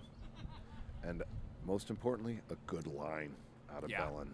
Yeah. I mean, you look at that wake, it is a straight line. Yeah. You do see some squiggles coming out of the Seattle Prep. I think they would be in a little bit more closer contact. See if in the second half of the race here, they can iron that out. Yeah, the Balin Jesuit looking confident, getting good press on those oars. And matching really well, right? Like, look Very at the well. length they're matching at the front end, at the catch, right? Right. The distance between the shafts of the sculls, equidistant, really, really sharp. Oh, yeah. Well, we'll see how this shapes up as they come down the race. Approaching now the last 500 meters in this heat. Looks like Balin Jesuit's at a higher stroke rating than Ridgewood was doing in the previous heat. So we'll see if that translates into a different time as they come down the course. Certainly comfortably in control here. Really She nice is not in run doubt. out of the boat from Balin there. And they keep expanding their lead, Balin Jesuit. They are not, even though it's a heat, they are not letting up. Gentlemen They're are pushing quite hard. Look upright at that there. crew. I Yeah, mean, they look. are looking sharp as they come down to the last 500 meters here. Very little difference in the body movements across these gentlemen. They're, Blade work needs to be nice and clean here in these rough conditions. it's going to be a good time that they put up. They got to We'll get off see. that buoy line, though. They don't Oh, want I to get know. caught up into it. Yep.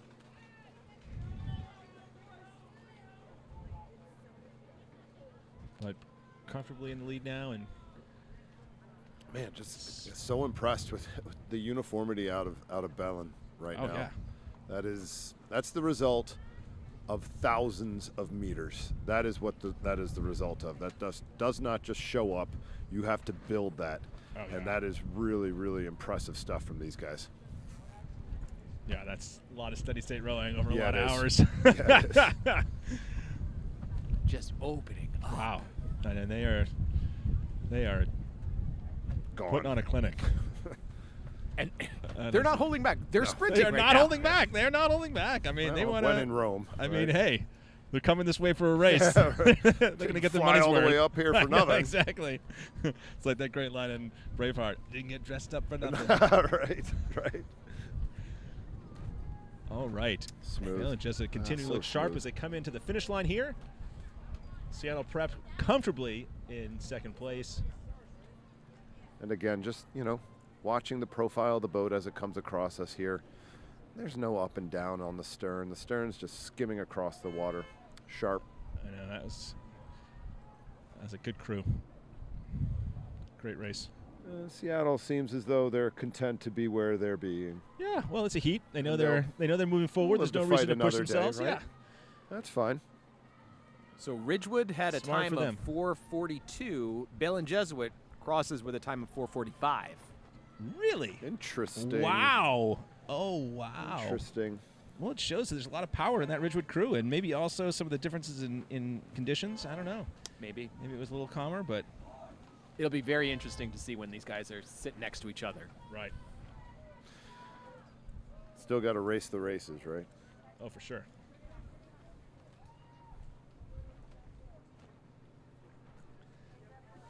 All right. So do we Final heat. Final heat. 4 crews. Fox Chapel in the red boat on the far right of your screen. Malvern in lane 3. Albemarle in the blue-green boat. And then Skyline, far left of your screen, white boat. And now we got some close racing. This will be good. I've worked with these Skyline guys on the left here. They are quick and they're gritty. So don't count them out just being down a little bit off the start. Oh yeah, no, this is shaping up to be quite a race. 4 cross. Let's see how it goes as they move into the central part of the race. Fox Chapel in the red boat had won the Midwest Championship 4.5 seconds ahead of Skyline. Oh wow. Well, this is wow. Look at this. Great racing. Right across. Looks like Fox Chapel's getting a little bit more length at the catch. Maybe that's helping them slightly. Yeah, no one's Coming getting to take a through- breath just yet. I know, coming through the middle 500. All right, this is the time to move. And looks like Albemarle Mal- is responding to your call, John. Oh yeah, Albemarle certainly is. And they're pulling up level with these other 2 crews. Yeah, Malvern attacking. That is not a casual rhythm out of them. No, well, it's just top 2, so you look at Fox Chapel seeming to get a little bit. Yeah, I little think Fox tired. Chapel was a little too comfortable maybe at the beginning there, and they need to respond now. I know they can't get behind in these crews. It's going to be really hard to make up ground. Skyline still has contact with the lead boat here. This is great racing here in these quads. Oh yeah. Looks like there may be a course adjustment in the steering from the Skyline there. Steering's tough on this. Yeah, a good bit of wind right now, too, on the course. These guys are going to be getting pushed around a bit. Not much you can do but respond to it. Yeah. Right. Oh, look at this And Malvern racing. has responded. This racing is neck and neck, but hats off to Albemarle with a fantastic middle 500. As now they're coming in, and Malvern's responding. Ken Fox Chapel step up and respond and assert themselves and fight for that last spot to advance. They're just going to have to, like Fox Chapel, it just has to lift the cadence here. They do. The other two crews are just rowing with a savage recklessness that if you are not willing to match, I don't know that you're going to have the juice to keep up with it here. Right. I mean, look at the aggression from the 3 seat of that Malvern crew. I mean, the blade is going in. He is propelling that boat. He's saying, come on, guys, we need to go now. What racing between Malvern and Albemarle, and Ken Fox Chapel respond. Can that stroke man pick up the rating a little bit, get a little more send on that blade, and take a strong move to see if they can get back in it? The time is running out fast, especially with quads and a tailwind like this. They got to move now. Only 250 meters to go there. See the marker on the shore. Yeah, I mean, if you're gonna pop it, you got to pop it now, Fox Chapel. I know. And we've seen it. We've seen crews be coy and wait till the last minute to make that shift up. But real estate is running out. Oh, yeah. Need to get on those toes. Jumping off that foot stretcher. And look at that. Look at this for first. Who can do it? Look at these two crews. Just neither one willing to give up on winning this heat. Got to be clean, though. Got to be clean. I know. Albemarle's being a little bit cleaner. And these two crews are racing it out. Very interesting. Right down to the last stroke to see who wins this. Oh, heads up. Big gust of wind here. Yeah. Big gust of wind at the finish line. Who's got it? They are undeterred. Wow. And looks like Oof, Albemarle gets it by a little bit. Wow, deck. what a fantastic race for all those crews. Great race. So finishing time for Albemarle was 4:47. Exactly. Well, I'm not surprised. I mean, those crews are pushing one another in ways that the other crews weren't. What was the time for Ridgewood? Ridgewood had 4:42. Bell and Jesuit had 4:45. Oh, wow. And that was 4:47. Yeah. Wow. Oh, gosh. I would expect it to. I mean, just shows guys, how looking at the course right now, know. though, it definitely looks like a more pronounced quartering tail here. So if we're feeling that the wind picked up on that last heat, I don't know that the wind is helping them, honestly. Right. Yeah. Good point. I mean, again, like, you know, that wind coming from one side of the boat is going to push you over. It's going to cause you to not be so Definitely some clean. steering issues there. Yeah. We're now into the girls' junior quad. 3 heats. Top 2 to the final. Remainder pack their bags. We have in lane 1, Ridgewood. Lane 2, Shenendehowa. Germantown Friends, lane 3. Springside, Chestnut Hill, lane 4. Cathedral Catholic, lane 5. Springside Chestnut Hill is really making a statement at the beginning of this race as they get off the blocks. Can they find that rhythm as they settle into it and extend it? Or is there going to be one of these other crews that starts to inch in? Again, tip of the cap to Springside Chestnut Hill with an absolutely vicious start to this race. Not waiting for the race to come to them, rather taking the initiative and bringing it to the race. We are going to go this fast. Are you willing to go along? So far, no one's got an answer for that. Oh, yeah. Yeah, They keep attacking it. I mean, they're being aggressive. And this tailwind, why not? Yeah, I mean, you got a tailwind, you got a strong tailwind. I'm sure be that they're clean, but be rating aggressive. 36, 37 right now, and just trying to tap it along, tap it along, tap it along. Right. Don't let the boat slow down. Keep it high in the water, right? Oh, Time on the slide is time wasted. Right. This is where races like this, with such a pronounced tailwind, you know, what sort of warm-up things does your coach have you doing? How are you trying to reinforce just those last things that you have in your mind before you get on that starting block, And especially as you settle in? The challenge being, like, your row up to the start on a day like this, the boat is going to feel so much different. Oh, yeah, exactly. And it's going to feel when you finally get on the course, right? Because you were rowing into this on the way up, and that's why you need to have some space near the start to at least get a few, strokes, a few right? strokes with the wind. Otherwise, it's just a real wake up call. You can be just too sluggish if you're not used to it. So Springside Chestnut Hill, They just opening it up here. Oh yeah. Now who's in for second? That's a big question mark. That's a very good question right there. Impressive to see Shenandoah really making their move and asserting themselves. Can Germantown Friends come back? I mean, it's nice that they're side by side, so they can actually see one another. May have taken a seat here over Right. Shenandoah. I mean, that's going to be a big race to see who makes it to the finals. Yeah, right. That's why it's nice that they're side by side. They can at least race one another, especially with the Coxswain out there. There's some tough blade work there over at Cathedral Catholic. I think that might be slowing them down and might have taken them out of giving them a shot here. I mean, Looks like, do I got to get my eyes checked here? Does it? Because to me, it looks like Shenandoah has now responded to that move from Germantown Friends and has pushed out to about a deck, maybe half a deck. Oh yeah, I mean these boats are in a great race right here. But this is where, Germantown Friends is. They can't let Shenandoah get away from them. Yeah, it's about a half a length now. Shenandoah. There we go. This is where Germantown Friends really needs to put a little bit more power behind each stroke, take a strong power 10 to focus on that thrust with the legs, and just try and get a little bit with each of those strokes and carry it on after that. They're coming down to the final few hundred meters. Also battling steering here. Oh, yeah. Oh, you saw that earlier. I think that's one of the things that gave Shenandoah a bit of a lead is that Germantown Friends. But even with that, Germantown Friends is asserting themselves. Yes. I mean, they are really. It has been back and forth, man. Oh, I know. This might be one of the most competitive races. The race between Shenandoah and Germantown Friends right now, one of the most competitive races we've seen all day. Well, certainly in the quads. Now. Come on back over, Germantown Friends. Yeah, now Shenandoah. Well, now Shenandoah's coming back because against the wind and the steering is really making an impact on this race.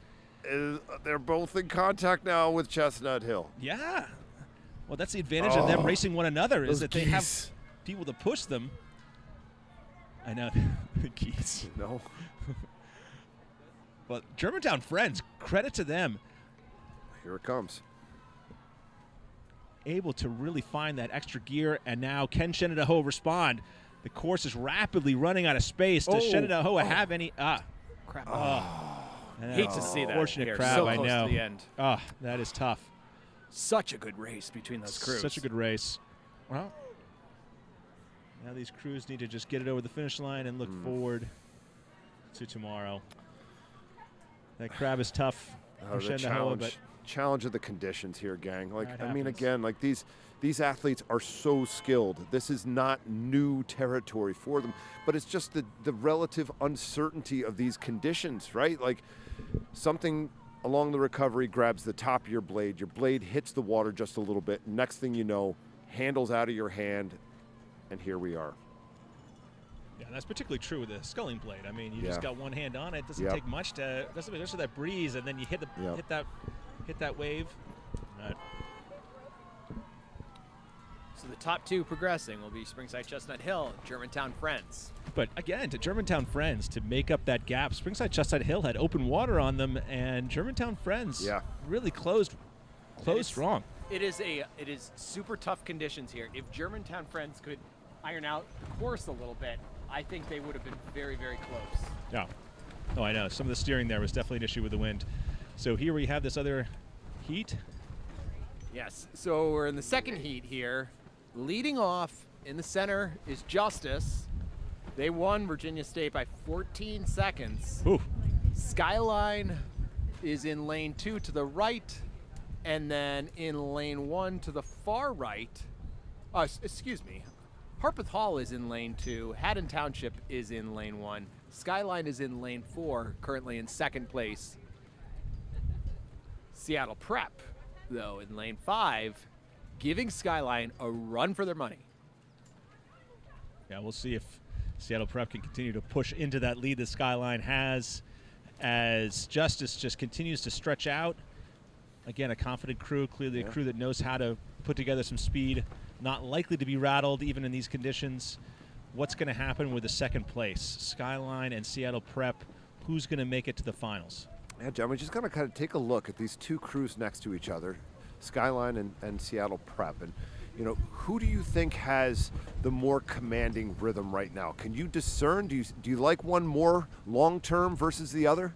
I like Skyline, frankly. I think the rhythm is just a little bit more relaxed, a little bit longer. It looks a little bit more, you know, frantic in Seattle Prep, but, you know, we'll see. I mean, there's a lot of racing to go. Yeah, John, but I do have to say, you got to look at that Seattle Prep length. I mean, look at that. Look at those angles that they're getting, the shafts there.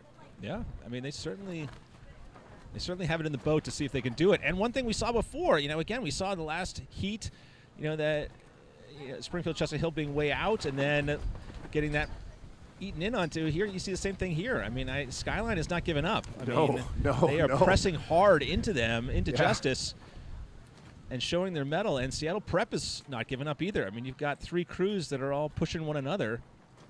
Well, Skyline won the Midwest here. Hopefully they're far enough away from that large orange buoy there. Whew. Close call. Last 500, yeah. Get off that belt. Get off that buoy line there. I know. Do not want to get your blades caught into a buoy. But credit to Justice to sort of not let Skyline creep up anymore. They clearly responded. And at this point, I think they just want to get to the finish line so they can make it to the finals. Yep. Seattle Prep, though, making a move now. Seattle Prep making a big move. They have to go now. Oh, wow. Seattle Prep was a little bit on the course there. Yeah. It's always tough with the last few hundred meters. Yeah, I mean, you're trying to throw everything you've got at it at this point, and that may or may not align with your alignment, you know. Yeah. To a certain extent, you know, you're at the stage of the game, stage of the season where it's torpedoes be damned, right? You got to go. You have got to go. All right. Well, here they're coming in the last few hundred meters. Skyline has lifted. Yeah, and Justice has really responded. They've got a comfortable lead coming in these last few hundred meters. Yeah, still looking composed. But Skyline's gotten out of the course a little bit. Stay on their course there. You're giving an opportunity here for Seattle Prep. And Seattle Prep is looking to seize it. Oh, gosh. This is going to be tight. This is going to be very tight. Can Seattle Prep kick it into the final, a little higher gear in the final strokes and catch Skyline? Find that rhythm if they're going to find it. Yeah, no, Skyline, though, has stepped kind it up. of a now issue. They have to go. Yeah, they got that course back, and now they're really pressing. And Justice having its own problems with its course. This is really tricky. Wow. Justice and Skyline will progress to the finals in the girls' junior nearly quad. Equidistant there. 1, 2, and 3. Pretty sharp. 540. How does that compare, Jim, to times we just saw here? So Springside Chestnut Hill had 540.1. Oh, wow. There and Germantown Friends had 542. Justice, the official time is 540.531. Skyline 543.0. So everybody's in the mix here. All righty. So who do we have here, Jim? So moving to the third heat here, we have Western Albemarle in lane 1, Forest Hills Eastern in lane 2, Germantown Academy, Waterford, and Girls Prep furthest to the right. All right. Well, Western Albemarle is really asserting themselves, and now as we get into this second 500, who's going to find that rhythm? I mean, those two crews are pretty separated. Waterford and Western Albemarle, are they aware of how close they are? Can those? Well, Western Albemarle won the Virginia State, so they know they have some speed here. Here we have Waterford really though. pushing up. Waterford didn't book that plane ticket for nothing, right? They know they got some juice. They know they can throw it down. And between them and Western Albemarle, it is really, really tight. Yeah, really, Waterford really seems tight. to be getting a little bit better running speed here in this middle 500. Yeah, I like the hip drive, right? I really like what I'm seeing out of Waterford so far as getting connected and sending it through, right? Yes. Staying in the water as long as you can and not letting that handle slow down. Feeling like the handle is moving its fastest just as you release the water. Legs to deck, big send. Wow. And I would say that Waterford sort of longer strokes, a little bit leaning back would be even better into a headwind, but they're still making it work into this tailwind. Yeah. Yeah. If everybody does the same thing, it turns out you're faster. Got a million of them. Waterford. Well, you're an English teacher, so of course you do. I mean, Right. and I'm sure all your students know it, so they're like, let's see what we can get. Girls prep, though, pushing in lane 5 there. Yeah.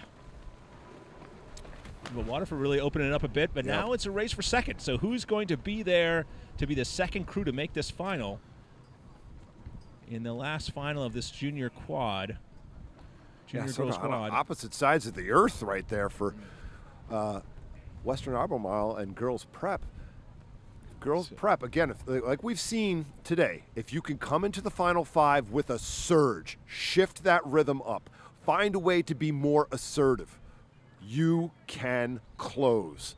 Yeah, you're seeing that in girls prep right now, just to your point. I mean, look at this. But look, Germantown. Germantown is not giving up yet. They have a lot of distance to make up, but they're trying to answer. And certainly Western Albemarle, I think, answered coming out of that 500 to go, tried to push a little bit more. And now they seem to have a much more commanding lead than they had 200 meters ago.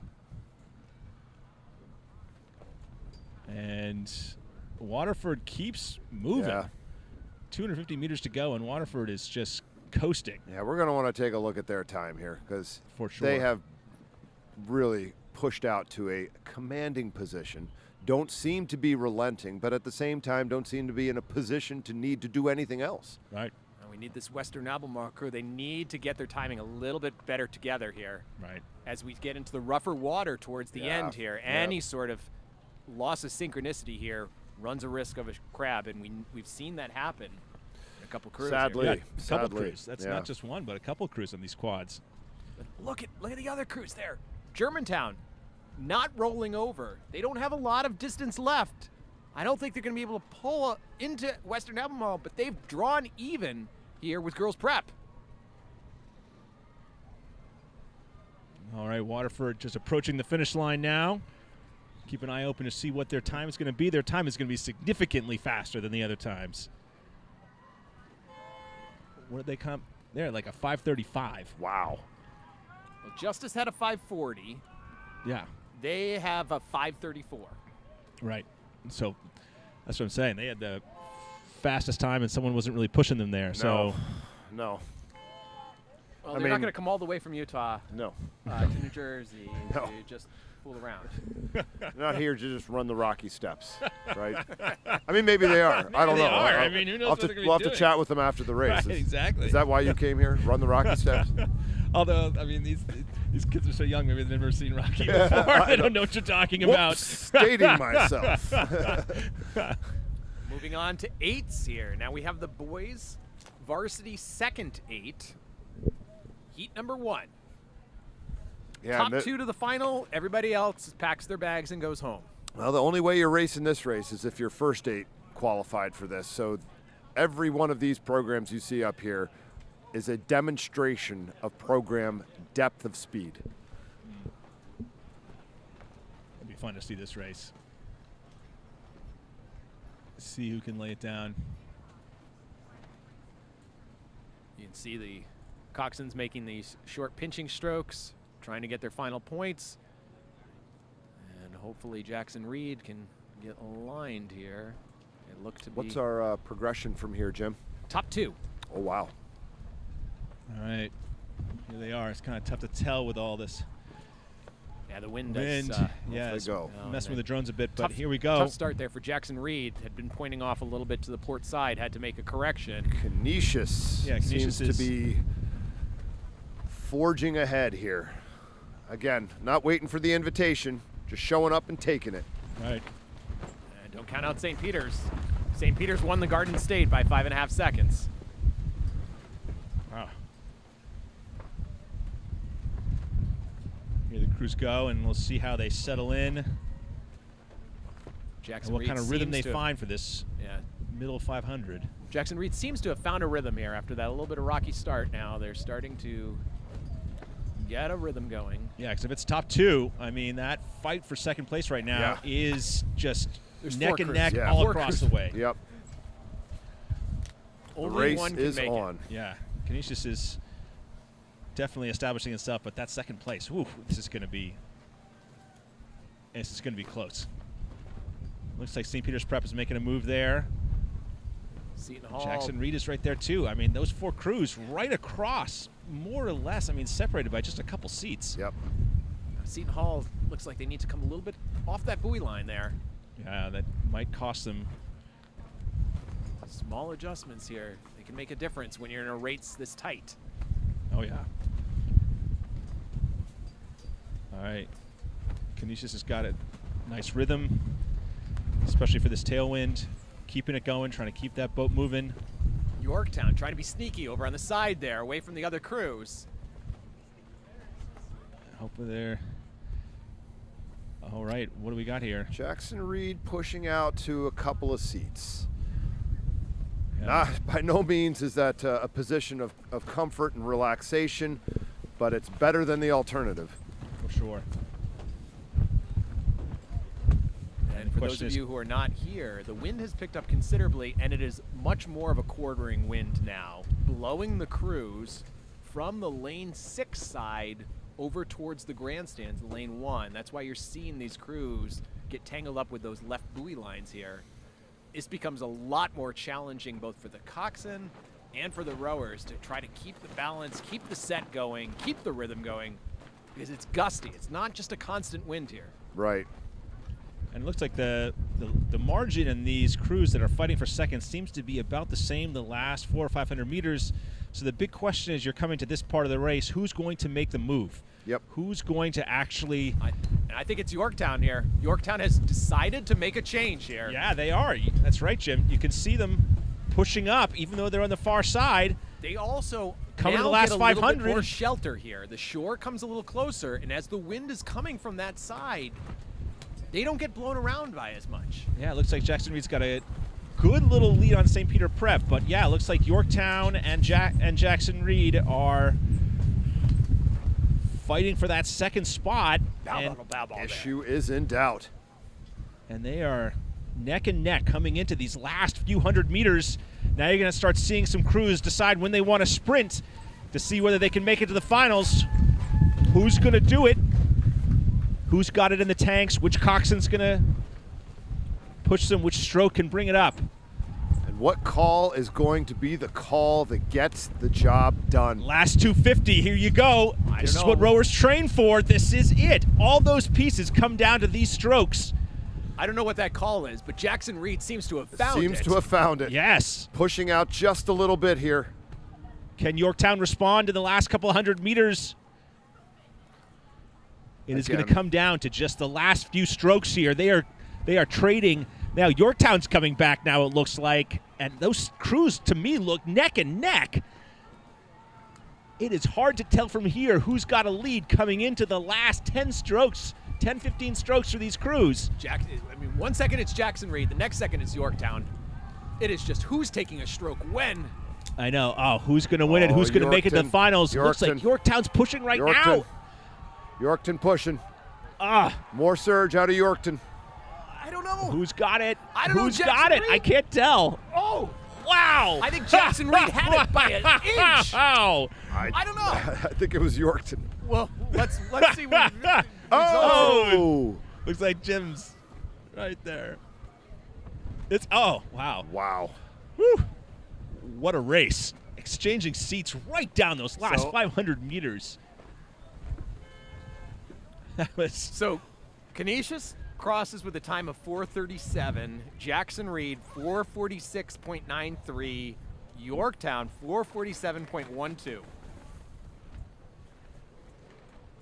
Alrighty. That's a tough break for Yorktown there because only two go to the final. So Jackson about Reed nipping it at the last second.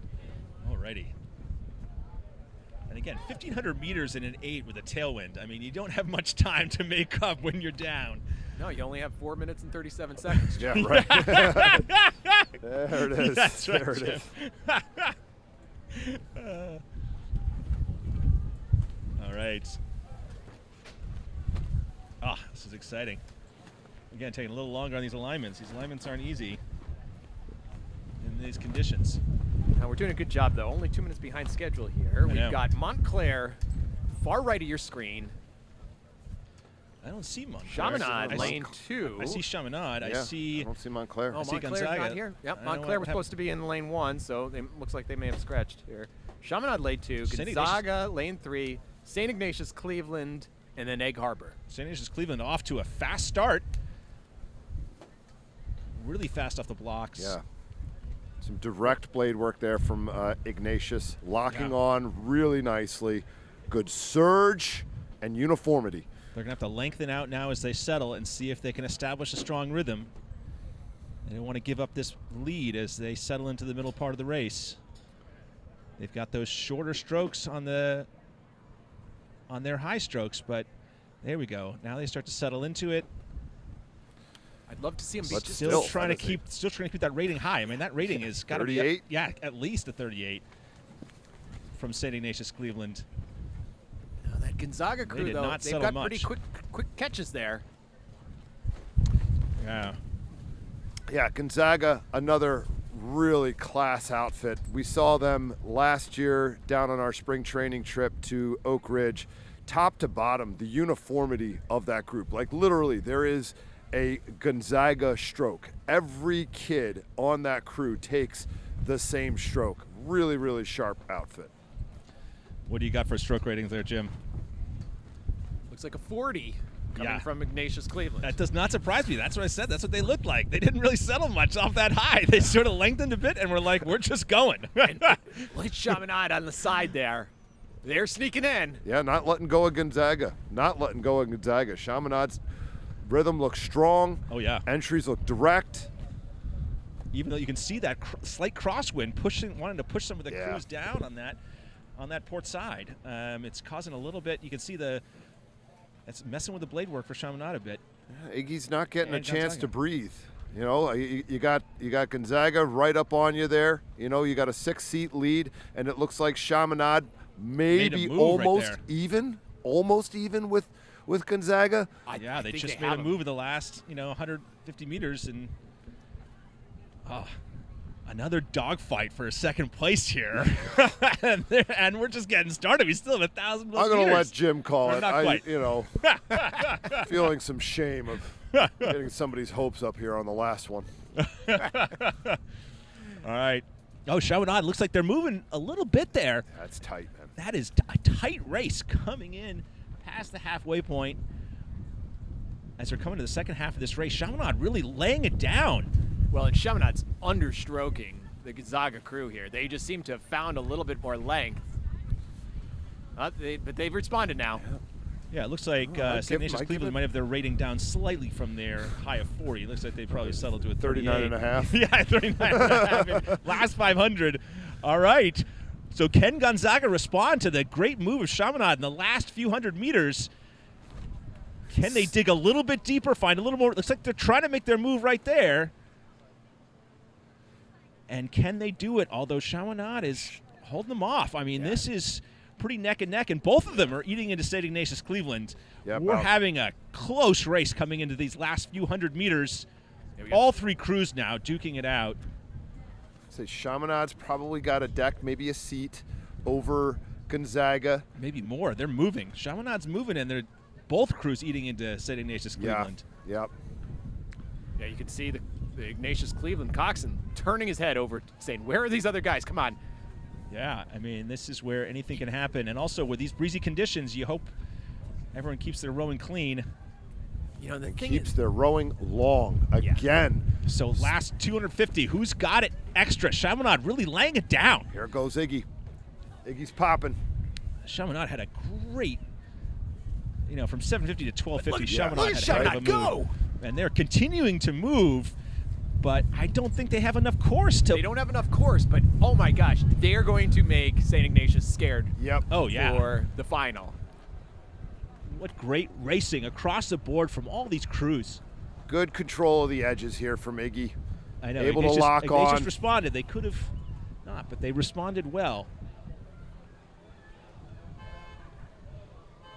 Wow. Close margin there. Yeah, but a great row from that Chaminade crew for that Chaminade crew to be down and just dig deep, find the good rowing, and push out. I mean, I always love seeing a crew in the second half start making some moves. And Ignatius Cleveland could have, as those other crews were coming up, they could have gotten tight. And could have gotten tight. Could have they shortened dug up. deep. Exactly. They didn't. They responded well. That was great. Trusted themselves, trusted their rhythm, And trusted their Gonzaga tight. coxswain. I mean, tough. I mean, those crews were. So good. Canisius had a time of 4:37. Right. I mean, they were so fast. Yeah. So Ignatius, but 4:41. Chaminade 4:42.3. So 1.3 seconds separating first and second. All right. In the second heat. So. Final heat of the boys' second eight. Winter Park on the far right of your screen. St. Andrew, New Trier, LaSalle, and Wakefield. Wow. I mean, we know New Trier has got a lot of depth. We've seen it in the big boats today. And these guys, they came in second in the Midwests. Very powerful crew. Wakefield, though, is not letting them walk away with it. I'm impressed that New Trier's got this lead. It doesn't. I mean, compared to St. Ignatius Cleveland in the last race, I mean, these guys seem at a lower stroke rating, keeping a little bit more in the boat. I think they're just going to keep pressing it out. I don't know. We'll see if Wakefield can press into them. But what are they at, Jim? 36. Yeah, 36. There we go. You can see, New Trier not pushing up to nearly 40 strokes per minute as St. Ignatius was, but staying at a 36. But Wakefield is stubbornly there. Good length from Trier, though. I mean, honestly, sometimes you just got to trust that rhythm. You got to just keep hammering that rhythm and respond accordingly. If someone's pushing up onto you, right? Look, man, trust in the drive. Keep yourself long, loose, calm on the recovery. You don't need to start bringing it up to God's country. 44 strokes a minute doesn't necessarily mean you're faster. Right. All right, we'll see how these crews do coming down. Wakefield is about a stroke and a half over New Trier. Coming to the last few hundred meters. Where They're the New Trier's going to kick it more up. Of a surge from Trier here on the front end. Try and kick it up to see if they can make a little bit more of a statement. You can see it carrying it through through the release with the handle coming away. Bet that they're close to 40 right now. Yeah, definitely picked it up.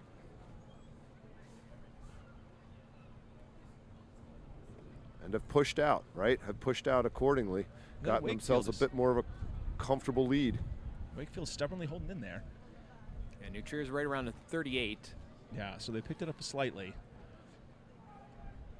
We'll see what happens as let's see what sort of times they can put up, especially given the Canisius time, which was so fast. Yeah. What kind of time can New Trier put up here as they approach the finish line? Last few strokes. Cleanly crossing the finish line. Followed by Wakefield. And then these last crews digging it out. So New Trier crosses with a time of 4:41.6. Compare that with 4:41.0 with Ignatius Cleveland. Oh, yeah. No, I mean, those crews are going to be, but then again, the Canisius 4:37. Yeah, Canisius was 4:37. And not challenged. Right. Well, we'll There you see. have it We'll for see how the that heats. translates into speed in the finals. I mean, I don't know. We move on now to 3 heats of the girls' second 8. Same setup here. Oh, wow. What happened to that one crew? Did we lose the crew in lane 2? Did Walt Whitman? What happened here? Was there looks breakage? like it's going to be a rerow here. Yeah, The something restart happened. here. Got to be some sort of breakage inside the breakage. Yeah, so the first little stretch of the course here. The buoys will be different colors, and if something breaks on the crew where it looks like at this stage it may have been the skeg or the fin at the bottom of the boat, something may have happened there, caught it to cause the boat to turn that way, or maybe a crab that dug in really hard. But if it's in the first 100, 150 meters of the race course, they're going to stop and restart the race. Yeah, I mean, the crew may need to come off the water here and take a look at the hull and see if there's anything that can be done to get back out there. Yeah.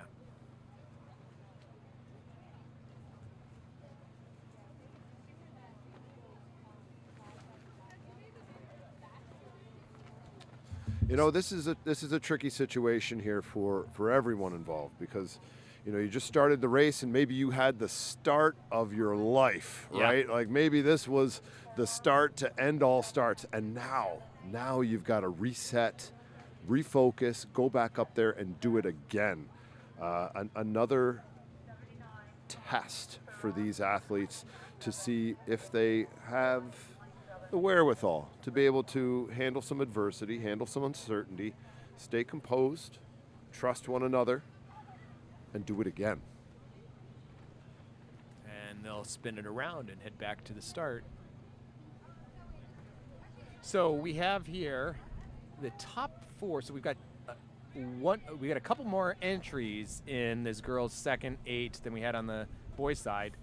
So we've got 3 heats, 5 in the first heat, 5 in the second heat, 6 in the third heat. Top 4 in each heat go to semifinals.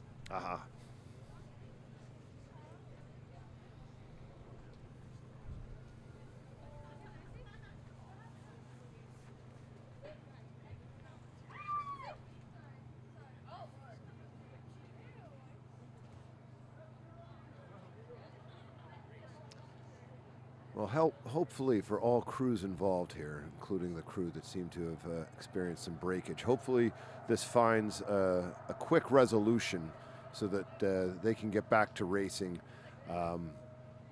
as soon as possible.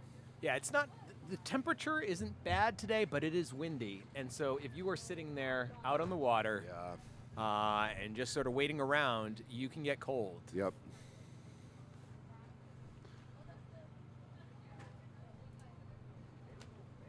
Hopefully the officials will at least let these other 8s just kind of keep it moving so that they're not sitting there getting tight and tense as they wait for their race to restart.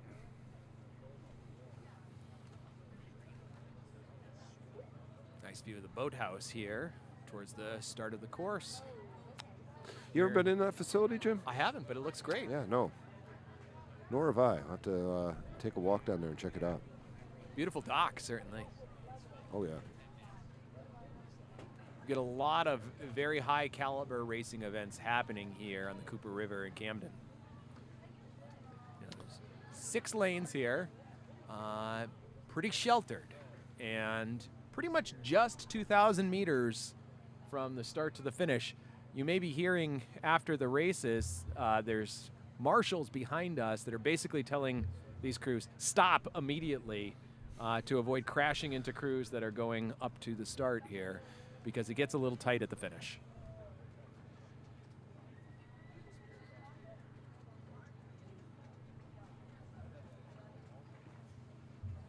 Yeah, you've got crews launching from just beyond the finish line here, so you've got a little bit of contesting direction with the traffic, but they've got plenty of officials out there directing things, keeping it moving along in an orderly fashion.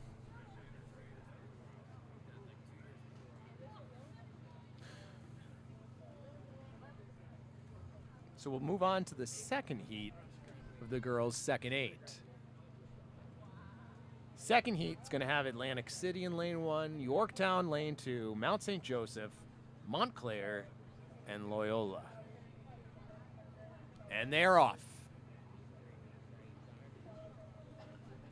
Early jump from Loyola, Mount St. Joseph. Good clean start this time around.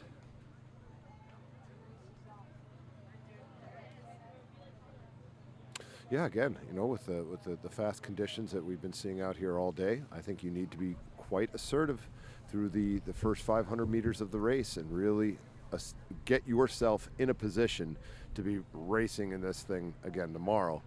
And early going here, boy, looks like Mount maybe edging out Montclair, though Montclair, now that I look at it without the glare, might have just a deck over Mount. Well, don't count out Montclair because they won the Garden State.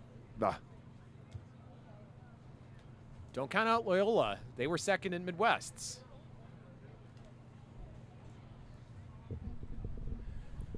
Great race here.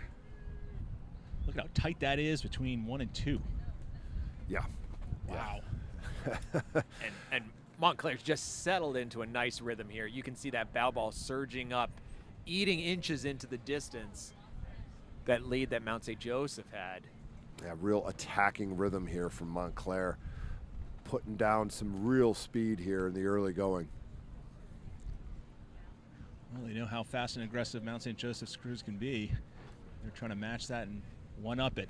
Yeah, just it looks like they're a beat or two under Montclair right now. And again, as we're coming into the second 500, we've seen this come up time and time again today, where someone decides to make a move. Someone makes a shift in the rhythm, a shift in the speed to see if the competition has what it takes to stick around. I mean, obviously Montclair likes what they've done so far.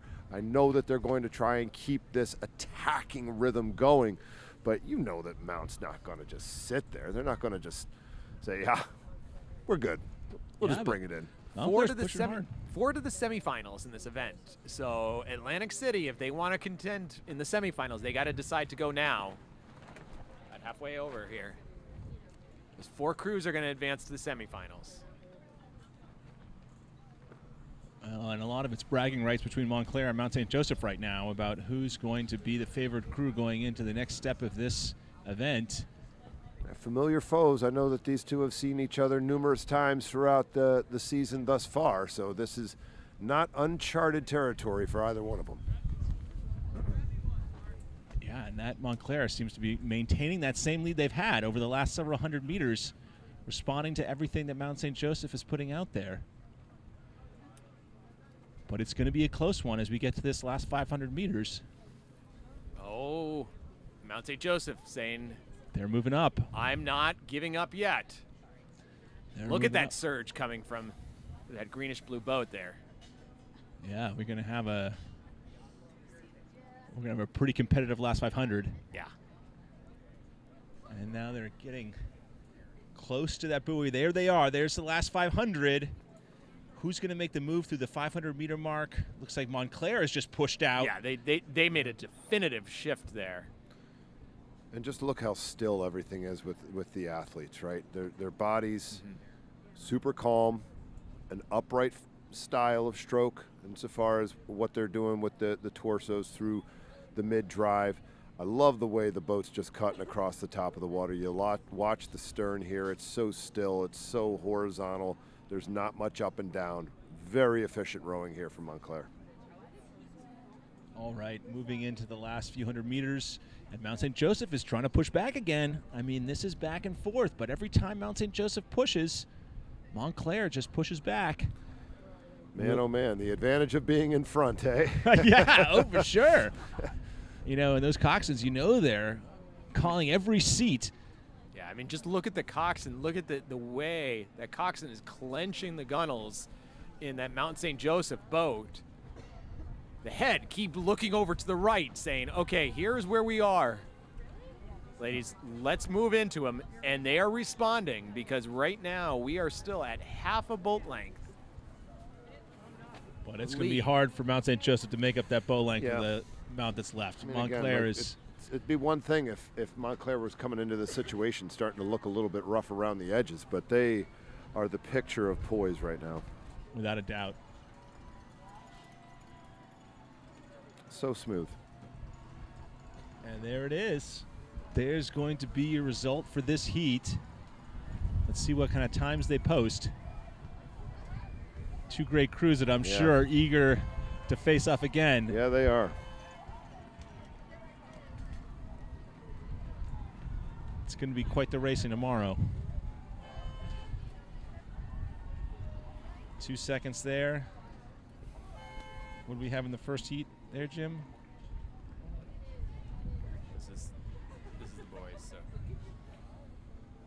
So Was the first heat the one that stopped because of breakage? First one stopped because of breakage. Oh, okay. We're at Montclair, the time of 5:18.9. Mount St. Joseph, just a couple seconds back. And Atlantic City crossing the line here. Here the big contingent cheering for AC. They travel well.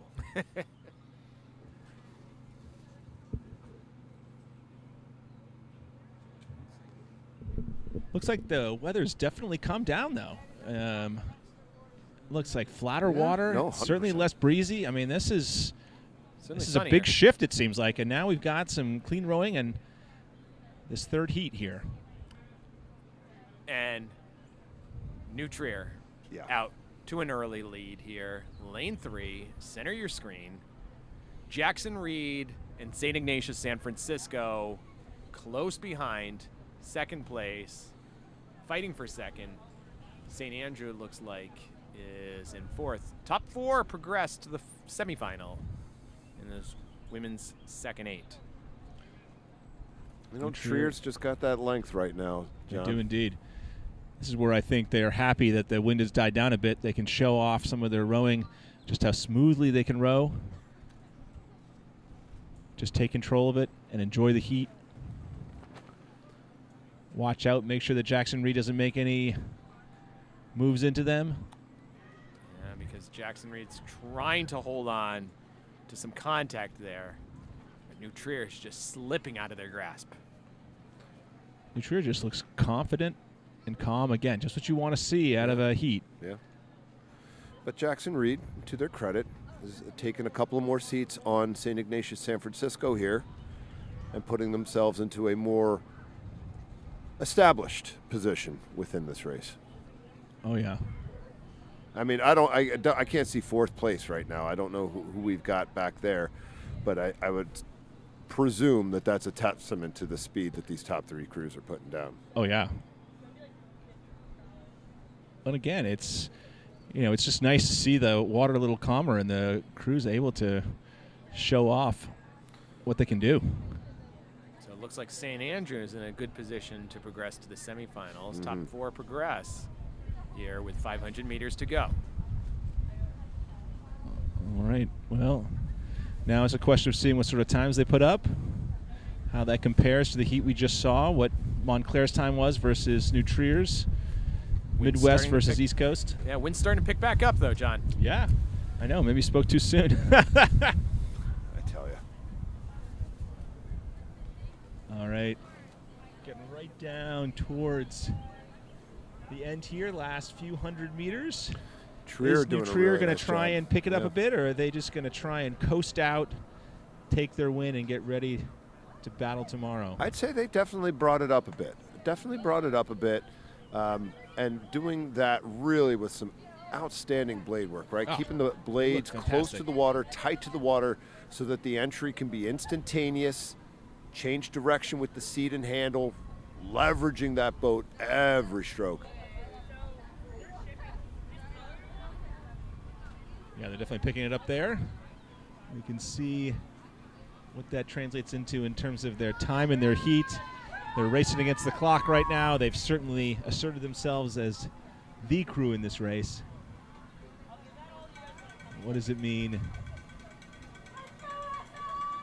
Let's see in the last few strokes here. 5:18 was Montclair's time. What was their time? 5:18 was Montclair's time for the heat just prior. Oh, let's see what this is. Yeah, looks like it's going to be 5 faster. Yeah, Faster, about 5:14 5:12. looks like.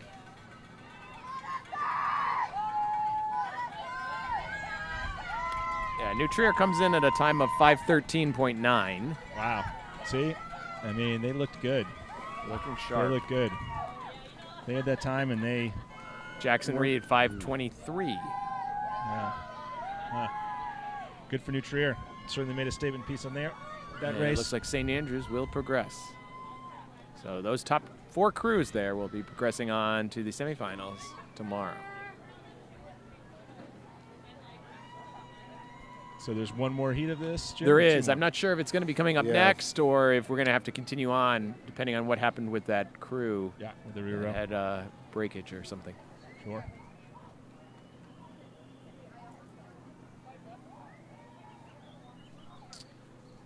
Remaining events, though, today are the boys lightweight 4, the girls lightweight 4, boys senior quad, girls senior quad, and then the reps of the boys senior 4. Yeah, looking forward to those reps. Those will be fun. How many heats we got of the lightweight 4 here? So Jim? 2 heats, Okay. top 3 to the final. Great. Old school, like it. Here we go. They're off. Yep. Lightweights in a tailwind. This might get dangerous. Got Blair in lane 1, far right of your screen. St. Joseph's Collegiate, lane 2. Haverford School, lane 3. Lane 4, LaSalle. St. John's College High School in lane 5. And far left of your screen, St. Ignatius, San Francisco, lane 6. So St. John's College seems to have the lead off the start as they settle into their rhythm. How is that going to develop over the next few hundred meters as the crews jockey for first, second, third place? Don't count out Haverford. Making a move, I kind of feel right now. Oh, yeah. I mean, not far off. Yeah, this you know is going what? to be... I mean, is there a difference between those two crews right now? No. I mean, this is going to be a real race. Fun to see how these Well, fours go. plus, you know, even if those two crews do come out, it's 3 to advance, and every other crew behind them is That's dead a chance even. for third. Right. Yeah. Oh, yeah. Well, also, it's like they really need to find their rhythm, though. Wind has calmed down a bit. You know, if St. John's College doesn't get good press there each stroke, they might find themselves in a little hotter water than they prefer. I would say. So let's see how the next couple hundred meters pan out. It looks like Haverford's really making a good solid move coming through the 500-meter mark. They are. They're really yanking on it. Now, can they sustain that for 1,000 more meters? Well, this is what I was worried about with St. John's College. They seem to go out of the blocks very fast. Can they maintain it? Because I think Haverford, it's hard to tell from this angle, but it looks like Haverford's now in the lead, and maybe St. John's in second place. Very tight there. Very Looks tight. as though one thing that maybe we can say with some certainty, LaSalle, third. I don't know. I mean, St. Ignatius San Francisco is right there with them. Yeah. I mean, St. not Joseph's much. Collegiate also. I mean, these are a canvas difference, if anything, and Yeah. there's still plenty of race course to go. Yeah.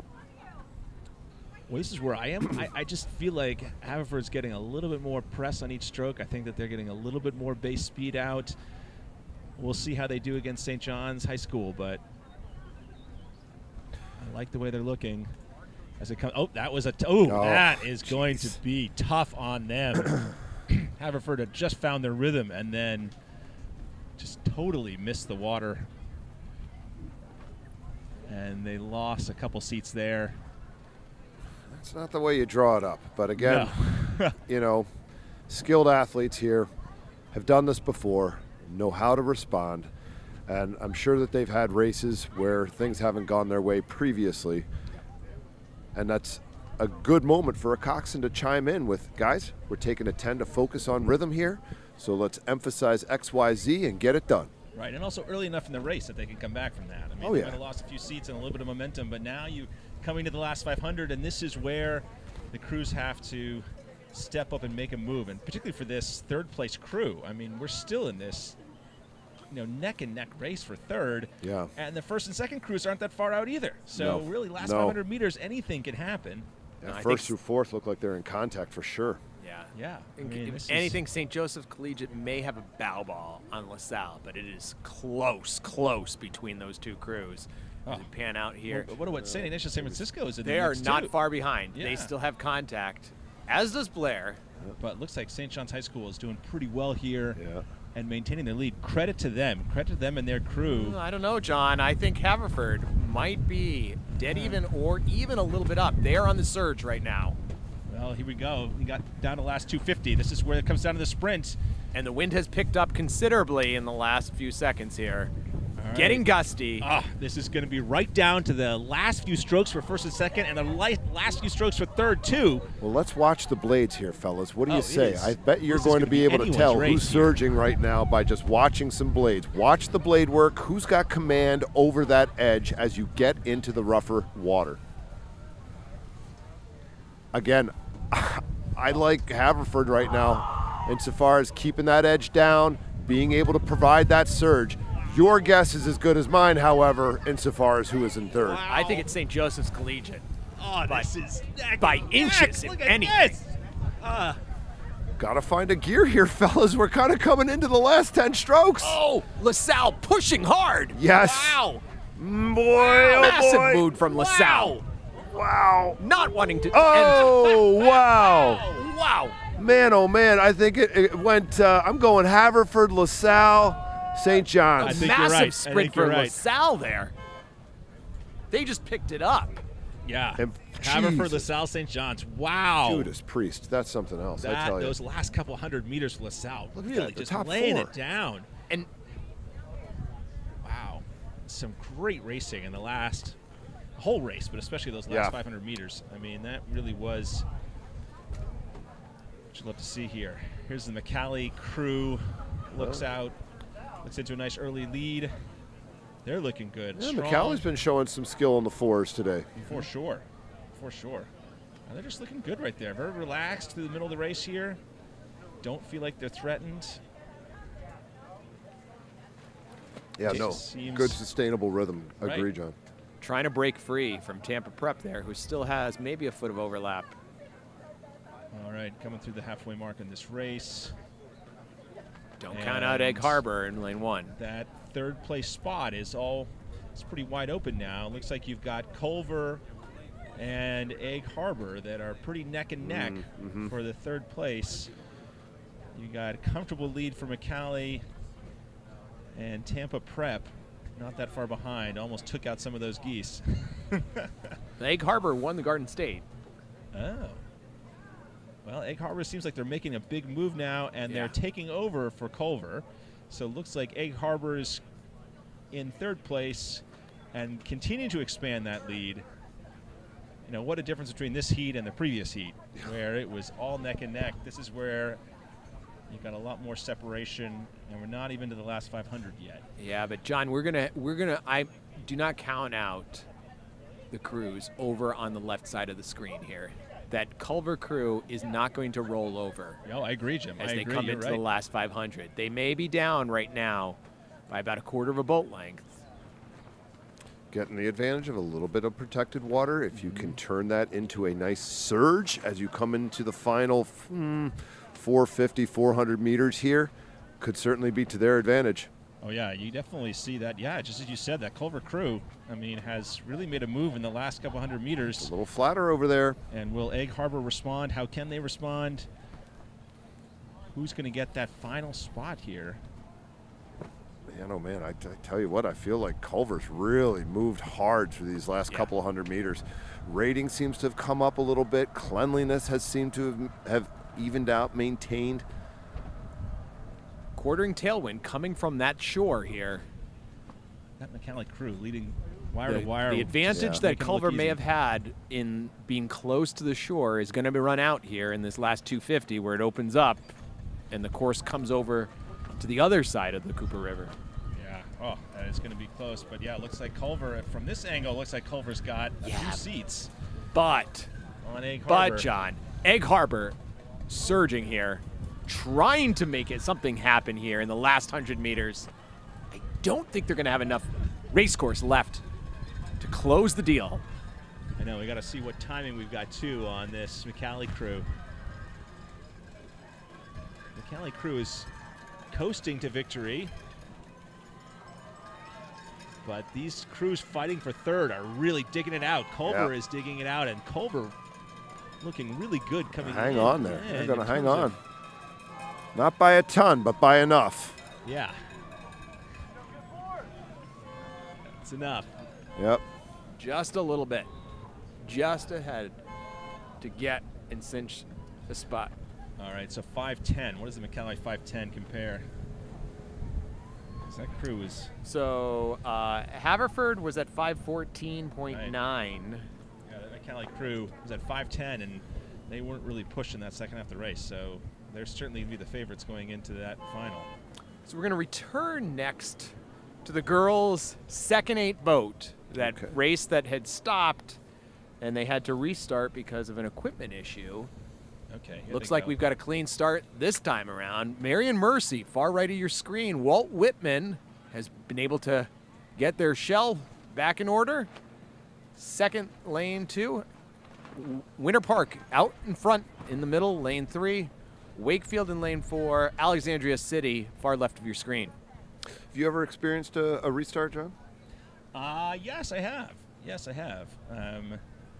And, you know, it just throws you off a bit. I mean, you get so pumped up to go off the blocks, and then you got to go back in. Part of the problems is depending on how long things take to fix. Yeah. Sometimes you can cool down too much, and you just don't feel as sharp.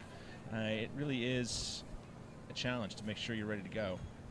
But these crews, certainly Winter Park, doesn't seem like it's affected them that much. And we know Winter Park's going to have quite a bit of speed here. They've got a deep program. This is the second 8. We know they've done really well in their first 8, so we would expect their second 8 to do well as additionally. Yeah. Alexandria City, though, really laying it down off on the left side of your screen there. I think that they are ahead of Walt Whitman by a little bit. Yeah. Again, Winter Park is the 1 seed in the women's second varsity 8. And like we saw earlier, Alexandria City really putting it to Winter Park to challenge them and see, just how far they're willing to go and holding that position right now of first. 4 progress to semifinals here. So the crew that comes in last is eliminated. Right now, Marion Mercy and Wakefield are battling it out for that 4th place spot. Well, as we come through the center of the course, Winter Park continuing to show good rhythm, good length, nice and relaxed. They don't seem threatened, seem firmly in control. Yeah. Good race for second here between Alexandria City and Walt Whitman. And then that final spot, looks like Marion Mercy is maybe about distance. 3/4 of a boat length. Has the advantage right now. Yeah. 500 to go. Really nice uniformity out of Winter Park right now.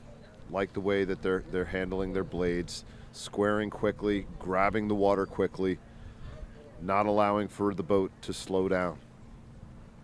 Yeah, that stroke is laying down an aggressive rhythm. I mean, look at those catches that she's putting in. Yeah, sharp. All right. Last few hundred meters. Are they going to start? Oh, looks like they're taking it up a bit. Off the front end. Off the front end there. That's how you do it. You want the boat to speed up, get through the water faster.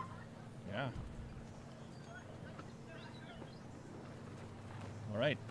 Let's see if we can tell what some of the other, Winter Park clearly out front, but who is now in second? Is it Alexandria City? Is it Whitman? Looks like Walt Whitman. Pretty close between second, third, and fourth. Coming into the final couple hundred meters of this race. What sort of times are they going to put up? Again, the conditions noticeably different when the other heats were raced, so it'll be tough to compare the times across the heats. But certainly Winter Park looking strong as they come in to the end of the race. So to just recap, Montclair had a time of 5:18.9. New Trier had a time of 5:13.9. Let's see what happens here. 5:14 there for WP. All right. Nice effort here from Whitman. So pretty close to New Trier then, Jim, looks like.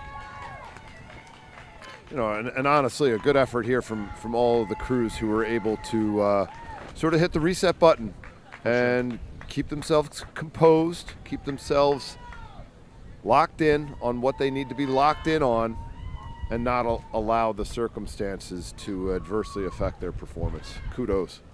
Yeah, so reminder, so 5:14 for Winter Park. Montclair was 5:18.9, and New Trier was 5:13.9. Right. So obviously different conditions, but Yeah. 1/10 of a second separating New Trier from Winter Park. And we saw in the varsity, very close times between New Trier and Winter Park as well. Yeah. So what do we got here now, Jim? We've got the. Now we light- moved on to the lightweight women, heat number 1. And we have here top 3 to the final. Top 3. Baldwinsville in lane 1, far right of your screen. Montclair, lane 2. George School, lane 3. Bromfield-Acton, lane 4. And Walter Johnson, lane 5.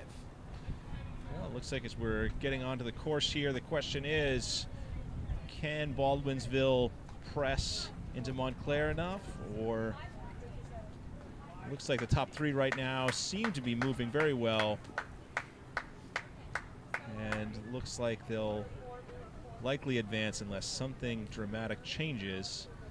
So now the crews are just trying to lay down as good a rhythm as they can, see what they can do through the second half of this course, take advantage of the slightly better conditions than earlier in the day, see what they can do. So Bromfield-Acton continues to maintain the lead, but it looks like George School is trying to press them through this middle part of the race. They seem to be making a move here, and Montclair not giving anything up either. John, you can see as they come through this 500 meter to go mark, the shore on the right comes much closer for sure to the course, and that's where the wind's coming from. It's coming from the tail. Yeah, you can and see it's it coming from calmer the just right. on that, So they get a little bit of calm water here. Lane 4 is But got then the with advantage. 250 to go, it opens back up. Right. So you get a little bit of a reprieve. Well, look at what's happening here. I mean, you see George School. I mean, again, they are making some moves here in this last 500. So, they got to get their catches in the water there, but they're certainly pressing. And Montclair is right there too. So as we come to the last few hundred meters, is Bromfield-Acton going to hold on to the lead in this heat?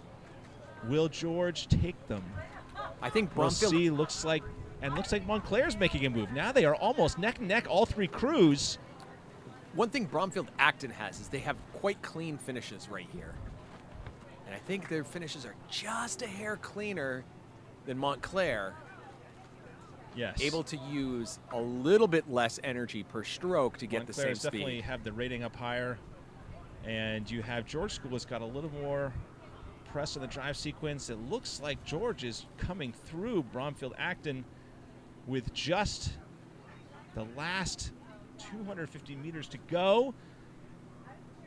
And is George School going to keep pressing? Looks like they are.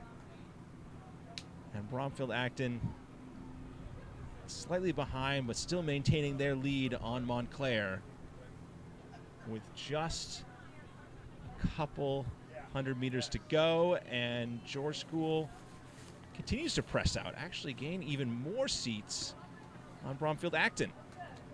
So what sort of time are they going to get in this first heat? You're getting good run out of the boat from the George School. That's what I'm saying. That boat is just they flying. Just have better press. I'm constantly saying to rowers, you got to slow down the last couple inches of your slide, and these guys are doing that. They are just letting that boat run out. They are not throwing their weight into the stern.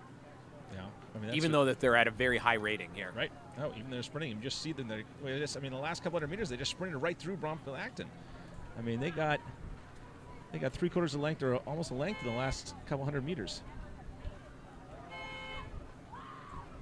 Some great racing there from George School. Great racing all around. All the crews fairly close here. So 3 to advance to the finals in the girls' lightweight 4. So now it'd be good to see. Second heat is going to include Culver, Radnor, Ocean City, Mainland, and Harpeth Hall. Culver on the left. Radnor's a scratch. Ocean City, lane 3. Mainland, lane 4. And then to the right on your screen, Harpeth Hall. 3 to advance to the finals in the girls' lightweight 4. Well, early on into the race here, it seems as though Mainland really throwing down, pushing out, getting themselves onto tomorrow, hopefully, with a pretty commanding rhythm right here. You know, they haven't broken to open water or anything like that, but nonetheless, like, this looks direct, this looks strong. I wouldn't count out Culver. Wouldn't say Culver's out of this one yet, you know, insofar as winning this race, right? They're certainly still in a position there to strike. Culver's catch is looking pretty good there. Yeah, yeah. Oh, man, I say Culver's taken over the lead here over Mainland.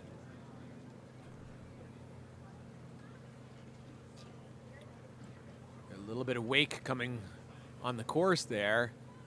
Going to be hitting the crews at different times. Already passed through Culver, but it's hitting Mainland and Ocean City right now. And now final 500 meters. Is Mainland going to respond? Is Culver going to push out? Is Ocean City going to make a dent into Mainland? We'll see. Culver looking strong, right? For sure. You know, good connection, sending the boat well. I think, again, like we've kind of been saying all day, but it bears repeating. Like, look, man, the last 300 meters here is not for the faint of heart. You've got to be pretty buttoned up with what you're doing between the drive and the recovery here to make sure that your hull's staying on keel, you're taking clean strokes, and you're moving the boat effectively. Yeah, I mean, Culver's certainly got good press on the oars. They need to clean up their catches a bit, but they are doing it here. They're getting that speed. And can Ocean City catch Mainland here? I mean, Ocean City is pressing up through them here. This will be an exciting last few hundred meters to see who gets second, who gets third. Culver certainly has asserted themselves as the clear favorite. Yeah. Yep. Ocean City not wanting to be comfortable. No. Pushing in to Mainland. What's going to happen here? And about 150 meters to go here. 10 or so strokes. Just got to stay flat, got to stay calm, right? I mean, again, as things start to happen a little bit faster, you're building that rhythm to get you across the finish line. Must relax, particularly with circumstances that are a little bit uncertain and inconsistent. All right, so into the last few meters of this race, Culver looks like they're going to finish out on top. Yeah. I think Ocean City, though, may be able to squeak out ahead of Mainland. Are they going to do it? It's going to be close. Ooh, OC's going to surge. There it is. Oh, look at this. Coxon's sitting up saying, come on. Wow. Yep. Wow, good for them. Great push in those last few hundred meters from Ocean City to take second place.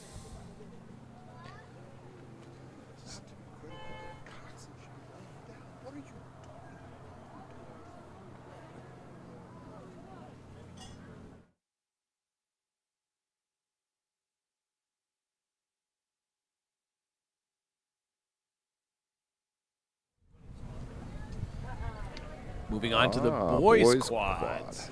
Here we go. Boys senior quad. And look at that. Way out in front. Way out in front is Malvern. They are just putting on a clinic right now in the first half of this race. What's our progression here, Jim? So in the quad, it's top 2 to final. Oh, boy. So right now, Malvern and Haddon Township are in those positions. We've got a couple of crews significant margin trying to make it challenging, though. Look at Malvern. Look at how clean they are. Look at how well they're rowing. I mean, I know it's a little bit calmer than it was, but they are making a statement here. Yeah, it's beautiful rowing there. You can also see the difference in the power between the senior boys and, you know, say, especially the freshmen. I mean, they're just stronger, and you can just see that run in that quad that they're getting. And that precision, too, right? Everything's just a bit more uniform. Everything looks a bit more the same. There's no idiosyncrasies with what they're doing. It's very much matched up. One square of the blade, one entry of the blade. Yeah, but good push through that center of the stroke. But same with Haddon Township. They're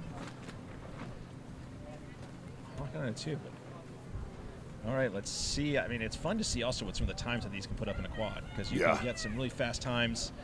Yeah, these guys are particularly cooking, with this, man. and it's nice because the water's a little calmer, but you still have a little bit of the tailwind. So, you know, you're going to see some pretty fast time here from Malvern as they get towards the finish line. And these boys senior quads are going to be some of the fastest boats of the day. No Exactly. coxswain in there, 8 blades, shorter boat. No, I can't wait to see how fast they are, and I'm looking forward to seeing what the other. I mean, they're just. I mean, again, Malvern's been put on a clinic from the very beginning. They just decided at the beginning of this race that they were going to take it, and then they're just like, see you later. There's going to be no doubt in our minds for this. Oh, and they're bringing it up, too. There's no quarter being given. They are like, we want to let everyone know that we want to win this race. But Haddon Township there also getting good run with each stroke here. I know. Malvern has been out guys are looking good from Look the at that. start, Look at but them come through. Malvern looking incredibly sharp. Man. Just Pretty a slick. Great piece. Now they're just rowing it out. They know what they're doing. Confident. Whew. Gosh. I wonder who's next. Skyline and East Grand Rapids are familiar foes here. Yeah. Skyline gets it just in the nick of time. 4:38, an 8-second margin over Haddon Township. Woo! And then a 13-second margin to Skyline. But a 4:38 for Malvern. Yeah, Malvern and Haddon Township will progress to the final tomorrow. Top 2 to the final. No semifinal in this event. Got 2 more heats of boys quads. And they're off here. We have Ridgewood, lane 3, in the lead. They're the ones who won Garden States. We got Germantown Friends, lane 4, second place. And then pretty close behind for third place are Taylor Alderdice in lane 1, Fordham Prep in lane 2, and OLSM in lane 5. Well, you saw Ridgewood have such a great quad in the junior boys, and now here the senior boys, you know, picking up right where their sort of younger teammates were doing. Look at the handle heights on this. I mean, that Ridgewood boat not getting any sort of slop on the recovery there with those blades. A composed rating here, too, right? Like, Right. Oh, yeah. Well, it's just like the other Ridgewood crew was the same way. The other Ridgewood crew, that's why I was surprised that their time was so fast, because they were calm, they had a good lead, but they just were powerful, and they put down a time. I'm sure these two fours, when they race each other, have some great pieces. Yeah, right. It's got to be an interesting practice. Well, there's no better way to make a team faster than have some other boats on your crew that keep pushing you. I mean, it makes it fun. Particularly when it's the seniors versus right. Yeah, little brother versus big brother, right? I mean, gonna love those pieces. About 2/3 of a boat length of open now between Ridgewood and Germantown Friends. Yeah, it looks very similar to our previous heat. So I'm curious what the times are to compare, because you've got these good conditions, you've got these great crews. I know, are the times going to be pretty similar? Well, rate may have come up a little bit here from Ridgewood. Yeah, looks like a it. couple of beats. Yep. They're doing an excellent job of keeping a straight course. I mean, that is bullet straight there. A little bit of a swerve from Germantown Friends there. Probably won't affect the outcome because it's 2 to progress. Just really, really nicely sustaining speed here from Ridgewood, right? Pretty efficient application of movements. Body's moving well. Great blade work. Just the boat just doesn't slow down, right? Like, I mean, you see it from all the top crews, and it is not easy. It is not automatic to be able to get that kind of performance done. It requires a lot of miles to be able to build the boat feel requisite for that, but also build the fitness to be able to execute that. Also, just great power through that drive sequence. Now, as they come in the finish here, looks like they're I don't think picking they're bringing it slightly, up, but still taking it pretty easy through the finish. Yeah, pretty So even there's here. plenty still left in the tanks.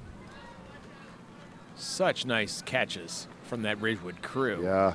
As they Well, both cross the Malvern line and here. Ridgewood. Whew, I'm curious to compare the times on those two crews because both those crews look just Right.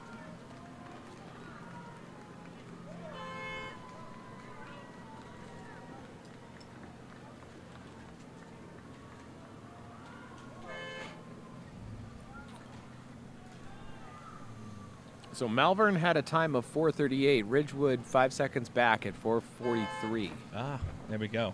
Well, we'll see what happens when they Yeah. face off with one another in the Yep. finals. It's Yep. going to be fun. But Ridgewood crew looked great. But, yeah, that Malvern crew.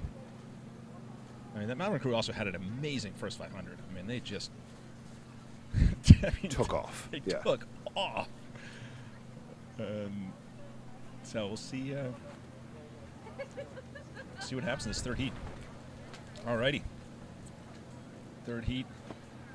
Third and final heat of the boys senior quad. Looks like a real battle now between Yeah. Seattle Prep and Shenandoah. Shenandoah. But Haverford's right there too. They've been having a great day with a lot of great crews. And who's going to make a move now in this middle 500, especially with the crew so tight? And just top two to advance. A lot of motivation here. Yeah. Right. To make sure these next few hundred meters, Haverford's got to make a statement. They can't let these other crews get away, particularly because you don't have a coxswain cheering you on. You can't see them, so they've got to really push. Seattle Prep is pushing here. Seattle Prep Starting to surge. Wow. Shenandoah has a lead, but it is tenuous here. Yeah, well, this is where for someone like Haverford, it's getting to the point where they've got to really start making a statement. It's now or never. It's now or never, because trying to catch up in these quads with the speeds that they're going, with a tailwind, Yeah. they got to really lay it down. Looks like they're trying. They're trying to get into Seattle Prep here.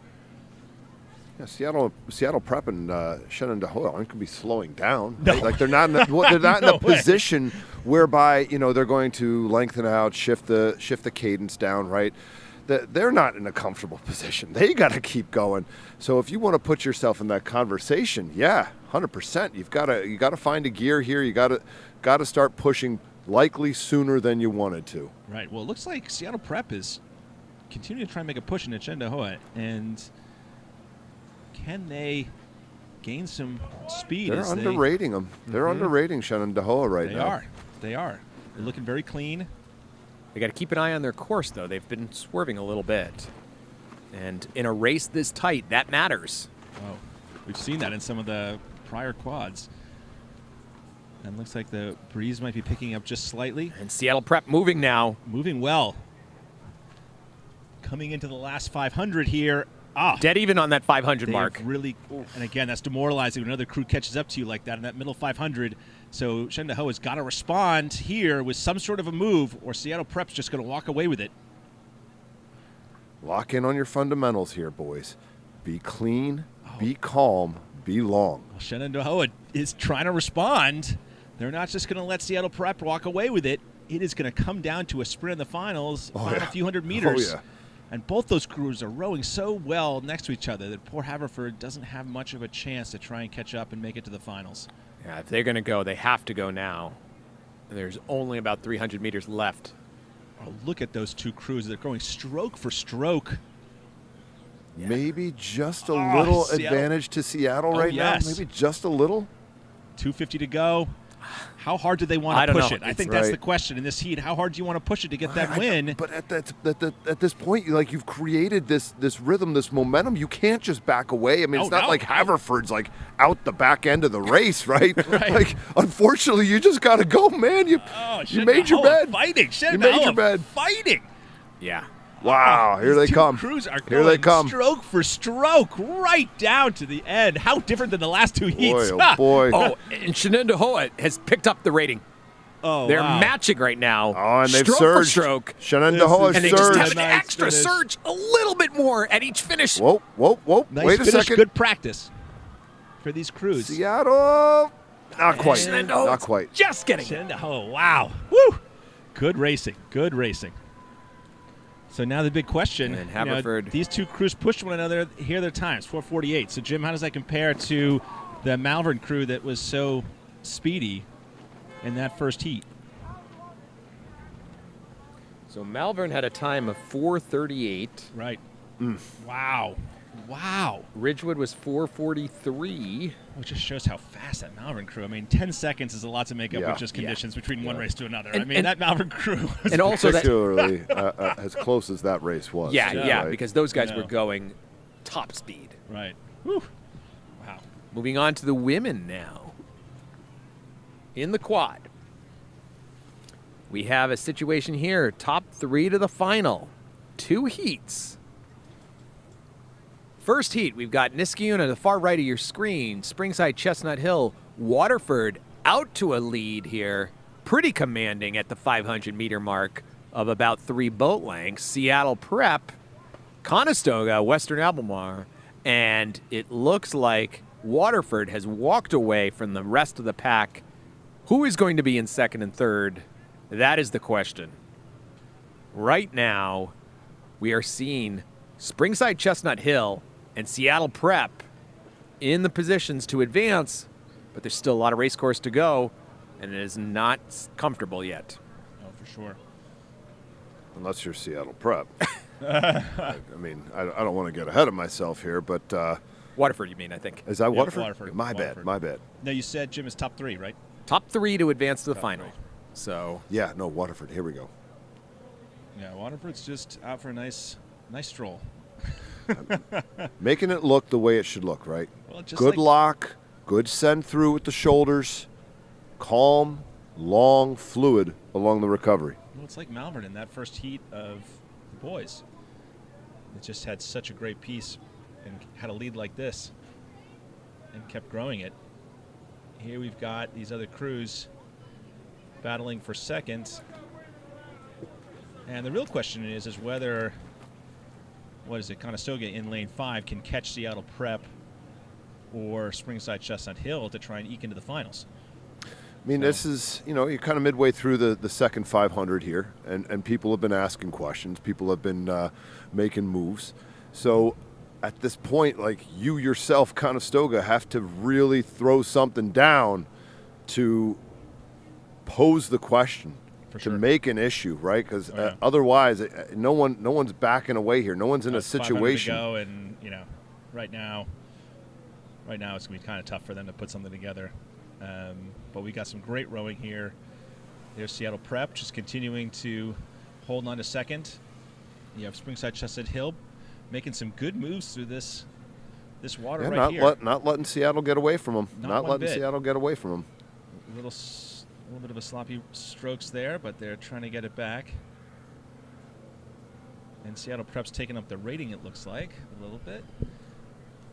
And just match up, ladies. Just match up. Last few hundred meters. Keep it clean. Waterford totally out of the screen, just having a nice row with a nice tailwind. Getting ready for the finals. I mean, again, you might be seeing that might be the class of the event here, right? 4 lengths of open on the field. That is an old school statement. I mean, what was the biggest margin we had today? 18 seconds in a race, something like that, Jim? Is it raining? Of course, it's raining now. Now it's raining. Yeah. We got everything. We got sun, we got rain, we got wind. Wind from different directions. Look at that.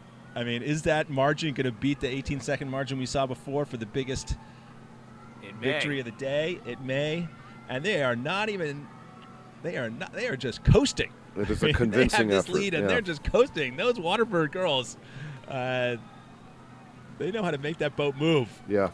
Good for them. Good for them. As much as that's a commanding performance from Waterford, they are not going to have a comfortable final because this second heat has some very, very, very fast quads in there. Yeah, well, we're going to see with these times. I mean, that's going to be quite a time Waterford put up. I mean, Seattle Prep and Springside Chestnut Hill. 18 seconds. That's it. That's the tied for that biggest margin of the day. I mean, that's the second heat. We have Haddon Township. Haddon Township won Garden State. Albemarle won the Virginia State. We got Agnes Irwin. We've got Skyline, who basically they won the junior quad last year. It's pretty much the same lineup. Well, they are very, very fast. Skyline's making a statement right now. Burnt already. Hills and Fox Chapel. Yeah, and there's speaking Skyline. with the coaches from Skyline, this is the fastest on paper quad they've ever had. So I think that they are really looking forward to this boat to see what these ladies can throw down. And great. this Look at right how here beautiful they look. is some They some are tape. just- Put yeah. this on Oh, tape. they are Kids, looking look at this. Great. They are Make it looking look like great. this. Exactly. And the question is, can they? I mean, for them now, they've got this commanding lead. They're these beautiful rowers. You know, just can they keep focusing on that technique? Keep trying to push themselves.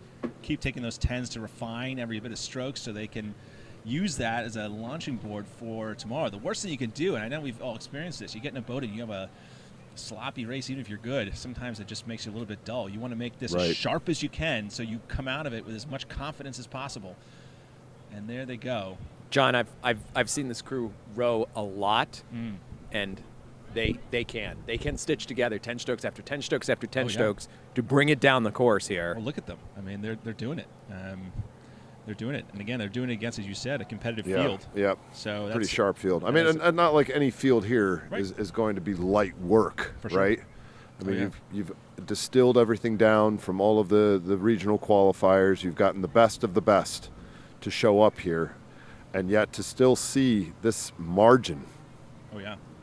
Impressive. 500 meters to go, and you said top 3, so it looks like Haddon Township Haddon is Township firming it up. and Angus Irwin have it, but you never know. Fox I mean, Chapel Fox not out Chapel of is it. not Not out of it. It's a half length, couple of seats again. You Right. know, and you've got the advantage of some calmer water over there. Oh yeah. If you can build some nice rhythm here, build a little extra rating, build a little hull speed, you can make things interesting for Haddon Township. For sure.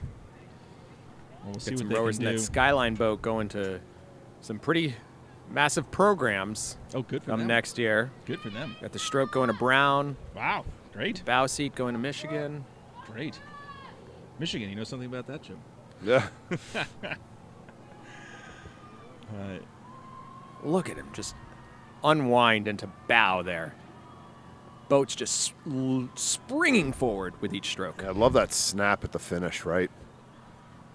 Well, now this is going to be really interesting to see compared to the Waterford time from the previous heat, because you've got two crews that have both put down just wonderful pieces. Yeah, impressive. And you know what's it going to look like when they go head to head? It's going to be quite a challenge. All right, here we Skyline go. definitely being a bit more assertive here than Waterford over the final 100 meters or so. Yes, you can tell they're taking the rating up a bit. Well, Waterford can watch this Skyline crew row. Skyline didn't have the opportunity to see what Waterford did. I mean, just from a quick glance, it looks like, I don't know. Oh, Fox Skyline Chapel. was crisp. Skyline has some great blade work. Looks like Waterford had a bit more run on each Who's surging? stroke, Who's but surging for when they're third side here, by John? side- Who's surging for third, John? Oh, look at this. Look at this. This is... Who's going to did it? Fox Chapel came close to get back up in there. So Waterford had a time of 5:18. Skyline has a time of 5:23. Yeah, that's what I'm saying. I Different mean, conditions, though. We know slightly it'll different. Slightly different. Be really interesting to see tomorrow Yeah. as we move on to the finals. That's the thing. Skyline looked crisp and clean. Waterford looked like they had a bit more run, though, in their strokes. I mean, those Waterford girls were And honking lower. on it. And lower. Yeah. I They mean, were honestly. lower rating, yeah. They were honking on it. But we'll see when they're side by side, because side by side, you know, and those Waterford girls have got to Well, when you start have to be pushed. I when you mean, have speed like that, there are very few challenges that you have during the season. Right. This is going Oh. to be one of those challenges sure. here. Right. that's what makes a race like this exciting, when you can have crews that are that good that actually have to see, all right, when you dig deep, what's it going to look like? So here we go. So this is heat number 3. First Jim? rep. Or is this- Boys 4. Oh, this is boys 4. Yeah, it's a sweep run. We were right into this. So, yes, we have moved into the reps. So these are the guys who came in second and third in their heats. So in lane 1, LaSalle College. Lane 2, McCallie. Berkeley High School. Lane 3, Harriton, Unionville, Holy Ghost. Holy Ghost being on the right of your screen in the red boat. Is it 3 to go here, Jim? It is top 3 to the semis. Everybody else packs their bags. Boy, oh boy. Right. Well, McCallie. Yeah, strong performance, right? well, they've had a good performance all day. So McCallie doing well. Nothing casual here from anyone. No. Again, second row of the day. Little bit. LaSalle's being sneaky there, trying to come up Yeah, right. into Berkeley, trying to come up into Harriton. They are only about 2 feet behind Harriton. Oh, Pretty tight. it's going to be very tight. Yeah, to see who goes home and who races tomorrow. And again, conditions seeming to have maybe just settled down just a yeah, bit. so much nicer than earlier. I mean, Just And a that, bit. That rain has stopped. yeah. We are back now into overcast conditions here at the Cooper River, Camden, New Jersey, just across from Philadelphia. Boy, here comes LaSalle. Here How comes close LaSalle. that is. Right? Yeah, LaSalle's making a big move here. Maybe. I tell you, LaSalle might have a foot or so on Harriton. Really, really tight. And again, now that things have settled down a little bit, like this lane 1 is not going to be as disadvantageous as it was earlier when you had just caps out there, absolute Right. white caps. Well, the question now is, Are they in second? Can Harriton put a push on to get in the mix, or is it just going to be those 3 that are moving on? Yeah, I think LaSalle may even be in second place right now, Right. pushing that bow ball out in front of Berkeley High School. Close, if not. So we got the last. You got really, really Few good hundred meters run here. in each one of these strokes Yeah. coming from that LaSalle crew. Yeah, but look at that. I mean, Berkeley's pushing back. I Yep. mean, Berkeley Yep. made a move right back. They saw LaSalle moving, and they responded. Yeah. Yeah, Berkeley has picked up their stroke rating. Looks like LaSalle has not yet. Right. You got about, what, 250? Yeah, that marker there on the Yeah. shore is 250 to go. They also have the semis tomorrow morning, so, you know. Now, these guys have already rode once They have today. already rode once. Oh, yeah, you yeah. want to keep So rolling the tanks. You already know you're making it to the semis. Like, how Yep. much do you want to push it here? You know, this is sustain where- the speed. Sustain the speed. Exactly. Sustain the speed. And Like give them a McCallie, lesson right? tomorrow. Like McCallie. Yeah, McCallie's doing a great job. They know they got the speed. Holding They're on taking to it up a little bit here, but they'll be ready to go Nothing tomorrow crazy. morning. Yeah. Bow ball to bow ball, though, between Berkeley and LaSalle. Coming into the finish line here. Who's it going to be? Good piece from McCallie. Good surge here from Whoa. LaSalle. Little bobble at the end there. Maybe.